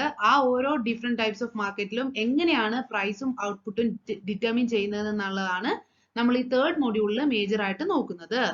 Okay, first of all market എന്ന് പറഞ്ഞാൽ എന്താണ്? Market is നമുക്കറിയാം. Market എന്ന് പറഞ്ഞാൽ എന്താ? മാർക്കറ്റ് ഈസ് എ പ്ലേസ് ആണ് അല്ലെ. It is a place where buyers and sellers meet together and exchange goods and services. അതൊരു ഓൾഡ് ഡെഫിനിഷൻ ഓഫ് മാർക്കറ്റ് ആണ് അല്ലെ. So market is an economic term, means a meeting place where buyers and sellers deal directly or indirectly. Then Clark and Clark defines market as market is that any body of persons who are in intimate business relations and carry on extensive transactions in any commodity. Then market structures are different market forms based on the degree of competition prevailing in the market. അതായത് based on the degree of competition, അതായത് ഒരു മാർക്കറ്റിൽ നിലനിൽക്കുന്ന കോമ്പറ്റീഷന്റെ ഡിഗ്രീന്റെ അനുസരിച്ചിട്ട് മാർക്കറ്റിനെ നമ്മൾ different രീതിയിൽ classify ചെയ്തിട്ടുണ്ട്. അത് ഏതൊക്കെയാണ്? മെയിൻ ആയിട്ട് പെർഫെക്റ്റ് കോമ്പറ്റീറ്റീവ് മാർക്കറ്റും imperfectly competitive marketing. Okay, so based on the competition prevailing in a market, the market structures are mainly different categories. It is first one the perfectly competitive market and the second one is imperfectly competitive market. ഇനി നമുക്ക് നോക്കാം perfect competition എന്താണെന്ന്. Perfect competition ആ ടേമിൽ തന്നെ ഉണ്ടല്ലോ, അവിടെ എന്താണ് കോമ്പറ്റീഷൻ എന്ന് പറയുന്നത്? ഹൈ ആണ് അല്ലെ, പെർഫെക്റ്റ്ലി കോമ്പറ്റീറ്റീവ് ആണ്. So the term perfect competition is used in wider sense. Perfect competition means all the buyers and sellers in the market are aware of price of the products and the following are the characteristics of perfectly competitive market. അതായത് perfect competition എന്ന് പറഞ്ഞാല് അവിടെ എന്താണ്, ആ ഒരു പ്രോഡക്റ്റിനെ പറ്റിയിട്ട് എല്ലാ ആൾക്കാർക്കും, അതായത് എല്ലാ കൺസ്യൂമേഴ്സിനും അല്ലെങ്കിൽ എല്ലാ ബയേഴ്സിനും സെല്ലേഴ്സിനും അവിടുത്തെ പ്രോഡക്റ്റിനെ പറ്റിയിട്ടും എല്ലാം അവർ അവെയർ ആണ്. ഓക്കെ, സോ അതുകൊണ്ട് തന്നെ എന്താണ് അവിടെ ഹൈ കോമ്പറ്റീഷൻ ആണ് നിലനിൽക്കുന്നത്. ഇനി എന്താണ് ഈ പെർഫെക്റ്റ് കോമ്പറ്റീഷന് ഇമ്പോർട്ടന്റ് ആയിട്ടുള്ള ക്യാരക്ടറിസ്റ്റിക്സ് എന്ന് നമുക്ക് നോക്കാം. ഒന്നെന്ന് പറയുന്നത് എന്താ, ഒരു പെർഫെക്റ്റ്ലി കോമ്പറ്റീറ്റീവ് ആയിട്ടുള്ള മാർക്കറ്റിൽ there are large number of buyers and sellers in the market. അതായത് അങ്ങനത്തെ രീതിയിലുള്ള പ്രോഡക്റ്റിന് ലാർജ് നമ്പർ ഓഫ് ബയേഴ്സ് ഉണ്ടാവും. ആ പ്രോഡക്റ്റ് വാങ്ങിക്കാൻ ഒത്തിരി പേരുണ്ടാവും, അത് വിൽക്കാനും ഒരുപാട് പേരുണ്ടാവും, ഒരുപാട് സെല്ലേഴ്സും ഉണ്ടാവും, ഒരുപാട് ബയേഴ്സ് ഉണ്ടാവും. Okay, so first point of characteristics എന്ന് പറയുന്നത് ഓഫ് പെർഫെക്റ്റ് കോമ്പറ്റീഷൻ എന്ന് പറയുന്നത് large number of buyers and sellers ആണ്. അതായത് ഈ ഒരു പെർഫെക്റ്റ് കോമ്പറ്റീറ്റീവ് മാർക്കറ്റിൽ ആ ഒരു പ്രോഡക്ട്സ് വിൽക്കാൻ വേണ്ടിയിട്ടും വാങ്ങാൻ വേണ്ടിയിട്ടും ഒരുപാട് ബയേഴ്സും സെല്ലേഴ്സും ഉണ്ടാവും. ദെൻ അവിടെ എന്ന് പറയുന്നത് എന്താണ്, സെക്കൻഡ് പോയിന്റ് എന്താണ്, ഹോമോജീനിയസ് പ്രോഡക്റ്റ് ആണ്. എന്താണ്, പ്രോഡക്റ്റുകൾ തമ്മിൽ ഒരുപാട് സിമിലാരിറ്റീസ് ഉണ്ടാവാം. തേർഡ് വൺ എന്താ, ഫ്രീ എൻട്രി ആൻഡ് എക്സിറ്റ്. ആർക്ക് വേണമെങ്കിലും എപ്പോഴും ഇതിനകത്തേക്ക് എൻട്രി ചെയ്യാനും ഈ ഒരു മാർക്കറ്റിലേക്ക് എൻട്രി ചെയ്യാനും പെട്ടെന്ന് അവിടുന്ന് ക്വിറ്റ് ചെയ്ത് പോകാനും പറ്റും. ഓക്കെ, then നാലാമത്തെ മെയിൻ ആയിട്ടുള്ള ക്യാരക്ടറിസ്റ്റിക്സ് എന്താ, all the buyers and sellers in the market have perfect knowledge about the market condition. ഈ ഒരു പെർഫെക്റ്റ് കോമ്പറ്റീഷനിലുള്ള മാർക്കറ്റ് കണ്ടീഷനെ പറ്റിയിട്ട് അവിടെയുള്ള ബയേഴ്സിനും സെല്ലേഴ്സിനും ഒക്കെ നല്ല നോളേജ് ഉണ്ട്. Then perfect mobility of factors of production. Perfect mobility of factors of production എന്ന് പറഞ്ഞാൽ എന്താ, നമ്മൾ ഫാക്ടേഴ്സ് ഓഫ് പ്രൊഡക്ഷൻ ഏതൊക്കെയാ, ലാൻഡ്, ലേബർ, ക്യാപിറ്റൽ, ഓർഗനൈസർ ഒക്കെ അല്ലേ, അതൊക്കെ നമുക്ക് എന്താണ് ഈസിലി മൊബിലിറ്റി ഉണ്ട്, perfect mobility of factors of production അവിടെ ഉണ്ട്. Then absence of transportation cost. എന്താണ് ഇവിടെ എന്താണ് ഈ ഒരു കേസിൽ എന്താണ് പെർഫെക്റ്റ്ലി കോമ്പറ്റീറ്റീവ് ആയതുകൊണ്ട് തന്നെ അവിടെ എന്താണ് ട്രാൻസ്പോർട്ടേഷൻ കോസ്റ്റ് കൺസിഡർ ചെയ്യുന്നില്ല. So these are all the important characteristics of perfect competition. എന്തൊക്കെയാണ്, large number of buyers and sellers are there. Then here in the case of perfect competitive market there is a homogeneous product. Then it is a free entry or exit is there. Then all the buyers and sellers have perfect knowledge about the market condition. Then perfect mobility of factors of production and there is an absence of transportation cost. Okay, ഈ perfect competitive marketന്റെ കേസിൽ transportation cost consider ചെയ്യുന്നില്ല. ഇത്രയാണ് perfect competition എന്താണെന്നും അതിന്റെ ക്യാരക്ടറിസ്റ്റിക്സിനെ പറ്റിയും പറയാനുള്ളത്. What do you mean by equilibrium price? Equilibrium price എന്ന് പറഞ്ഞാൽ എന്താണെന്നാണ് നമ്മൾ നോക്കുന്നത്. നമ്മൾ പറഞ്ഞു നമ്മുടെ ഒരു ഡിമാൻഡ് കർവിന്റെ പൊസിഷൻ എങ്ങനെയാ, downward sloping from left to right ആണ് അല്ലെ. പ്രൈസ് കുറയുന്നതിനനുസരിച്ച് ക്വാണ്ടിറ്റി ഡിമാൻഡ് കൂടും, പ്രൈസ് കൂടുന്നതിനനുസരിച്ച് ക്വാണ്ടിറ്റി ഡിമാൻഡ് കുറയും. പക്ഷെ സപ്ലൈ കർവിന്റെ കേസിൽ എങ്ങനെയാണ്, പ്രൈസ് കൂടുന്തോറും സപ്ലൈ കൂടും, പ്രൈസ് കുറയുമ്പോൾ സപ്ലൈയും കുറയും അല്ലെ. അതൊരു പോസിറ്റീവ് റിലേഷൻഷിപ്പ് ആണ് അല്ലെ. സോ ഈ ഒരു ഡിമാൻഡും സപ്ലൈയും തമ്മിൽ ജോയിൻ ചെയ്യുന്ന ആ ഒരു പോയിന്റിനാണ്, ഈ ഈക്വൽ ആവുന്ന ആ ഒരു പോയിന്റിനാണ് നമ്മൾ എന്തെന്ന് പറയുന്നത്, ഇക്വിലിബ്രിയം പോയിന്റ് എന്ന് പറയുന്നത്. ആ ഒരു പോയിന്റിൽ ഫോം ചെയ്യുന്ന പ്രൈസിനാണ് നമ്മൾ എന്ത് പറയുന്നത്, ഇക്വിലിബ്രിയം പ്രൈസ് എന്ന് പറയുന്നത്. Okay, so the point so formed, അതായത് the price that tends to settle down or comes to stay in the market where both the buyers and sellers are satisfied is at which quantity demanded equals quantity supplied. Okay, the point so formed is known as equilibrium point and the price is known as equilibrium price. ഈ equilibrium പോയിന്റിലുള്ള പ്രൈസിനാണ് നമ്മൾ എന്തെന്ന് പറയുന്നത്, equilibrium price എന്ന് പറയുന്നത്. Now effect of time on supply. According to Marshall, time has great influence in the determination of price. മാർഷലിന്റെ അഭിപ്രായ പ്രകാരം time എന്നുള്ളത് ഒരു ഇമ്പോർട്ടന്റ് ഫാക്ടർ ആണ്. എന്തിന്, ഒരു പ്രൈസ് ഫിക്സ് ചെയ്യുന്നതിൽ അല്ലെങ്കിൽ പ്രൈസ് ഡിറ്റർമിനേഷനിൽ ടൈമിന് ഒരു ഇമ്പോർട്ടന്റ് റോൾ ഉണ്ട്. ആരുടെ അഭിപ്രായ പ്രകാരം, മാർഷലിന്റെ അഭിപ്രായ പ്രകാരം. അദ്ദേഹത്തിന്റെ ഇത് പ്രകാരം മാർക്കറ്റ് പീരീഡ്സിന്റെ ബേസ്ഡ് ഓൺ ദ ടൈം 3 രീതിയിലുണ്ട്. അത് ഏതൊക്കെയാണ്, വെരി ഷോർട്ട് പീരീഡ് അതായത് മാർക്കറ്റ് പീരീഡ്, അല്ലെങ്കിൽ short period and third one long period. Very short period എന്ന് പറഞ്ഞാൽ എന്താണ്, this is otherwise known as market period. here അതെന്ന് പറയുന്നത് എന്താ, it may be for a day or few days or എന്താണ് ഒരു ദിവസമോ അല്ലെങ്കിൽ കുറച്ച് ദിവസമോ മാത്രം നിലനിൽക്കുന്ന അങ്ങനെയുള്ള ആ ഒരു ഇതിനാണ് നമ്മൾ എന്തെന്ന് പറയുന്നത് market period or very short period എന്ന് പറയുന്നത്. Here the change in supply is not possible where the period is very short and quantity demanded will be the determining factor in this period. Okay. ഈ പീരീഡിൽ എന്ന് പറയുന്നത് change in സപ്ലൈയിൽ ഉണ്ടാവുന്ന change possible അല്ല. അതുകൊണ്ട് തന്നെ ഇവിടെ എന്താണ് ഈ ഒരു വെരി ഷോർട്ട് പീരീഡിൽ quantity demanded will be the determining factor in this period. Now the second one is short period. Short period എന്ന് പറഞ്ഞാൽ എന്താ, it is a period not sufficient to make any changes in the existing fixed plant capacity. An increase in supply in the short period is possible by increasing the variable factors of production only, and the supply curve slopes upward to right, showing that some increase in supply is possible when the price increases. Then the last one, long period. Long period എന്ന് പറഞ്ഞാൽ എന്താ, it is a time long enough to adjust the supply to any changes in demand. ഡിമാൻഡിനനുസരിച്ച് അല്ലെങ്കിൽ സപ്ലൈനകത്ത് changes വരുത്താനുള്ള ഒരു time, enough time എവിടെ ഉണ്ട്, long പീരീഡിൽ ഉണ്ട്. The long run supply curve is less steep than a short run supply curve, showing increase in quantity supplied when price changes. These are all the different time periods: very short period or market period, short period and long period. Now we are moving on to the price determination under perfect competition. നമ്മളിപ്പോൾ perfect competition എന്താണ്, അതിന്റെ features എന്താണെന്നുള്ളത് നമ്മൾ explain ചെയ്തു കഴിഞ്ഞു അല്ലേ. ഇനി നമ്മൾ എങ്ങനെയാണ് perfect competitionൽ പ്രൈസ് ആൻഡ് ഔട്ട്പുട്ട് ഡിറ്റർമിൻ ചെയ്യുന്നതെന്നാണ് നോക്കാൻ പോകുന്നത്. അതിനകത്തേക്ക് കയറുന്നതിന് മുന്നേ നമുക്ക് കുറച്ച് ടേംസ് പഠിക്കേണ്ടതുണ്ട്. എന്താ ഡി എന്ന് ഉദ്ദേശിക്കുന്നത്? ഡി എന്ന് റെപ്രസെന്റ് ചെയ്യുന്നത് ഡിമാൻഡിനെയാണ്, പി എന്ന് റെപ്രസെന്റ് ചെയ്യുന്നത് പ്രൈസിനെയാണ്. എ ആർ എന്ന് പറഞ്ഞാൽ എന്താണ്? Average revenue. ആവറേജ് റവന്യൂ എന്ന് പറഞ്ഞാൽ എന്താ? Total revenue divided by quantity അല്ലെ. Total revenue divided by quantity ഡിമാൻഡിനാണ് നമ്മൾ ആവറേജ് റവന്യൂ എന്ന് പറയുന്നത് അല്ലെ. എപ്പോഴും നമുക്ക് ആവറേജ് കിട്ടുക ഡിവൈഡഡ് ബൈ ടോട്ടൽ റെപ്രസെന്റ് ചെയ്യുമ്പോഴല്ലേ. സോ ആവറേജ് റവന്യൂ എന്ന് പറഞ്ഞാൽ total revenue divided by quantity ആണ്. How can we calculate total revenue? Total revenue എങ്ങനെയാണ് നമ്മൾ കണ്ടുപിടിക്കുന്നത്? പ്രൈസ് ഇൻടു ക്വാണ്ടിറ്റി ഡിമാൻഡ് ചെയ്യുമ്പോഴാണ് നമുക്ക് എന്ത് കിട്ടുക? ടോട്ടൽ റവന്യൂ കിട്ടുക. സോ ഈ ടോട്ടൽ റവന്യൂ എന്താ, ആവറേജ് റവന്യൂ എന്താ, മാർജിനൽ റവന്യൂ എന്താന്നൊക്കെ നിങ്ങൾ അറിഞ്ഞിരിക്കണം. എങ്കിൽ മാത്രമേ ഉള്ളൂ നമുക്ക് ഈ ഡയഗ്രാം വെച്ച് എക്സ്പ്ലെയിൻ ചെയ്യുമ്പോൾ അത് കറക്റ്റ് ആയിട്ട് മനസ്സിലാവുക. Okay. So here under the perfect competition, demand is equal to price is equal to average revenue is equal to marginal revenue. What do you mean by marginal revenue? Yeah, marginal revenue means additional to total revenue. എന്തെങ്കിലും additions, അതായത് existing ആയിട്ടുള്ള റവന്യൂവിനെ കൂടെ പുതിയതായിട്ട് എന്തെങ്കിലും add ചെയ്യപ്പെട്ടാൽ, അതായത് addition to the total revenue, അതായത് ഇപ്പോൾ ഒരു എക്സാമ്പിൾ അല്ലെങ്കിൽ ഒരു സിമ്പിൾ ഫോമിൽ നമുക്ക് പറയാം TR2 minus TR1, അതായത് total revenue and the second case minus total revenue in the first case നാണ് നമ്മൾ എന്തെന്ന് പറയുന്നത്? മാർജിനൽ റവന്യൂ എന്ന് പറയുന്നത്.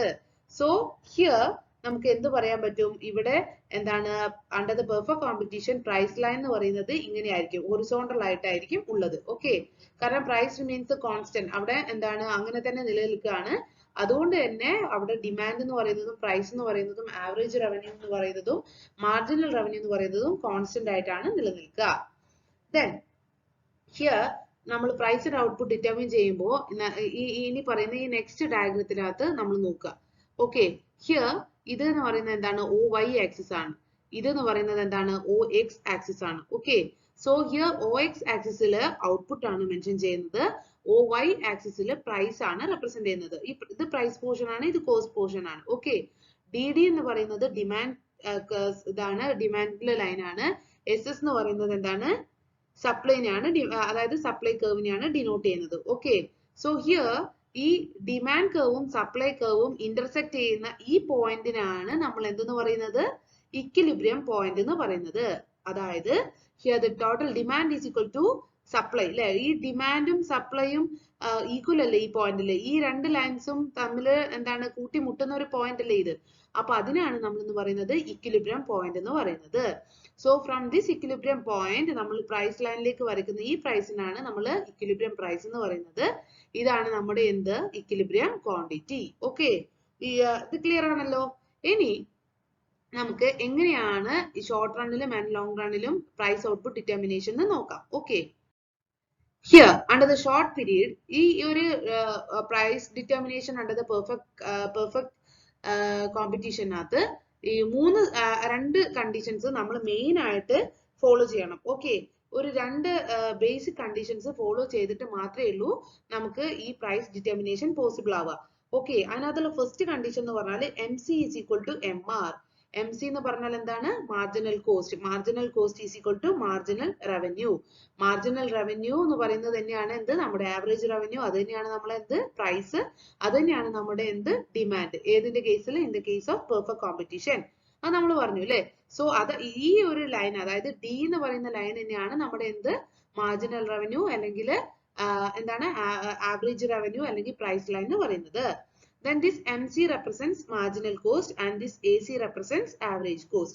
Then നമ്മൾ പറഞ്ഞു വന്നത് എന്താണ്? ഈ പെർഫെക്റ്റ് കോമ്പറ്റീഷനിൽ ബേസിക് ആയിട്ട് ഒരു ഫേം എന്താണ്? ഒരു പോയിന്റ് ഓഫ് ഇക്വിലിബ്രിയം എന്ന് പറയുന്നത് ഒരു 2 ബേസിക് കണ്ടീഷൻസ് എന്തായാലും ഫോളോ ചെയ്തിരിക്കണം. ഒന്നെന്ന് പറയുന്നത് M C is equal to M R, that is marginal cost is equal to marginal revenue. Then M C curve cuts the M R curve from below. അതായത് ഈ M C curve ഉണ്ടല്ലോ, M C curve ഇതാണല്ലോ നമ്മുടെ M R, അതായത് D എന്ന് പറയുന്നത് average revenue പറയുന്നത് ഒക്കെ സെയിം ആണ് നമ്മൾ പറഞ്ഞല്ലോ. സോ എം സി കർവ് എന്താണ്? എം ആർ കർവിനെ ബിലോയിൽ നിന്ന് എന്ത്? കട്ട് ചെയ്തിട്ട് അത് എം സി കർവ് മുകളിലേക്ക് പോകണം. അങ്ങനെയാണെങ്കിൽ മാത്രമേ ഉള്ളൂ നമുക്കതൊരു ഇക്വിലിബ്രിയം പൊസിഷൻ ആണെന്ന് പറയാൻ പറ്റുക. Okay, so here under the short period നമ്മൾ ഫസ്റ്റ് തന്നെ ഈ ഡയഗ്രാം വരയ്ക്കുമ്പോൾ ശ്രദ്ധിക്കേണ്ട കാര്യം എന്താണെന്ന് വെച്ചാൽ y ആക്സിസിൽ നമ്മൾ പ്രൈസ് ഔട്ട്പുട്ട് മാർക്ക് ചെയ്യുന്നുണ്ട്, ഒ എക്സ് ആക്സിസിൽ നമ്മൾ ക്വാണ്ടിറ്റി മാർക്ക് ചെയ്യുന്നുണ്ട്. ഹിയർ നമ്മളുടെ ഡിമാൻഡ് അല്ലെങ്കിൽ പ്രൈസ് ലൈൻ, ആവറേജ് ലൈൻ എന്ന് പറയുന്നത്, ഈ ആവറേജ് റവന്യൂ ലൈൻ എന്ന് പറയുന്നത് ഇതാണ്. അത് നമ്മൾ വരയ്ക്കുക. ദെൻ നമ്മൾ എം സി കർവ് വരയ്ക്കുക, എ സി കർവ് വരയ്ക്കുക. ഇവിടെ നോക്കുക, എം സി കർവും ആവറേജ് റവന്യൂ അല്ലെങ്കിൽ മാർജിനൽ റവന്യൂ കർവും ഈക്വൽ ആവണമെന്ന് പറയുന്നില്ലേ? ആ ഈക്വൽ ആവുന്ന പോയിന്റ് എന്ന് പറയുന്നത് ഈ പോയിന്റ് അല്ലേ? So this point is termed as equilibrium point. ഈ പോയിന്റ് ആണ് നമ്മുടെ എന്ത്? Equilibrium point. ഓക്കെ, അപ്പൊ ആ ഫസ്റ്റത്തെ കണ്ടീഷൻ നമ്മൾ എന്ത് ചെയ്തു? അറ്റൈൻ ചെയ്തു അല്ലെ? Here the M C is equal to എന്താണ്? M R. Then second condition എന്തായിരുന്നു? M C curve M R കർവിനെ ബിലോയിൽ നിന്ന് കട്ട് ചെയ്യണം അല്ലെ? ഇത് ചിലപ്പോൾ ഇവിടെ നിന്നും കട്ട് ചെയ്യുന്നുണ്ടായിരിക്കാം, പക്ഷേ അതിൽ നിന്നിട്ട് പിന്നെ എം സി കുറഞ്ഞു വരികയല്ലേ ചെയ്യുന്നത്. പക്ഷേ എം സി നമ്മൾ ലോവസ്റ്റ് ലെവലിൽ നിന്ന് കട്ട് ചെയ്തിട്ട് എം സി കർവ് മുകളിലേക്ക് പോവുക വേണ്ടത്.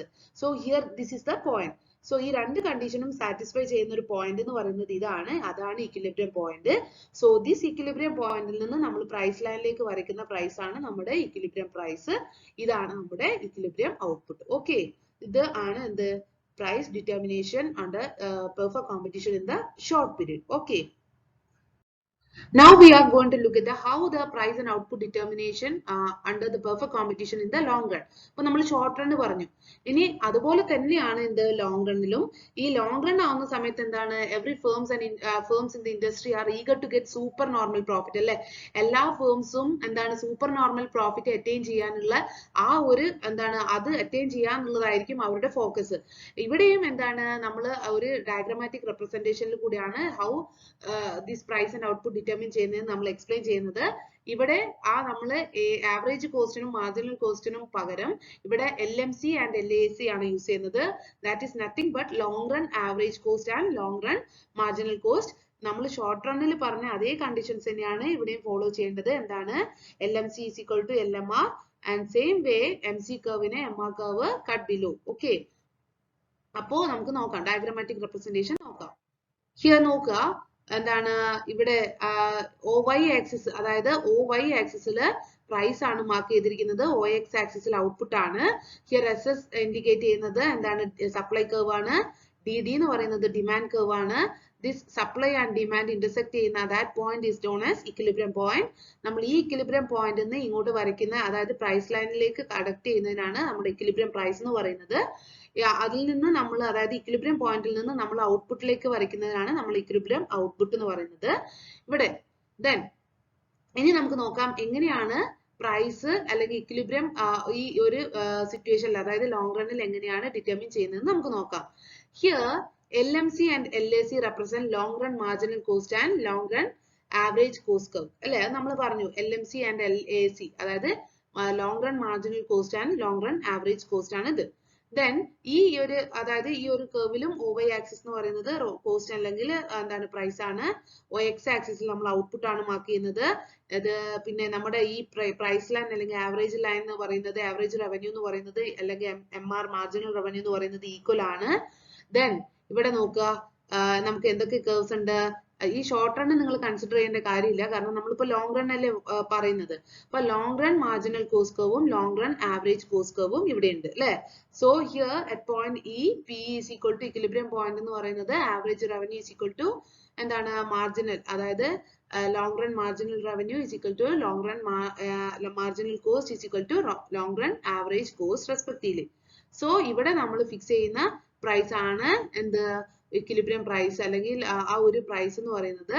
ദെൻ ഈ ഇക്വിലിബ്രിയത്തിനെ ബേസ് ചെയ്തിട്ട് നമ്മൾ താഴോട്ട് വരയ്ക്കുന്ന ക്വാണ്ടിറ്റി ഡിമാൻഡഡ് ആണ് equilibrium quantity output. Okay, so this is about the long run determination of price and output determination under perfect competition. ഇപ്പൊ നമ്മൾ പെർഫെക്റ്റ് കോമ്പറ്റീഷൻ എന്താണെന്നും അതിനകത്തുള്ള പ്രൈസ് ആൻഡ് ഔട്ട്പുട്ട് ഡിറ്റർമിനേഷൻ പറഞ്ഞു. Now the second market condition അല്ലെങ്കിൽ second types of market structure ആണ് monopoly. Monopoly എന്ന് പറഞ്ഞാൽ എന്താണ്, സിംഗിൾ അല്ലെ, ഒരു എന്താ കുത്തകയാണ് അല്ലെ. So monopoly means single selling. In brief, monopoly is a market situation in which there is only one seller or producer of a product for which no close substitute is available. അതായത് under the monopoly market situation there is no close substitute for the product. അതായത് ആ product വിൽക്കാൻ, അതായത് monopoly മാർക്കറ്റിൽ ആ product produce ചെയ്യാൻ ഒരൊറ്റ producer മാത്രമേ ഉള്ളൂ. അതായത് പ്രൊഡ്യൂസ് ചെയ്ത് ആ ഒരു പ്രോഡക്റ്റ് സെല്ല് ചെയ്യാൻ ഒരൊറ്റ സെല്ലർ മാത്രമേ ഉള്ളൂ. നമ്മുടെ ഒരു എക്സാമ്പിൾ പറയുകയാണെങ്കിൽ എന്താണ്, ഇന്ത്യൻ റെയിൽവേ അല്ലെ. റെയിൽവേന്റെ അതെന്താ, പ്രൈവറ്റ് പാർട്ടീസും ആരുമില്ല അല്ലെ. റെയിൽവേന്റെ ഫുൾ അതോറിറ്റി ഇന്ത്യൻ റെയിൽവേക്ക് തന്നെയാണ്. സോ അവരുടെ കയ്യിലാണ് ആ കുത്തക ഇരിക്കുന്നത് അല്ലെ. So as there is only one firm under monopoly, that single firm constitute the whole industry. So here എന്താ, നമ്മൾ പെർഫെക്റ്റ് കോമ്പറ്റീഷനിൽ പറഞ്ഞ എന്താ, അവർ പ്രൈസ് ടേക്കേഴ്സ് ആണ്. പക്ഷെ ഈ മൊണോപോളിസ്റ്റില് അവർക്ക് എന്താണ്, അവർ പ്രൈസ് മേക്കേഴ്സ് ആണ്. അവർ ഒരു സിംഗിൾ സെല്ലർ അല്ലെങ്കിൽ സിംഗിൾ പ്രൊഡ്യൂസർ ആയതുകൊണ്ട് തന്നെ അവരുടെ പ്രോഡക്റ്റിനുള്ള പ്രൈസ് ഫിക്സ് ചെയ്യുന്നതും ആരാണ്, അവർ തന്നെയാണ്. So the monopolist can fix the price of his product and can pursue an independent price policy. Then a monopolist can take the decision about the price of his product. Okay. Then അതിനകത്തുള്ള major examples ആണ് electricity, water supply companies, etc. Now what are the important features of monopoly? എന്തൊക്കെയാ നമ്മൾ പറഞ്ഞ ആ ഡെഫിനിഷനിൽ തന്നെ നമുക്ക് അതിന്റെ ഫീച്ചേഴ്സും ക്ലിയർ ആയിട്ട് പറയാം. എന്തൊക്കെയാ, only one seller and a large number of buyers are there. Then there is no close substitute for the product. Then monopolist എന്ന് പറയുന്നത് ആരാണ്, പ്രൈസ് മേക്കേഴ്സ് ആണ്. Then monopolist can control the supply of their products. Then no entry of new firm, അതായത് പുതിയ ഫേംസിനൊന്നും അവിടേക്ക് easy ആയിട്ടൊന്നും entry ചെയ്യാൻ പറ്റില്ല. കാരണം ഫുൾ എന്താ പറയാ, ഫുൾ അതിന്റെ അതോറിറ്റി വെസ്റ്റ് ചെയ്തിരിക്കുന്നത് അല്ലെങ്കിൽ മൊണോപ്പൊളി ഉള്ളത് ഒരൊറ്റ ഫേമിന് തന്നെയാണ്. അതുകൊണ്ട് തന്നെ പുറമേ ഉള്ള ഫേംസിനൊന്നും അവരുടെ പ്രോഡക്റ്റിലേക്കോ അല്ല അവരുടെ മാർക്കറ്റിലേക്കോ എൻട്രി ചെയ്യാൻ പറ്റില്ല. Then here the firms and the industry are the same. Okay, this is about the features of monopoly. Now what are the important causes of monopoly? എന്തുകൊണ്ടാണ് ഇങ്ങനെ മൊണോപ്പൊളി എന്നുള്ള ആ ഒരു കേസ് ഉണ്ടാവുന്നത്? ഓക്കെ, അതിന് 4 കാര്യങ്ങളാണ് മെയിൻ ആയിട്ട് പറയുന്നത്. there are some legal restrictions. നമുക്ക് ഒരുപാട് ലീഗൽ റെസ്ട്രിക്ഷൻസ് ഉള്ളത് കൊണ്ട് തന്നെ പുതിയ ഒരു ഫേംസിനൊന്നും അതിനകത്തേക്ക് ഫ്രീ ആയിട്ട് എൻട്രി ചെയ്യാൻ പറ്റില്ല. Then exclusive ownership or control over the raw materials. ആ ഒരു പ്രോഡക്റ്റ് പ്രൊഡ്യൂസ് ചെയ്യാനുള്ള ഫുൾ കൺട്രോളും അവർക്ക് മാത്രമായിരിക്കും. അതുകൊണ്ട് തന്നെ എന്താണ്, അതിന്റെ എല്ലാ അതോറിറ്റിയും വെസ്റ്റ് ചെയ്തിരിക്കുന്നതും ഓണർഷിപ്പും വെസ്റ്റ് ചെയ്തിരിക്കുന്നത് ആ മോണോപോളിസ്റ്റിന് തന്നെയായിരിക്കും. Then economies of large scale production and exclusive knowledge of a production technique. These are all the important causes of monopoly. Now look into the price determination under monopoly. എങ്ങനെയാണ് price and output determine ചെയ്യുന്നത് monopoly market സിറ്റുവേഷനിൽ എന്നുള്ളതാണ് നമുക്ക് നോക്കാൻ പോകുന്നത്. Okay, so here a monopoly firm has complete control over the entire supply. നമ്മൾ പറഞ്ഞു അല്ലെ, മൊണോപ്പൊളി എന്ന് പറയുന്ന ഒരു സിംഗിൾ സെല്ലർ അല്ലെങ്കിൽ സിംഗിൾ പ്രൊഡ്യൂസർ ആയതുകൊണ്ട് തന്നെ എൻറ്റയർ കൺട്രോളും അവർക്ക് തന്നെയാണ് ഉള്ളത്. So it can sell different quantities at different prices and it can sell more if it cuts down its prices. Thus the monopoly firm faces a downward sloping demand curve or average revenue curve. So നമ്മൾ നേരത്തെ പറഞ്ഞത് perfect കോമ്പറ്റീഷനിൽ എന്തായിരുന്നു, horizontal straight line ആയിരുന്നു അല്ലെ. Price remains constant ആണ്. അതുകൊണ്ട് തന്നെ അവര് ആ പ്രൈസ് ലൈൻ അങ്ങനെയായിരുന്നു അല്ലെ, ഹൊറിസോണ്ടൽ ആയിരുന്നു. പക്ഷെ ഇവിടെ എന്ന് പറയുന്നത് മൊണോപ്പൊളിയില് അവർക്ക് എന്താണ്, അവരുടെ ഡിമാൻഡ് കർവ് എന്ന് പറയുന്നത് ഡൗൺവേർഡ് സ്ലോപ്പിംഗ് ആണ്. ഓക്കെ, ഈ ഡിമാൻഡ് കർവ് എന്ന് പറയുന്നതും ആവറേജ് റവന്യൂ കർവ് എന്ന് പറയുന്നതും മാർജിനൽ റവന്യൂ കർവ് എന്ന് പറയുന്നതും ഒക്കെ എന്താണ്, സെയിം ആണ്. അതുകൊണ്ട് തന്നെ എന്താണ്, അവരുടെ ഡിമാൻഡ് കർവ് അല്ലെങ്കിൽ ഈ മൊണോപ്പൊളിയില് അവരുടെ ഡിമാൻഡ് ഈ ഒരു കർവ് എന്ന് പറയുന്നത് ഡൗൺവേർഡ് സ്ലോപ്പിംഗ് ആണ്. As the single firm constitute the industry, the demand curve of the monopoly firm and the industry will be the same. Okay. But under the perfect competition, the firm's demand curve is a horizontal straight line. Yes. Okay. Then, though the monopolist has the freedom to fix any price, he will prefer a price output combination that gives him maximum profit. എത്ര price വേണമെങ്കിലും fix ചെയ്യാമെങ്കിലും അവരെന്താണ് അവർക്ക് maximum ഏതൊരു company ആണെങ്കിലും അവർക്ക് maximum profit ഉണ്ടാക്കുക എന്നുള്ളതാണല്ലോ അവരുടെ ധർമ്മം. അതുകൊണ്ട് തന്നെ ഈ മൊണോപോളിസ്റ്റ് അവര് എപ്പോഴും പ്രൈസ് ഫിക്സ് ചെയ്യുമ്പോൾ അവരെന്താണ് ശ്രദ്ധിക്കുക, അവർക്ക് പ്രോഫിറ്റ് മാക്സിമൈസ് ചെയ്യുന്ന രീതിയിലുള്ള ഒരു പ്രൈസ് ആണ് അവര് ഫിക്സ് ചെയ്യുക അല്ലെ. ഓക്കെ, അതാണ് ആ പോയിന്റിൽ പറഞ്ഞത്. Then he goes on producing so long as additional units add more to revenue than to cost, and he will stop at that point beyond which additional units of production add more to cost than to revenue. So in other words, he will be in equilibrium position at the output level at which marginal revenue equal to marginal cost and MC cuts MR from below. നമ്മള് നേരത്തെ perfect കോമ്പറ്റീഷന്റെ കേസിൽ പറഞ്ഞ പോലെ തന്നെ ഇവിടെയും എന്തുണ്ട്, conditions follow ചെയ്യണം. അതായത് എന്തൊക്കെയാണ് ഇവിടുത്തെ കണ്ടീഷൻസ്? നമ്മൾ നേരത്തെ പറഞ്ഞ അതേ കണ്ടീഷൻസ് തന്നെയാണ്. എന്താണ്? M C curve M R കർവിനെ കട്ട് ചെയ്യണം, അല്ലെങ്കിൽ M C is equal to M R. First condition എന്ന് പറയുന്നത് marginal cost is equal to marginal revenue, and the second condition എന്ന് പറയുന്നത് MC curve cut the MR curve from below. അതാണ് second condition. ഇത് രണ്ടുമാണ് basic ആയിട്ടുള്ള conditions. Then one more condition is that price should be greater than average cost. എന്നാൽ മാത്രമേ ഉള്ളൂ എന്തുണ്ടാവുക, അവർക്ക് പ്രോഫിറ്റ് അച്ചീവ് ചെയ്യാൻ പറ്റുക അല്ലെ. പ്രൈസ് എന്ന് പറയുന്നത് നമുക്ക് ഇൻകേർഡ് ആയ കോസ്റ്റിനേക്കാളും കൂടുതൽ നമ്മൾ പ്രൈസ് ഫിക്സ് ചെയ്താൽ മാത്രമല്ലേ ഉള്ളൂ നമുക്ക് ലാഭം കിട്ടുക. So these are the different conditions under which the firm in the monopoly market structure is in equilibrium. ഇനി നമുക്ക് അതിന്റെ ഡയഗ്രം എങ്ങനെയാണെന്ന് നോക്കാം. So here ഇവർക്ക് മൊണോപ്പൊളി, അതായത് വേറെ കോമ്പറ്റീറ്റേഴ്സും ഒന്നും ഇല്ലാത്തത് കൊണ്ട് തന്നെ ഇവർക്ക് എന്താണ്, both in the long run and short run they are in എന്താ പറയാ ഒരു പ്രോഫിറ്റബിൾ പൊസിഷനിലാണ് ഇവരുള്ളത്. സോ അതെന്താന്ന് വെച്ചാൽ മൊണോപ്പൊളിസ്റ്റ് എന്ന് പറഞ്ഞാൽ എന്താണ്, അവർക്ക് സൂപ്പർ നോർമൽ പ്രോഫിറ്റ് ആണ്. അതായത് because they have no competitors അല്ലെ, അവരൊരു സിംഗിൾ പ്രൊഡ്യൂസർ അല്ലെങ്കിൽ സിംഗിൾ സെല്ലർ ആയതുകൊണ്ട് തന്നെ in both in the long run and short run they achieve the earn super normal profit. Okay, so ഇവര് നമ്മൾ പറഞ്ഞ എന്താണ്, ഇവര് പ്രൈസ് മേക്കർ ആണെന്ന് നമ്മൾ പറഞ്ഞു അല്ലെ. സോ ഹിയർ നോക്കുക, നമ്മുടെ ഡയഗ്രാം നോക്കുക. എപ്പോഴും നിങ്ങൾ ഡയഗ്രാം വരയ്ക്കുമ്പോൾ OX ആക്സിസും OY ആക്സിസും ഒക്കെ റെപ്രസെന്റ് ചെയ്യണം. ഇവിടെ നോക്കുക, ഇൻ ദ OY ആക്സിസ് ഇത് കോസ്റ്റ്, റവന്യൂ, പ്രോഫിറ്റ് അങ്ങനെയുള്ള ഐറ്റംസ് ആണ് കാണിക്കുന്നത്. OX ആക്സിസിൽ ഇത് മെൻഷൻ ചെയ്യുന്നത് എന്താണ്, ഔട്ട്പുട്ടിനെയാണ്. പിന്നെ നമ്മൾ പറഞ്ഞു ഇവിടെ AR അല്ലെങ്കിൽ ഡിമാൻഡ് കർവ് എന്ന് പറയുന്നത് ഡൗൺവേർഡ് സ്ലോപ്പിംഗ് ആണെന്ന് പറഞ്ഞു. അപ്പൊ നമ്മൾ അത് മാർക്ക് ചെയ്യുന്നു. പിന്നെ മാർജിനൽ റവന്യൂ എന്ന് പറയുന്നത് നമ്മൾ മാർക്ക് ചെയ്യുന്നു. ദെൻ നമ്മൾ രണ്ട് കണ്ടീഷൻസ് പറഞ്ഞിരുന്നല്ലോ. എന്താണ്? First MC is equal to MR, അല്ലെങ്കിൽ MC കർവും MR കർവും എന്താണ് ഈക്വൽ ആവണം. അപ്പൊ MCയും എന്താണ്, MC കർവും MR കർവും ഈക്വൽ ആവുന്ന പോയിന്റ് എന്ന് പറയുന്നത് എവിടെയാണ്? ഇതാണ് നമ്മുടെ എന്താണ് MC കർവ് അല്ലെ. MC കർവ് ഇവിടെയാണ് നമ്മുടെ MR കർവ്. അപ്പൊ ഇത് രണ്ടും ഈക്വൽ ആണല്ലോ, ഇവിടെ ആണ്. ഇനി നമ്മൾ എന്താ പറഞ്ഞത്, MC കർവ് MR കർവിനെ എന്താണ് ലോവസ്റ്റ് പോർഷന് കട്ട് ചെയ്യണം. സോ MC കർവ് എന്താണ്, ഇവിടെയല്ലേ ലോവസ്റ്റ് പോർഷൻ, എന്നിട്ട് MC കർവ് ഉയർന്നു പോവല്ലേ. So this is the point where the equilibrium arises. ഈ ഒരു പോയിന്റിനാണ് നമ്മൾ ഇക്വിലിബ്രിയം പോയിന്റ് എന്ന് പറയുന്നത്. അതായത് നമ്മുടെ കണ്ടീഷൻസ് ഫോളോ ചെയ്യുന്നുണ്ട് അല്ലെ. എന്താണ്, MC is equal to MR ആണ്. MC curve cut the MR curve from below. ആ രണ്ട് കണ്ടീഷൻസ് ഫോളോ ചെയ്യുന്നത് കൊണ്ട് തന്നെ ഈ ഒരു പോയിന്റിനാണ് നമ്മൾ ഇക്വിലിബ്രിയം പോയിന്റ് എന്ന് പറയുന്നത്. ദെൻ ഈ ഇക്വിലിബ്രിയം പോയിന്റ് നമ്മൾ പ്രൈസിലേക്ക്, അതായത് ഡിമാൻഡ് കർവിലേക്ക് അല്ലെങ്കിൽ ആവറേജ് റവന്യൂ കർവിലേക്ക് നമ്മൾ എന്താണ് ഈ പ്രൈസ്, അതായത് പ്രൈസ് ഐഡന്റിഫൈ ചെയ്യാൻ വേണ്ടിയിട്ട് നമ്മൾ ഈ ലൈൻ ഇങ്ങോട്ട് വരയ്ക്കും. അതാണ് നമ്മുടെ B എന്നുള്ള പോയിന്റ്. ആ ഒരു പോയിന്റിൽ നിന്ന് നമ്മൾ പ്രൈസ് ലൈനിലേക്ക് വരയ്ക്കുന്നതാണ് നമ്മുടെ ഇക്വിലിബ്രിയം, പ്രൈസ്. ദെൻ ആ ഒരു പോയിന്റിൽ നിന്ന് നമ്മൾ ക്വാണ്ടിറ്റി ഡിമാൻഡിലേക്ക് മാർക്ക് ചെയ്യുന്നതാണ് നമ്മുടെ ക്വാണ്ടിറ്റി ഡിമാൻഡ്. സോ ഇത്രയും ക്ലിയർ ആയല്ലോ. ഇപ്പൊ E എന്നുള്ള പോയിന്റ് നമ്മുടെ ഇക്വിലിബ്രിയം പോയിന്റ് ആണ്. ദെൻ ഇത് MC എന്ന് പറയുന്നത് മാർജിനൽ കോസ്റ്റ് കർവ് ആണ്. AC എന്ന് പറയുന്നത് ആവറേജ് കോസ്റ്റ് കർവ് ആണ്. ദെൻ ഈ ഇക്വിലിബ്രിയം പോയിന്റിൽ നിന്ന് നമ്മൾ പ്രൈസ് ലൈനിലേക്ക് വരയ്ക്കുന്ന അതിനാണ് ഇക്വിലിബ്രിയം പ്രൈസ് എന്ന് പറയുന്നത്. താഴോട്ട് വരയ്ക്കുന്ന ആ ഒരു ഇതിനാണ് നമ്മൾ ഇക്വിലിബ്രിയം ക്വാണ്ടിറ്റി ഡിമാൻഡ് എന്ന് പറയുന്നത്. ഇവിടെ നോക്കുക, ഇത്രയുമാണ് നമ്മുടെ ഈ ഒരു കേസിൽ നമ്മുടെ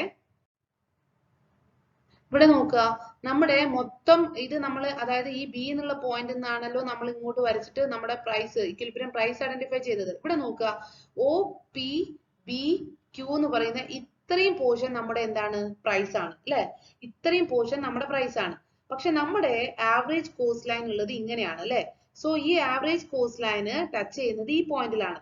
അപ്പൊ ഈ ആവറേജ് കോസ്റ്റ് എന്ന് പറയുന്നത് ഇതിങ്ങനെ നമ്മൾ ഇങ്ങോട്ട് പ്രൈസ് ലൈനിലേക്ക് മാർക്ക് ചെയ്തപ്പോൾ ഇത്രയും പോർഷൻ ആണ് നമ്മുടെ എന്ത്, കോസ്റ്റ്, അല്ലെങ്കിൽ ഇത്രയും പോർഷൻ ആണ് നമ്മുടെ കോസ്റ്റ്. അതായത് ഒ എന്താ പറയാ, O C A Q, O C A Q എന്ന് പറയുന്ന ഇത്രയും പോർഷനെ നമ്മുടെ കോസ്റ്റ് ഉള്ളൂ.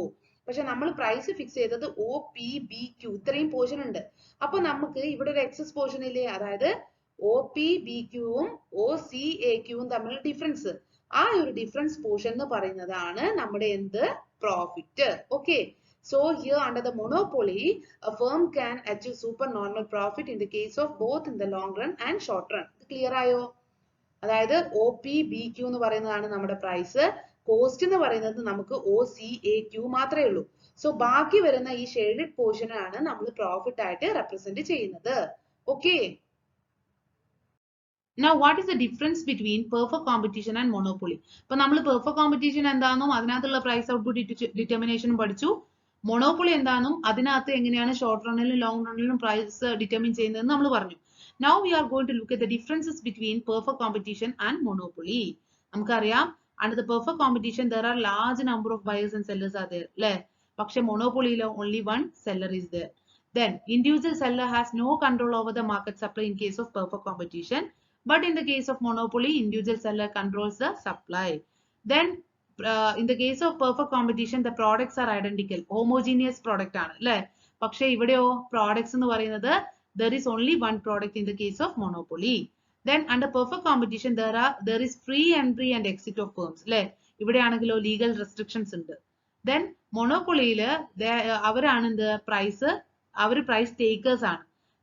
പ്രൈസ് മേക്കേഴ്സ് ആണ്. പെർഫെക്റ്റ് കോമ്പറ്റീഷനിലോ അവര് പ്രൈസ് ടേക്കേഴ്സ് ആണ്. Then monopolists discriminate the price, but there is uniform price in the perfect competition. Then last difference is the firm and industry is different in the case of perfect competition. പക്ഷേ ഫേമും എന്ന് പറഞ്ഞാലും industry എന്ന് പറഞ്ഞാലും ഒക്കെ same ആണ് ഏതിന്റെ കേസില്, മോണോപ്പൊളിയുടെ കേസില്. ഇതാണ് പെർഫെക്റ്റ് കോമ്പറ്റീഷനും മോണോപ്പൊളിയും തമ്മിലുള്ള മെയിൻ ആയിട്ടുള്ള differences. Then coming to the third one, that is monopolistic competition. Monopolistic competition എന്ന് പറഞ്ഞാൽ എന്താ, മൊണോപ്പൊളിയുടെയും പെർഫെക്റ്റ് കോമ്പറ്റീഷന്റെയും ഒരു മിക്സ്ചർ ആണ് എന്ത്, monopolistic competition. Okay.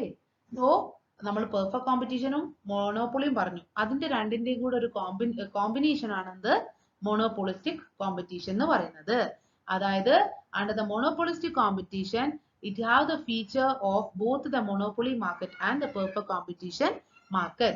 So according to Professor E.H. Chamberlain of America, monopolistic competition means a market situation in which is imperfect and the products of the firms under monopolistic competition are mainly close substitute to each other. അതായത് ഈ monopolistic കോമ്പറ്റീഷനിലുള്ള products എന്ന് പറയുന്നത് എന്താണ്, close substitute ആയിരിക്കും. ഇപ്പൊ നമ്മളൊരു example പറയുകയാണെങ്കിൽ എന്താണ്, ഇപ്പൊ ഒരു എക്സാമ്പിൾ സോപ്പാണ്. എത്ര കമ്പനീസ് സോപ്പ് മാനുഫാക്ചർ ചെയ്യുന്നുണ്ട് അല്ലെ.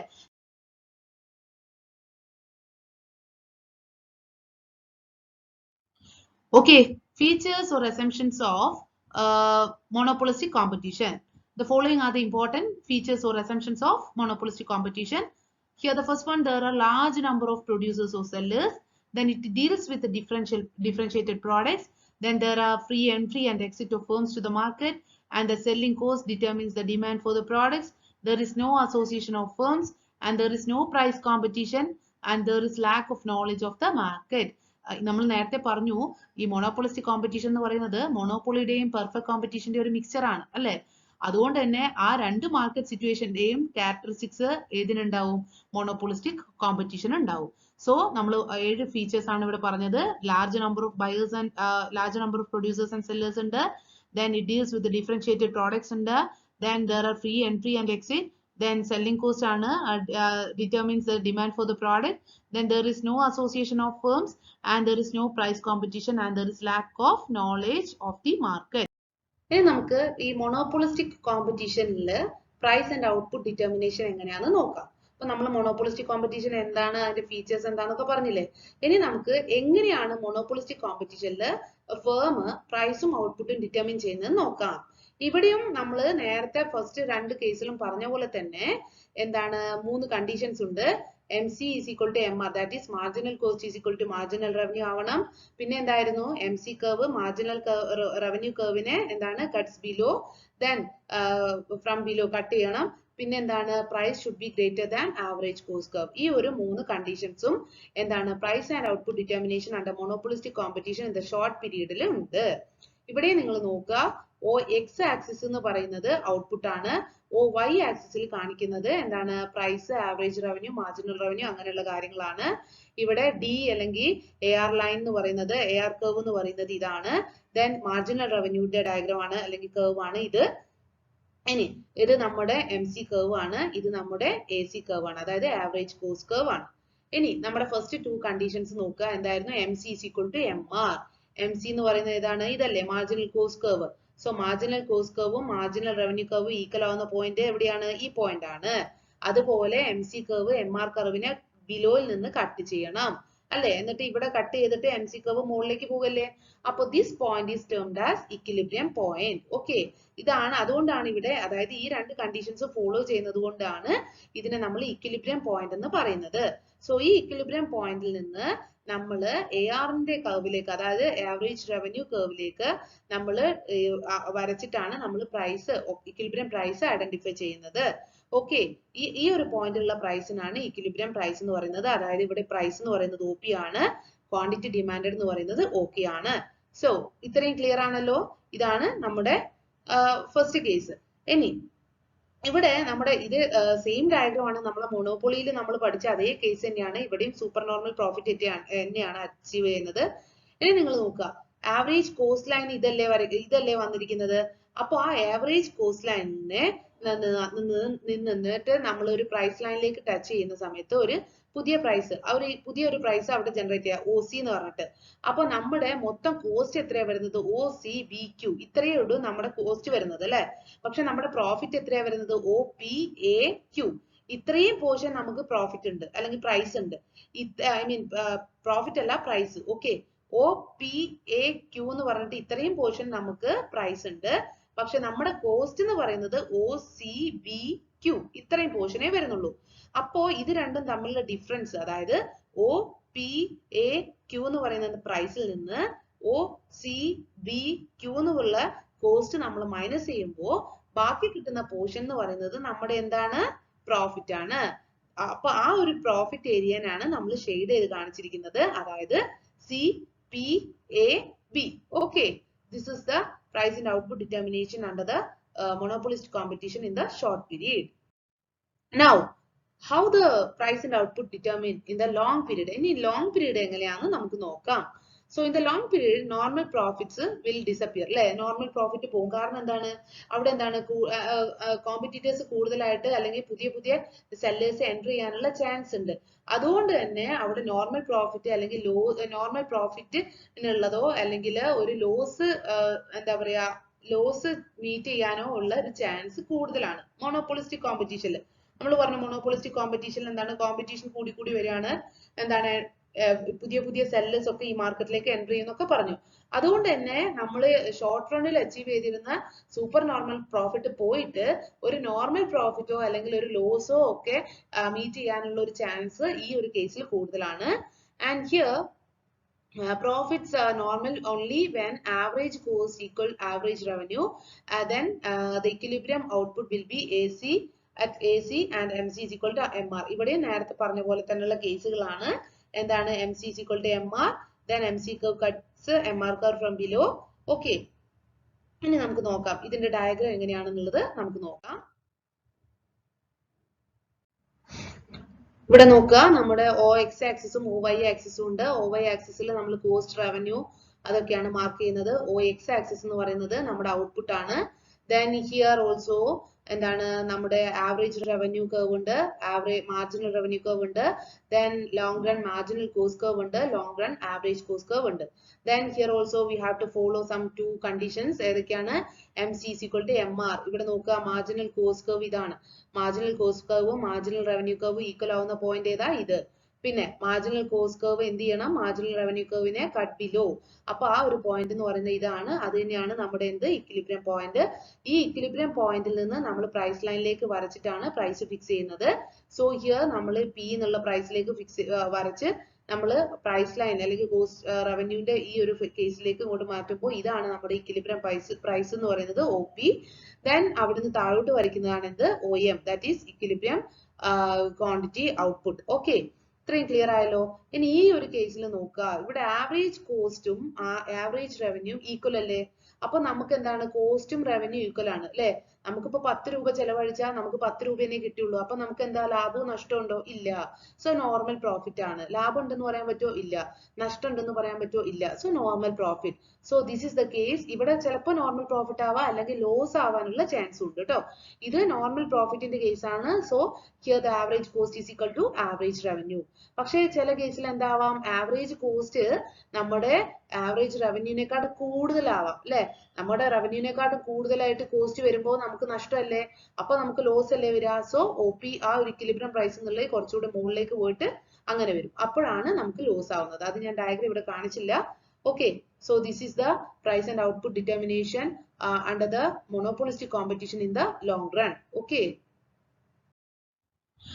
now what are the differences between perfect competition and monopolistic competition? Perfect കോമ്പറ്റീഷനും മോണോപോളിസ്റ്റിക് കോമ്പറ്റീഷനും തമ്മിലുള്ള വ്യത്യാസങ്ങൾ എന്തൊക്കെയാണെന്നാണ് നമ്മൾ ഇനി പറയാൻ പോകുന്നത്. ഹിയർ ദ പ്രോഡക്ട്സ്, പെർഫെക്റ്റ് കോമ്പറ്റീഷന്റെ കേസിൽ എന്താ? പ്രോഡക്ട്സ് ഒക്കെ ഐഡന്റിക്കൽ ആണ്, ഹോമോജീനിയസ് ആണ് നമ്മൾ പറഞ്ഞു അല്ലെ? മോണോപോളിസ്റ്റിക് കോമ്പറ്റീഷന്റെ കേസിലോ പ്രോഡക്ട്സ് ഡിഫറൻഷിയേറ്റഡ് ആണ്. ഓക്കെ, ഈ പെർഫെക്റ്റ് കോമ്പറ്റീഷനിൽ ഹോമോജീനിയസ് ആണ്, പക്ഷെ മോണോപോളിസ്റ്റിക് കോമ്പറ്റീഷനിൽ പറഞ്ഞാൽ ഇപ്പൊ നമ്മൾ എക്സാമ്പിൾ സോപ്പ് തന്നെ നോക്കുക. സോപ്പ് എന്ന് പറഞ്ഞാൽ സോപ്പിന്റെ പേർപ്പസ് ഒന്നാണെങ്കിലും അതെന്താ? അതിന്റെ കളറിനകത്തോ അല്ലെങ്കിൽ അതിനകത്ത് സൈസിനകത്തോ അല്ലെങ്കിൽ അതിനകത്ത് ചേർക്കുന്ന ഇൻഗ്രീഡിയൻസിനകത്തോ അല്ലെങ്കിൽ അതിന്റെ അകത്തുള്ള ഫ്രാഗ്രൻസിനകത്തോ അങ്ങനെ ചെറിയ ചെറിയ മോഡിഫിക്കേഷൻസ് അല്ലെങ്കിൽ ചെറിയ ചെറിയ വ്യത്യാസങ്ങൾ വരുത്തുകയാണ് ചെയ്യുന്നത് അല്ലെ? Then second case, it is not a real concept. Perfect competition എന്ന് പറയുന്നത് ഒരു റിയൽ കോൺസെപ്റ്റ് അല്ല. മോണോപോളിസ്റ്റിക് കോമ്പറ്റീഷൻ എന്ന് പറയുന്നത് ഒരു റിയൽ കോൺസെപ്റ്റ് ആണ്. Then perfect competition എന്താണ്? Large number of buyers and sellers ഉണ്ട്. മോണോപോളിസ്റ്റിക് കോമ്പറ്റീഷനിലോ buyers and sellers are not so large അല്ലെ? പെർഫെക്റ്റ് കോമ്പറ്റീഷനെ പോലെ അത്രയ്ക്ക് ലാർജ് അല്ല ഇവിടെ മോണോപോളിസ്റ്റിക് കോമ്പറ്റീഷനില്. Then perfect knowledge of market conditions, അതായത് പെർഫെക്റ്റ് കോമ്പറ്റീഷനില് എന്താണ്? നോളജ് ഓഫ് ദ മാർക്കറ്റ് ഉണ്ട്. ഇവിടെ എന്താണ്? Lack of perfect knowledge about the market condition. Then perfect competition selling cost do not play any role. ഈ monopolistic competition selling cost has an important role. Then perfect competition അവരെന്താണ്? price takers ആണ്. monopolistic competition they are the price makers. Then perfect competition demand curve എന്താണ്? horizontal ആണ്. Then monopolistic competition demand curve downward sloping ആണ്. Then in the case of perfect competition, average revenue, marginal revenue curves are parallel to x-axis and price is equal to demand is equal to average revenue is equal to marginal revenue. ഇവിടെ എന്താണ്? പ്രൈസും price is equal to demand is equal to average revenue is equal, but marginal revenue is less than average revenue. These are the differences between perfect competition and monopolistic competition. Then next market condition ആണ് oligopoly. What do you mean by oligopoly? Oligopoly is a situation in which there are so few sellers that each of them is conscious of the results upon the price of the supply, which he individually places upon the market. According to J. Stigler, oligopoly is that situation in which the firm bases its market policy in part on the expected behavior of a few close rivals. Further, they may produce homogeneous or differentiated products. So, oligopoly nu പറഞ്ഞാൽ എന്താണ്? Here there is only a few sellers for the products. Okay, so the oligopoly is a market situation in which there is only a few sellers for the products. Okay, and they are conscious of the results upon the price of the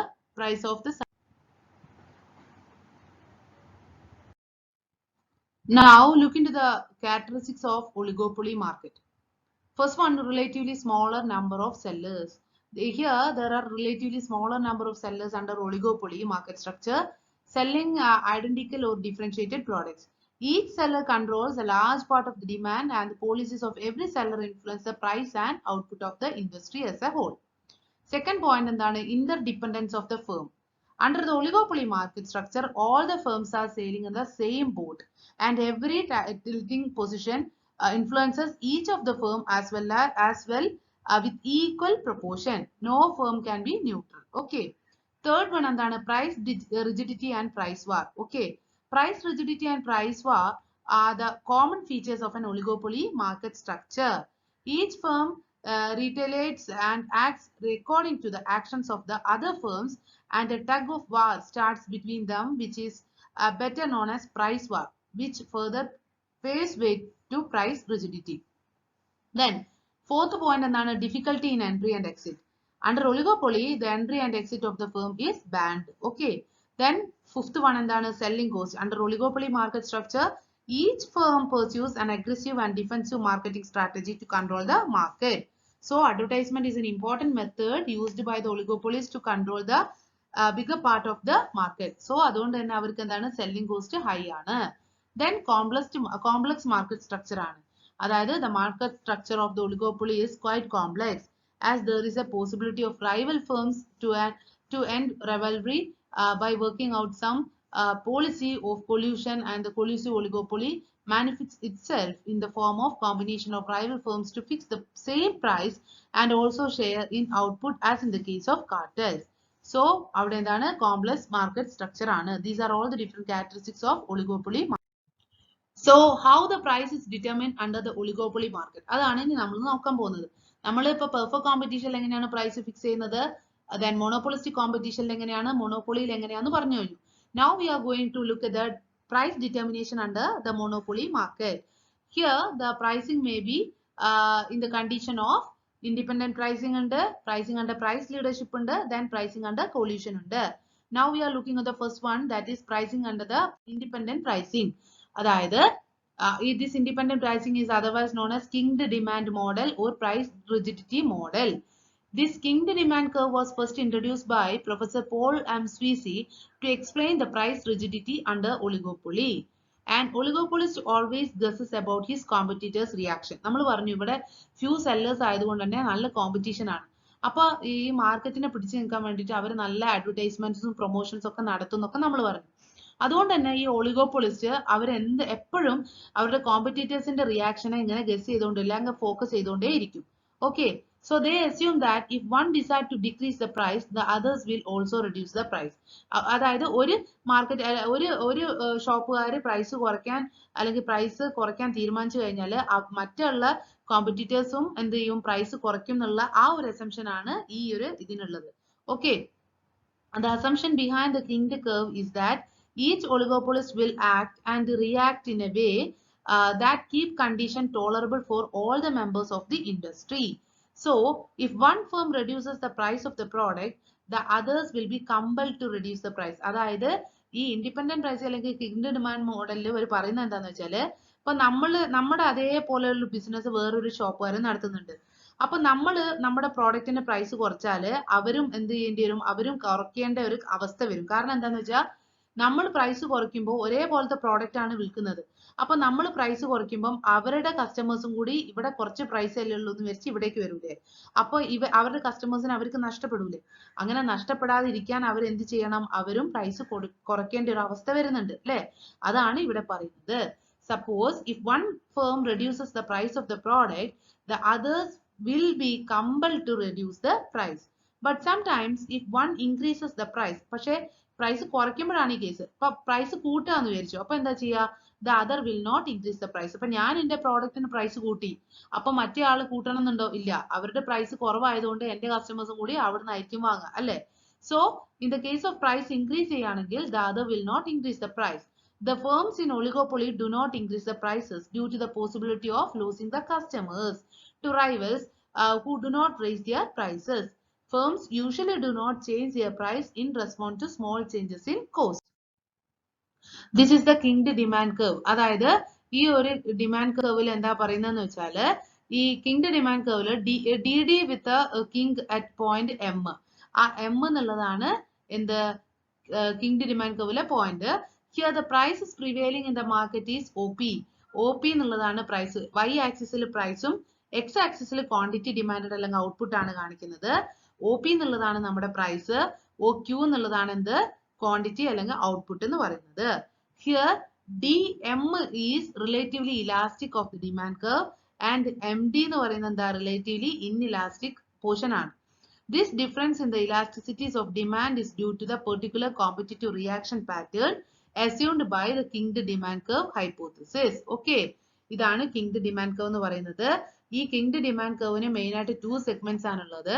first എന്ന് പറയുന്നത് relatively elastic portion of the demand curve and the second one is relatively inelastic portion of the demand curve. ഇതിനകത്ത് DM അതായത് ഇവിടെ നോക്കുക ഈ ഒരു kinked demand curveല് O Y ആക്സിസിൽ പ്രൈസും O X ആക്സിസിൽ ഔട്ട്പുട്ടും ആണ് കാണിക്കുന്നത്. OP എന്ന് പറയുന്നതാണ് പ്രൈസ്, OQ എന്ന് പറയുന്നതാണ് ഔട്ട്പുട്ട് അല്ലെങ്കിൽ ക്വാണ്ടിറ്റി ഔട്ട്പുട്ട്. ഇവിടെ DM എന്ന് പറയുന്നത് എന്താണ് റിലേറ്റീവ്ലി ഇലാസ്റ്റിക് പോർഷൻ ആണ്. Relatively elastic portion of the demand curve ആണ്.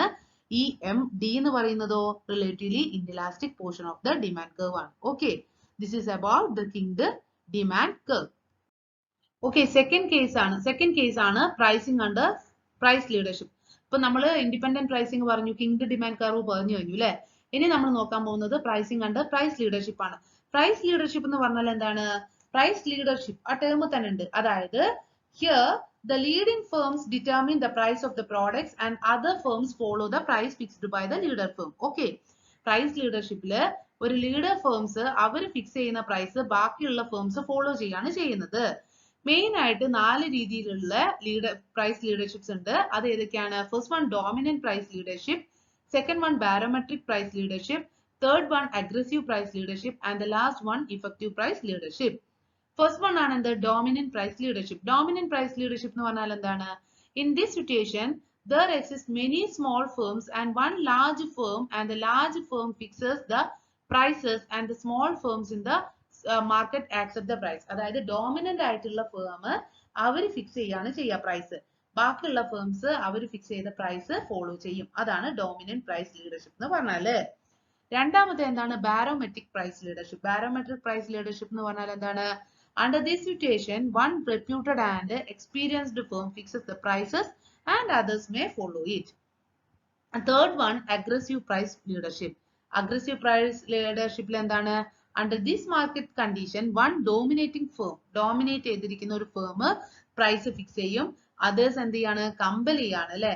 And they compel all others in the industry to follow the price. Okay, അവർ ഫിക്സ് ചെയ്ത ഡോമിനന്റ് ഫേം ഫിക്സ് ചെയ്ത പ്രൈസ് ഫോളോ ചെയ്യാൻ വേണ്ടിയിട്ട് അവർ ബാക്കി എല്ലാ ഫേംസിനെയും കമ്പൽ ചെയ്യാണ് ചെയ്യുന്നത്.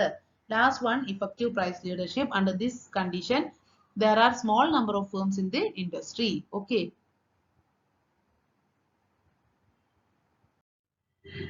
നമുക്കിനി പ്രൈസ് ലീഡർഷിപ്പ് മോഡൽ, അതായത് pricing under the price leadership model നോക്കാം.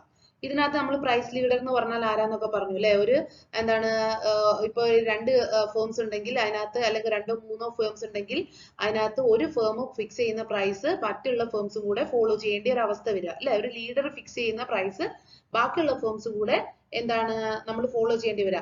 ഒരു ഫേമിനെ എങ്ങനെയാണ് ലീഡർ ആക്കുന്നത്? ഒന്നില്ലെങ്കിൽ അത് ഈ ഒരു മറ്റു ഫേമുകളെ അപേക്ഷിച്ച് കുറച്ചുകൂടെ എക്സ്പീരിയൻസ്ഡ് ആയിട്ടുള്ളതാവാം, അല്ലെങ്കിൽ സീനിയർ, അങ്ങനെയൊക്കെ അതിന്റെ ഒരു ബേസിലാണ് നമ്മൾ ഒരു ഫേമിനെ ലീഡർ എന്നുള്ളൊരു കൺസിഡർ ചെയ്യുന്നത്. Okay, so here the diagram നിങ്ങൾ നോക്കുക.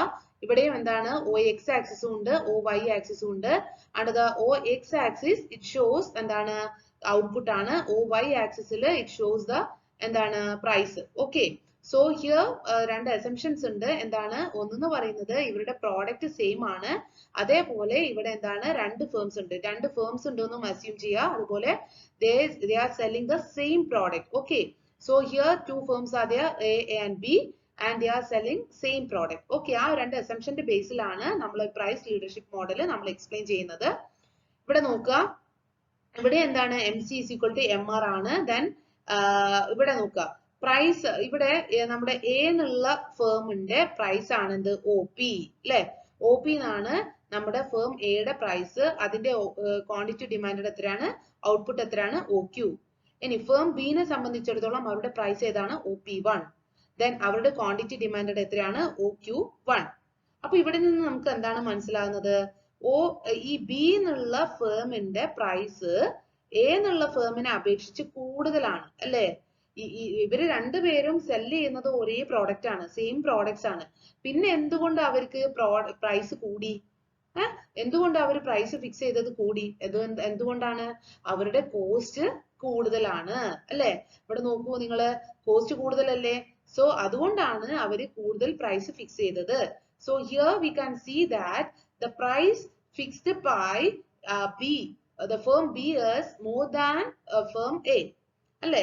അതുകൊണ്ട് തന്നെ ഫേം എന്റെ പ്രൈസ് ഫോളോ ചെയ്യാന് ഫേം ബിനോട് പറയാണ് ചെയ്യുന്നത്. ബിക്കോസ് അവർ ഒരിക്കലും അങ്ങനെ ഒരേപോലത്തെ പ്രോഡക്റ്റ് ആയതുകൊണ്ട് തന്നെ ഒരിക്കലും അവർക്ക് കോസ്റ്റ് കൂടാൻ പാടില്ല.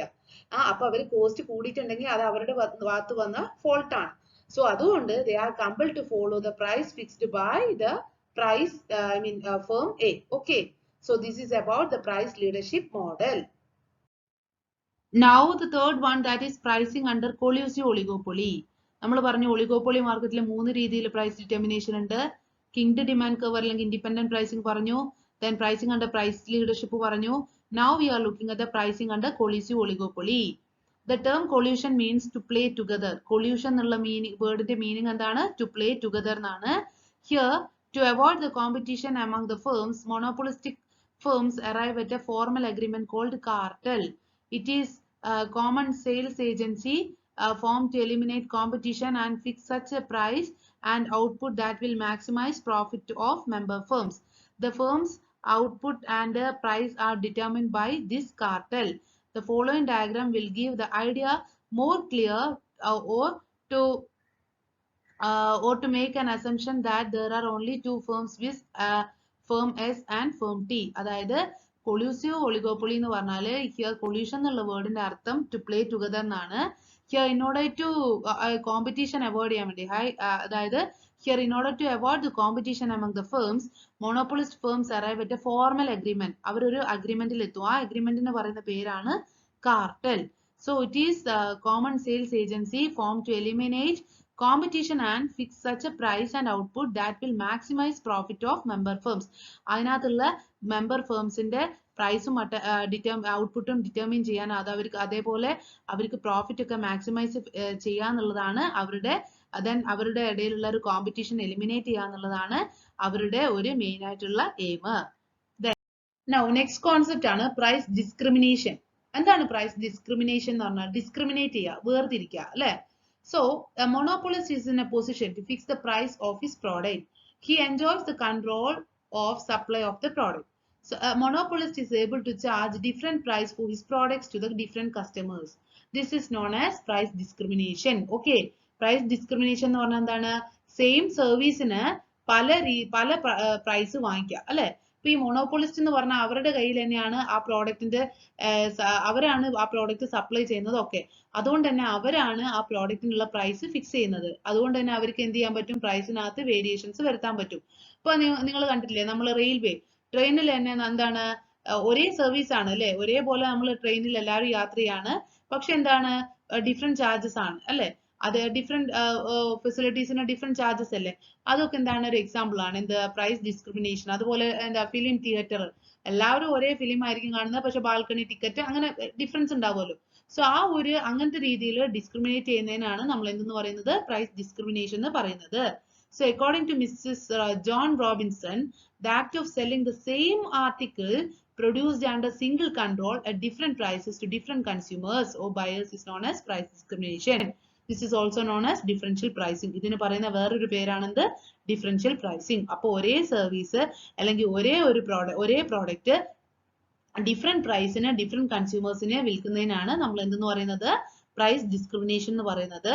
ഈ പ്രൈസ് ഡിസ്ക്രിമിനേഷൻ പറയുന്ന വേറൊരു പേരാണ് differential pricing. Then what do you mean by dumping? Dumping എന്ന് പറഞ്ഞാൽ എന്താണ്? When the monopolist work in home market as well as foreign market, he is able to discriminate the price between these two markets. അതായത് ഇപ്പൊ ഒരു product നമ്മൾ home മാർക്കറ്റിലും foreign മാർക്കറ്റിലും വിൽക്കുന്നുണ്ടെന്ന് വിചാരിക്കുക. അതായത് നമ്മൾ ഇന്ത്യയിലും ഫോറിൻ രാജ്യങ്ങളിലും ഒരേപോലത്തെ പ്രോഡക്റ്റ്, സെയിം പ്രോഡക്റ്റ് തന്നെ ഫോറിനിലും നമ്മുടെ ഇന്ത്യയിലും വിൽക്കുന്നുണ്ടെങ്കിൽ നമ്മൾ ഇപ്പൊ ഇന്ത്യയിൽ ഒരു പ്രൈസും ഫോറിൻ രാജ്യത്ത് വേറൊരു പ്രൈസും ആണ് നമ്മൾ ഫിക്സ് ചെയ്യുന്നതെങ്കിൽ ആ ഒരു പ്രോസസ്സിന് പറയുന്ന പേരാണ് dumping. So if he has the monopoly in home market and he faces competition into foreign market, he will be able to charge higher prices for his products in home market, and this practice is known as dumping or price dumping. Okay. Then what do you mean by price? Price എന്ന് പറഞ്ഞാൽ എന്താ? Price is the money value of goods and services. അല്ലേ? നമ്മൾ ഒരു product വാങ്ങുക അല്ലെങ്കിൽ ഒരു product അല്ലെങ്കിൽ ഒരു സർവീസസ് വാങ്ങുമ്പോൾ നമ്മൾ അതിന് കൊടുക്കുന്ന ഒരു എക്സ്ചേഞ്ച് ഫാക്ടർ ആണ് എന്ത്? മണി എന്ന് പറഞ്ഞാൽ അല്ലെങ്കിൽ പ്രൈസ് എന്ന് പറയുന്നത്. So price means price is the money value of goods and services. നമ്മൾ വാങ്ങിക്കുന്ന അല്ലെങ്കിൽ ഗുഡ്സും സർവീസസും എക്സ്ചേഞ്ച് ചെയ്യപ്പെടുമ്പോൾ ഉണ്ടാവുന്ന അതിന്റെ ഒരു മണി വാല്യൂവിനെയാണ് നമ്മൾ എന്തെന്ന് പറയുന്നത്? പ്രൈസ് എന്ന് പറയുന്നത്. In other words, it is the exchange value of the product or service in terms of money. To the seller, price is a source of revenue. അല്ലെ? ഒരു പ്രോഡക്റ്റ് സെല്ല് ചെയ്യുന്ന ആളെ സംബന്ധിച്ച് പ്രൈസ് എന്ന് പറയുന്നത് എന്താണ്? റവന്യൂ ആണ് അല്ലെ? To the buyer എന്താണ്? നമ്മളിപ്പോൾ ഒരു പ്രോഡക്റ്റ് വാങ്ങുകയാണെങ്കിൽ പ്രൈസ് എന്ന് പറയുന്നത് എന്താണ്? നമ്മുടെ സാക്രിഫൈസ് ആണ്, എക്സ്പെൻസ് ആണ് അല്ലെ? So this is about price. Now, what are the important factors governing prices and pricing decision? ഒരു കമ്പനീനെ സംബന്ധിച്ച് എന്തൊക്കെ ഫാക്ടേഴ്സ് ആണ് ഒരു പ്രൈസ് ഫിക്സ് ചെയ്യുന്നതിനെ ഡിറ്റർമിൻ ചെയ്യുന്നത് അല്ലെങ്കിൽ ഇൻഫ്ലുവൻസ് ചെയ്യുന്നതെന്നാണ് നമ്മൾ നോക്കുന്നത്. ആ ഒരു ഫാക്ടേഴ്സിനെ മെയിൻ ആയിട്ട് രണ്ട് രീതിയിൽ ക്ലാസിഫൈ ചെയ്തിട്ടുണ്ട്. Internal factors and external factors. Internal ഫാക്ടേഴ്സിൽ വരുന്നതാണ് കോസ്റ്റ്, അതായത് കോസ്റ്റ് ഓഫ് പ്രൊഡക്ഷൻ, അതായത് cost of production including materials, labour, overhead, administrative and selling expenses etcetera. Then objectives. While fixing the price, the firm's objectives are to be taken into consideration. അതായത് എന്താണ്? Maximum sales അല്ലെങ്കിൽ targeted rate of return, അങ്ങനെയുള്ള കാര്യങ്ങളൊക്കെ നമ്മൾ consider ചെയ്യണം. Then organisational factors, അതായത് organisational mechanism, അതും കൂടെ എന്ത് ചെയ്യണം? പ്രൈസ് ഫിക്സ് ചെയ്യുമ്പോൾ നമ്മൾ കൺസിഡർ ചെയ്യണം. Then marketing mix. Marketing mix എന്ന് പറഞ്ഞാൽ എന്താണ്? പ്രോഡക്റ്റ് പ്രൈസ്, പ്ലേസ്, പ്രൊമോഷൻ, അങ്ങനത്തെ കാര്യങ്ങളല്ലേ? So that we have to consider while fixing the price of a product. Then product differentiation. One of the objectives of product differentiation is to charge higher prices. Then product life cycle. At various stages of the product life cycle എന്താണ്? Various prices ആണ് ഉണ്ടാവുക അല്ലെ? അതായത് നമ്മൾ introduction സ്റ്റേജിൽ തന്നെ ഒരു പ്രോഡക്റ്റിന് high price charge ചെയ്താൽ അതിന് ഡിമാൻഡ് ഉണ്ടാവില്ല. സോ ഇൻട്രൊഡ്യൂസ് ചെയ്യുന്ന സമയത്ത് പ്രോഡക്റ്റിന് പ്രൈസ് കുറയ്ക്കുകയും പിന്നെ പയ്യെ കൂട്ടി വരികയാണ് ചെയ്യുക.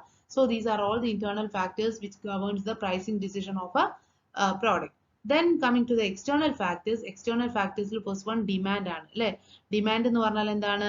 ഡിമാൻഡ് എന്ന് പറഞ്ഞാൽ എന്താ? ഒരു പ്രോഡക്റ്റിന്റെ എന്താണ്? ഒരു പ്രോഡക്റ്റിന് ഡിമാൻഡ് ഉണ്ടോ എന്ന് നമ്മൾ പറയില്ലേ? അതായത് ആ ഒരു പ്രോഡക്റ്റിന്റെ ഡിമാൻഡും പ്രൈസിന്, അതായത് ഒരു പ്രോഡക്റ്റിന് ഡിമാൻഡ് കൂടുതലുണ്ടെങ്കിൽ എന്താണ്? അവർക്ക് പ്രൈസ് വേണമെങ്കിൽ കൂട്ടാം അല്ലെ? പ്രൈസ് നല്ല ഡിമാൻഡ് ഉള്ള പ്രോഡക്റ്റ് ആണെങ്കിൽ പ്രൈസ് കൂട്ടാം അല്ലെ? അപ്പൊ അവർ കുറച്ചും കൂടി ആൾക്കാർ വാങ്ങുന്നുള്ളത് ഉറപ്പാണ്. ദെൻ കോമ്പറ്റീഷൻ ഒരു വലിയ ഫാക്ടർ ആണ്. Then distribution channels, then general economic conditions, then regarding the government policy, then reaction of consumers. These are all the external factors to be considered while determining the pricing or price decisions. Then what do you mean by pricing policy? Pricing policy എന്ന് പറഞ്ഞാൽ എന്താണ്? ഒരു എന്താ പറയാ, pricing policy എന്ന് പറഞ്ഞാൽ ഒരു guide lines ആണ് that control the day-to-day pricing decision as a means of meeting the objectives of the firm such as maximization of profit, maximization of sales, അല്ലെങ്കിൽ എന്താ targeted rate of return, survival, stability of prices, etc. So price എന്ന് പറയുമ്പോൾ നമ്മൾ എപ്പോഴും fix ചെയ്യുമ്പോൾ ഒരുപാട് കൂടുതലും ഒരുപാട് കുറവായി പോകരുത് അല്ലെ? ഒരുപാട് കൂടുതലായാൽ കസ്റ്റമേഴ്സ് നമ്മൾ പ്രോഡക്റ്റ് വാങ്ങിക്കില്ല. ഒരുപാട് കുറവായാൽ എന്താണ്? നമ്മുടെ പ്രോഡക്റ്റ് എന്താണ്? കോമ്പറ്റീഷൻ കൂടും അല്ലെ? അല്ലെങ്കിൽ ആൾക്കാർ വിചാരിക്കും ആ പ്രോഡക്റ്റ് വലിയ ക്വാളിറ്റി ഇല്ലാത്തത് കൊണ്ടാണ് അവർ ഒരുപാട് പ്രോഡക്റ്റ് പ്രൈസ് കുറച്ച് വെച്ചതെന്നൊക്കെ വിചാരിക്കും. സോ പ്രൈസ് സെറ്റ് ചെയ്യുമ്പോൾ നമ്മൾ വളരെയധികം ശ്രദ്ധിക്കേണ്ടതായിട്ടുണ്ട്. അല്ലെങ്കിൽ അത് പ്രൈസ് സെറ്റ് ചെയ്യാന്ന് പറയുന്നത് ഒരു കോംപ്ലക്സ് ഡിസിഷൻ ആണ്. സോ പ്രൈസിംഗ് ഡിസിഷൻ എന്ന് പറയുന്നത് ഏതൊരു കമ്പനിയെ സംബന്ധിച്ചും ഒരു ക്രിട്ടിക്കൽ ഡിസിഷൻ ആണ്. It should not be too high or it should not be too low. So price policies provides the guidelines within which the pricing strategy is formulated and implemented. ഒരു company അതിന്റെ product price ചെയ്യുന്നതിനുള്ള ആ ഒരു pricing strategy formulate ചെയ്യുമ്പോഴും implement ചെയ്യുമ്പോഴും follow ചെയ്യേണ്ട guide ലൈൻസിനാണ് നമ്മൾ എന്തെന്ന് പറയുന്നത്? പ്രൈസ് പോളിസീസ് എന്ന് പറയുന്നത്. Then what are the steps involved in the process of a pricing policy? First of all, selecting the target market or market segment on which the marketer would concentrate more. Then studying the consumer behavior. അവിടെയുള്ള കസ്റ്റമേഴ്സിന്റെ behaviour correct ആയിട്ട് പഠിക്കുക. Then അവരിൽ നിന്ന് informations ഒക്കെ collect ചെയ്യുക. ആ മാർക്കറ്റിന്റെ select ചെയ്ത മാർക്കറ്റിലെ ഇൻഫർമേഷൻസ് കളക്ട് ചെയ്യുക. Okay. Then third stage, studying the prices, promotion strategies, etc. of the competitors and their impact on the market segment. Then assigning a role to price in the marketing mix. Then collect the cost of manufacturing and the product at the different levels of demand. Then fix the suitable price after determining the pricing objectives and according to a selected method of pricing. Then what are the important objectives of pricing policy? Correct ആയിട്ടുള്ള ഒരു price set ചെയ്യുന്നതുകൊണ്ടുള്ള അതിന്റെ അല്ലെങ്കിൽ pricing policy കൊണ്ടുള്ള objectives എന്തൊക്കെയാണ്? Profit maximise ചെയ്യാൻ പറ്റും. Then it increases the market share. Then target return on investment. Then meet or prevent competition. Then price stabilization is possible. Then resource utilization is possible. Then speed up cash collection. Then survival and growth. Then price prestige and goodwill. Then achieve product quality leadership. These are all the objectives of pricing policy. Then what are the different methods of pricing? There are several methods of pricing are there. First one, cost plus pricing. Cost plus pricing എന്ന് പറഞ്ഞാൽ എന്താണ്? This is the most common method used for price. Under this method, the price is fixed to cover all costs and a predetermined percentage of profit. അതായത് പ്രൈസിന്റെ കൂടെ ആ പ്രോഡക്റ്റിന്റെ കോസ്റ്റിന്റെ കൂടെ ഒരു എന്താണ് ഒരു ഫിക്സഡ് പെർസെന്റേജ് ഓഫ് പ്രോഫിറ്റ് കൂടെ ആഡ് ചെയ്തിട്ടാണ് ഇവിടെ പ്രൈസ് ഫിക്സ് ചെയ്യുന്നത്. ഓക്കെ. അതായത് here the price is computed by adding a certain percentage to the cost of a product per unit. This method is known as എന്താണ് average cost pricing or full cost pricing or markup pricing എന്നൊക്കെ പറയും. Second method ആണ് target pricing. ഈ target pricing എന്ന് പറഞ്ഞാൽ എന്താണ്? Here the cost is added with the predetermined target rate of return on capital invested. അതായത് ഈ നമ്മുടെ കോസ്റ്റിന്റെ കൂടെ ഒരു ഫിക്സഡ് പെർസെന്റേജ് കൂടെ ആഡ് ചെയ്യും. അതായത് നമ്മുടെ target rate of return on capital കൂടെ അതിന്റെ ഒരു ഫിക്സഡ് പെർസെന്റേജ് കൂടെ കോസ്റ്റിന്റെ കൂടെ ആഡ് ചെയ്തിട്ടാണ് ഇവിടെ നമ്മൾ പ്രൈസ് ഫിക്സ് ചെയ്യുന്നത്. Then third one ആണ് ഇത് marginal cost pricing. Marginal cost pricing എന്ന് പറഞ്ഞാൽ എന്താണ്? Here under the marginal cost pricing, the price is determined on the basis of marginal cost or variable cost. അതായത് additional cost അല്ലെങ്കിൽ variable cost അല്ലെങ്കിൽ marginal costന്റെ ബേസിലാണ് marginal cost pricingൽ നമ്മൾ price fix ചെയ്യുന്നത്. Then differential pricing. Differential pricing എന്ന് പറഞ്ഞാൽ എന്താണ്? Under this method, the same product is sold at different prices to different customers. Okay. Film theater, telephone bills, etc. Okay, നമ്മൾ നേരത്തെ പറഞ്ഞില്ലേ price discrimination, അത് തന്നെയാണ് എന്ത് differential pricing. Then going rate pricing എന്ന് പറഞ്ഞാൽ എന്താണ്? Under this method, prices are maintained at par with the average level of prices in the industry. അതായത് മാർക്കറ്റിൽ നിലനിൽക്കുന്ന പ്രൈസിനനുസരിച്ച് നമ്മളും പ്രൈസ് ഫോളോ ചെയ്യുകയാണെങ്കിൽ അതിനാണ് നമ്മൾ എന്തെന്ന് പറയുന്നത് going rate pricing എന്ന് പറയുന്നത്. Okay, here the firms accepting the price prevailing in the industry in order to avoid price war. Price war അല്ലെങ്കിൽ പ്രൈസ് ഡിറ്റർമിനേഷൻ അല്ലെങ്കിൽ ഒരു കോമ്പറ്റീഷൻ കുറയ്ക്കാൻ വേണ്ടിയിട്ട് പ്രിവെയിലിംഗ് മാർക്കറ്റിൽ പ്രിവെയിൽ ചെയ്യുന്ന മാർക്കറ്റ് റേറ്റ് അല്ലെങ്കിൽ പ്രൈസിനെ തന്നെ അവരും ഫോളോ ചെയ്യുകയാണെങ്കിൽ അതിനാണ് നമ്മൾ എന്ന് പറയുന്നത് ഗോയിങ് റേറ്റ് പ്രൈസിംഗ് എന്ന് പറയുന്നത്. Then customary pricing. Customary pricing എന്ന് പറഞ്ഞാൽ എന്താണ്? Here in this case of in the case of some commodities, the prices get fixed because they have prevailed over long period of time. അല്ലേ? അതായത് ചില പ്രോഡക്റ്റിന്റെ price ഏകദേശം കുറെ വർഷങ്ങളായിട്ട് ഒരേ പ്രൈസ് ആയിരിക്കും. അപ്പൊ നമ്മൾ പെട്ടെന്ന് മാറ്റിയാൽ അത് കസ്റ്റമേഴ്സ് ആക്സെപ്റ്റ് ചെയ്യണമെന്നില്ല അല്ലെ? അതായത് ഇപ്പൊ ഒരു എക്സാമ്പിൾ ആണെങ്കിൽ കപ്പ് ഓഫ് ടീ. ഇപ്പം എന്താ ഒരു ചായയുടെ പൈസയൊക്കെ ഒരുപാട് സ്ഥലങ്ങളിൽ ഒരേപോലെ ആയിരിക്കും അല്ലെ? അതൊക്കെ എന്ന് പറഞ്ഞാൽ പെട്ടെന്ന് നമ്മൾ അത് മാറ്റുമ്പോൾ എന്താണ് അത് ആ ഒരു കസ്റ്റമർ അതായത് ആ ഒരു ഇപ്പൊ ഒരു കപ്പ് ഓഫ് ടീക്ക് 10 രൂപ അല്ലെങ്കിൽ 7 രൂപ എന്നുള്ളത് കസ്റ്റമറി ആയിട്ട് നമ്മൾ ഫോളോ ചെയ്യുന്നതായിരിക്കും. അപ്പൊ അങ്ങനെ ഫോളോ ചെയ്യുന്ന പ്രൈസ് ഫോളോ ചെയ്യുന്നതിനാണ് കസ്റ്റമറി പ്രൈസ് എന്ന് പറയുന്നത്. Then follow up pricing. Follow up pricing എന്ന് പറഞ്ഞാൽ എന്താണ്? This is the most popular pricing policy. Under this method, a firm determines the price policy according to the price policy of competitors. Competitors follow ചെയ്യുന്ന പ്രൈസിനെ നോക്കിയിട്ട് നമ്മുടെ പ്രോഡക്റ്റിനും price fix ചെയ്യുന്നതിനാണ് നമ്മൾ എന്തെന്ന് പറയുന്നത് follow up pricing എന്ന് പറയുന്നത്. Then the last method, barometric pricing. Barometric pricing എന്ന് പറഞ്ഞാൽ എന്താണ്? This is the method of leadership pricing. Here in this method of price leadership, there is no leader firm, but one firm among the oligopolistic firm announces a price changes first, and this is followed by other firms in the industry. ഒരു dominant ആയിട്ടുള്ള firm ഒരു price fix ചെയ്യും, അത് ആ similar ആയിട്ടുള്ള firms ഒക്കെ ആ price follow ചെയ്യും. This is about the barometric pricing. Okay, these are the different methods of pricing. Now coming to the pricing of a new product. രണ്ട് രീതിയിലാണ് pricing of a new product ഉള്ളത്. Skimming price method ഉണ്ട്, penetration price method ഉണ്ട്. ഇത് എപ്പോഴും ചോദിക്കുന്നതാണ് എക്സാമിന്. What do you mean by skimming price method of pricing? Or second one is penetration pricing. എന്താണ് skimming price method എന്ന് പറയുന്നത്? Here accordingly a product is priced at a very high level due to incurring large promotional expenses in the early stages. The skimming price refers to high initial price charged when a new product is introduced in the market. അതായത് skimming price policy high price, അതായത് ഒരു product introduce ചെയ്യുന്ന സമയത്ത് തന്നെ വളരെ കൂടിയ amount ആ പ്രോഡക്റ്റിന് charge ചെയ്യാണ്. അതായത് അതിന്റെ ഒരു നമുക്കിപ്പോൾ ആ പ്രോഡക്റ്റ് മാർക്കറ്റിലേക്ക് ഇറക്കുമ്പോൾ ഹൈ പ്രൊമോഷണൽ എക്സ്പെൻസ് ആയി അല്ലെങ്കിൽ ഹൈ കോസ്റ്റ് ഒക്കെ ആയെങ്കിൽ നമ്മൾ അത് നമുക്ക് കവർ ചെയ്യാൻ വേണ്ടിയിട്ട് ആ പ്രോഡക്റ്റിന് ഹൈ പ്രൈസ് ചാർജ് ചെയ്യുക. ഇനീഷ്യൽ സ്റ്റേജിൽ തന്നെ നമ്മൾ ലാർജ് പൈസ, അതായത് ഹൈ എമൗണ്ട്, അതായത് ലാർജ് എമൗണ്ട് അല്ലെങ്കിൽ ഹൈ എമൗണ്ട് നമ്മൾ ഒരു പ്രോഡക്റ്റ് മാർക്കറ്റിലേക്ക് ഇൻട്രൊഡ്യൂസ് ചെയ്യുന്ന സമയത്ത് തന്നെ ചാർജ് ചെയ്യുകയാണെങ്കിൽ that is termed as skimming price policy. അതിന് നേരെ ഓപ്പോസിറ്റ് ആണ് എന്ത്? Penetration price policy. Penetration price policy എന്ന് പറയുന്നത് എന്താണ്? ലോ പ്രൈസ്, ഇനീഷ്യൽ സ്റ്റേജിൽ നമ്മൾ വളരെ ലോവർ പ്രൈസ് ഒരു പ്രോഡക്റ്റ് മാർക്കറ്റിലേക്ക് എൻ്റർ ചെയ്യുമ്പോൾ ചാർജ് ചെയ്യുന്നതിനാണ് നമ്മൾ പെനട്രേഷൻ പ്രൈസിംഗ് പോളിസി എന്ന് പറയുന്നത്.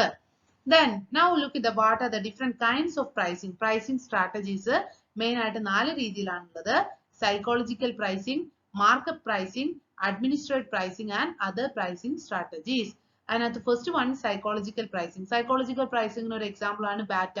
ബാറ്റയുടെ പ്രൈസിംഗ് കണ്ടില്ലേ? ചപ്പൽസിനൊക്കെ കണ്ടിട്ടില്ലേ? 99.99 അല്ലെങ്കിൽ 399. അപ്പൊ ആ ഒരു 400 അല്ലല്ലോ എന്നുള്ളൊരു സൈക്കോളജിക്കൽ സാറ്റിസ്ഫാക്ഷൻ കസ്റ്റമേഴ്സിൽ ഉണ്ടാവുമല്ലോ. അപ്പൊ കസ്റ്റമേഴ്സ് റേറ്റ് നോക്കുമ്പോൾ എന്താവും? 399. 399 അല്ലേ ഉള്ളൂ എന്ന് വെച്ച് വാങ്ങിക്കില്ലേ?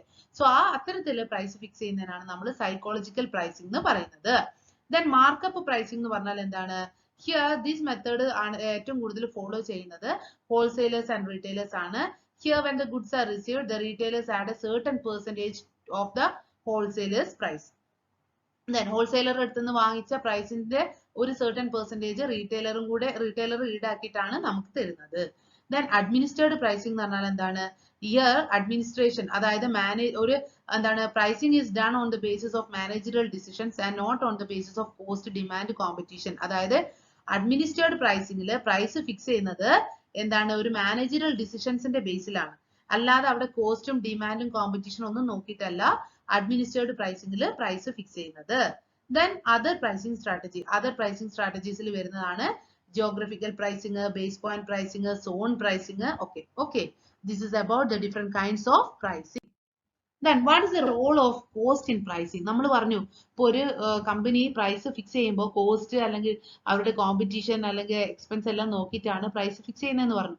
എന്താണ് ഈ ഒരു കോസ്റ്റിന് ഉള്ള റോള്? പ്രൈസ് ഫിക്സേഷനിൽ കോസ്റ്റിനുള്ള റോൾ എന്താണെന്നാണ് നമ്മൾ പറയുന്നത്. Most of the wholesale and retail organisation add some percentage of profit or markup total cost per unit to arrive at selling price. അല്ലേ? നമ്മൾ പറഞ്ഞു പ്രൈസ് ഫിക്സ് ചെയ്യാൻ വേണ്ടിയിട്ട് അധിക ഓർഗനൈസേഷൻസും എന്താണ് അവരുടെ ഒരു കോസ്റ്റിന്റെ ഒരു certain percentage അല്ലെങ്കിൽ ആ ഒരു പെർസെന്റേജും കൂടെ ആഡ് ചെയ്തിട്ടാണ് അവർ സെല്ലിംഗ് പ്രൈസ് ഡിറ്റർമിൻ ചെയ്യുന്നത് അല്ലേ? So according to Hall and Heath, business firms under conditions of oligopoly and monopolistic competitive market do not determine price and output with the help of the principle marginal cost is equal to marginal revenue. They determine the price and output on the basis of full coverage cost of production. So cost of production consists of fixed and variable cost. In the short run, the firm may not cover the fixed cost, but it must cover at least variable cost. So in the long run, all costs must be covered. If the entire cost is not covered, the firm will incur losses. അല്ലേ? നമുക്ക് ചെലവായ പൈസ മൊത്തം നമുക്ക് incur ചെയ്യാൻ പറ്റിയില്ലെങ്കിൽ നമുക്ക് നഷ്ടമല്ലേ വരിക? അപ്പൊ നമ്മളൊരു 50,000 രൂപ മുടക്കിയിട്ട് നമ്മളൊരു പ്രോഡക്റ്റ് പ്രൊഡ്യൂസ് ചെയ്ത്, പക്ഷെ നമ്മൾ അത് വിറ്റപ്പോൾ നമുക്ക് 45,000 രൂപയെ കിട്ടുന്നുള്ളെങ്കിൽ 5,000 രൂപ നമുക്ക് നഷ്ടമല്ലേ വരുന്നത്?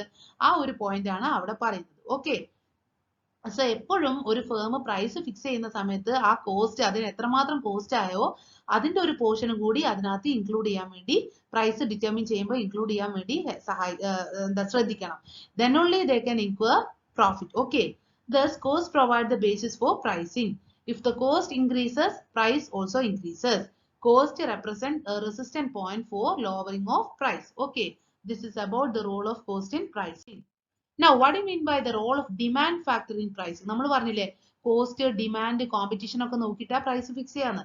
Now, എന്താണ് ഒരു ഡിമാൻഡ്, ഒരു പ്രോഡക്റ്റിന്റെ ഡിമാൻഡിന് എന്താണ് പ്രൈസ് ഫിക്സേഷനിലുള്ള റോൾ എന്നുള്ളതാണ് നമ്മൾ ഇനി നോക്കാൻ പോകുന്നത്.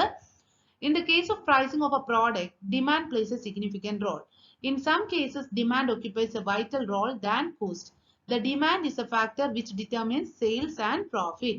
We know, as per the law of demand and price have inverse relationship. Like negative അല്ലെങ്കിൽ എന്താ പറയാ ഒരു ഡൗൺവേർഡ് പൊസിഷൻ ആണ് ഡിമാൻഡ് കർവിന് നമ്മൾ പറഞ്ഞു അല്ലെ. പ്രൈസ് കൂടുമ്പോൾ ഡിമാൻഡ് കുറയും, അതായത് ഇൻവേഴ്സ് റിലേഷൻഷിപ്പ് ആണ്. അതായത് പ്രൈസ് കൂടുമ്പോൾ ഡിമാൻഡ് കുറയും, പ്രൈസ് കുറയുമ്പോൾ ഡിമാൻഡ് കൂടും അല്ലെ. So to increase the demand the firm has to reduce the price. Similarly to decrease the demand the firm has to increase price. Okay, അതാണ് role of demand factor in pricing. Now, consumer psychology and pricing. അല്ലെ, നമ്മൾ പറഞ്ഞു price fix ചെയ്യുമ്പോൾ അല്ലെങ്കിൽ price policy fix ചെയ്യുമ്പോൾ consider ചെയ്യുമ്പോൾ നമ്മൾ എന്താണ് ഒരിക്കലും പ്രൈസ് കൂടുതലും ഫിക്സ് ചെയ്യാൻ പാടില്ല, കുറവും ഫിക്സ് ചെയ്യാൻ പാടില്ല. കൂടുതലായാൽ കസ്റ്റമേഴ്സ് എന്തെങ്കിലും സബ്സ്റ്റിറ്റ്യൂട്ട് പ്രോഡക്റ്റ് വാങ്ങും. പ്രൈസ് കുറഞ്ഞു പോയ ആൾക്കാർ എന്താ വിചാരിക്കുക, അയ്യോ ഈ പ്രോഡക്റ്റിന് ക്വാളിറ്റി ഇല്ല എന്ന് വിചാരിച്ചിട്ട് അവർ വേറെ പ്രോഡക്റ്റ് പ്രിഫർ ചെയ്ത് പോകും. സോ എപ്പോഴും പ്രൈസ് ഫിക്സ് ചെയ്യുമ്പോൾ കൺസ്യൂമേഴ്സിന്റെ സൈക്കോളജി അല്ലെങ്കിൽ പ്രൈസ് ഒരിക്കലും കൂടുതൽ ഫിക്സും ചെയ്യരുത്, ഏറ്റവും കുറവും ഫിക്സ് ചെയ്യരുത്. ഒരു മിഡ് പോയിന്റിലായിരിക്കണം പ്രൈസ് ഫിക്സ് ചെയ്യുന്നത് അല്ലെ. സോ കൺസ്യൂമർ സൈക്കോളജി എന്ന് പറയുന്നതും നമ്മൾ എന്ത് ചെയ്യണം, പ്രൈസ് ഫിക്സ് ചെയ്യുമ്പോൾ നമ്മൾ കൺസിഡർ ചെയ്യേണ്ടതാണ്. ഓക്കെ, സോ എന്താ നമ്മൾ കൂടുതൽ പ്രൈസ് ഫിക്സ് ചെയ്യുമ്പോൾ കൺസ്യൂമേഴ്സ് തിങ്ക് ചെയ്യുക എന്താ, oh that is of high quality അല്ലെ. ഇപ്പൊ പ്രോഡക്റ്റ് അല്ലെങ്കിൽ if the price of a product is less, the consumer will think the product is low quality. So if the price is too high, the consumer may boycott the product and they will go for substitute product of low price. And if the price is too low, the consumers think that the goods of inferior quality, so they will not buy it. So നമ്മൾ എപ്പോഴും കൺസ്യൂമേഴ്സിന്റെ psychology കൂടി consider ചെയ്തിട്ട് price ഒരു minimum ലെവലിൽ നമ്മൾ fix ചെയ്യണം. എന്നാൽ മാത്രമേ ഉള്ളൂ ആ പ്രോഡക്റ്റിന് ഡിമാൻഡ് ഉണ്ടാവുക. So consumer psychology is all to be considered by fixing the price of a product. So this is about the first 3 modules of the subject managerial economics. Thank you.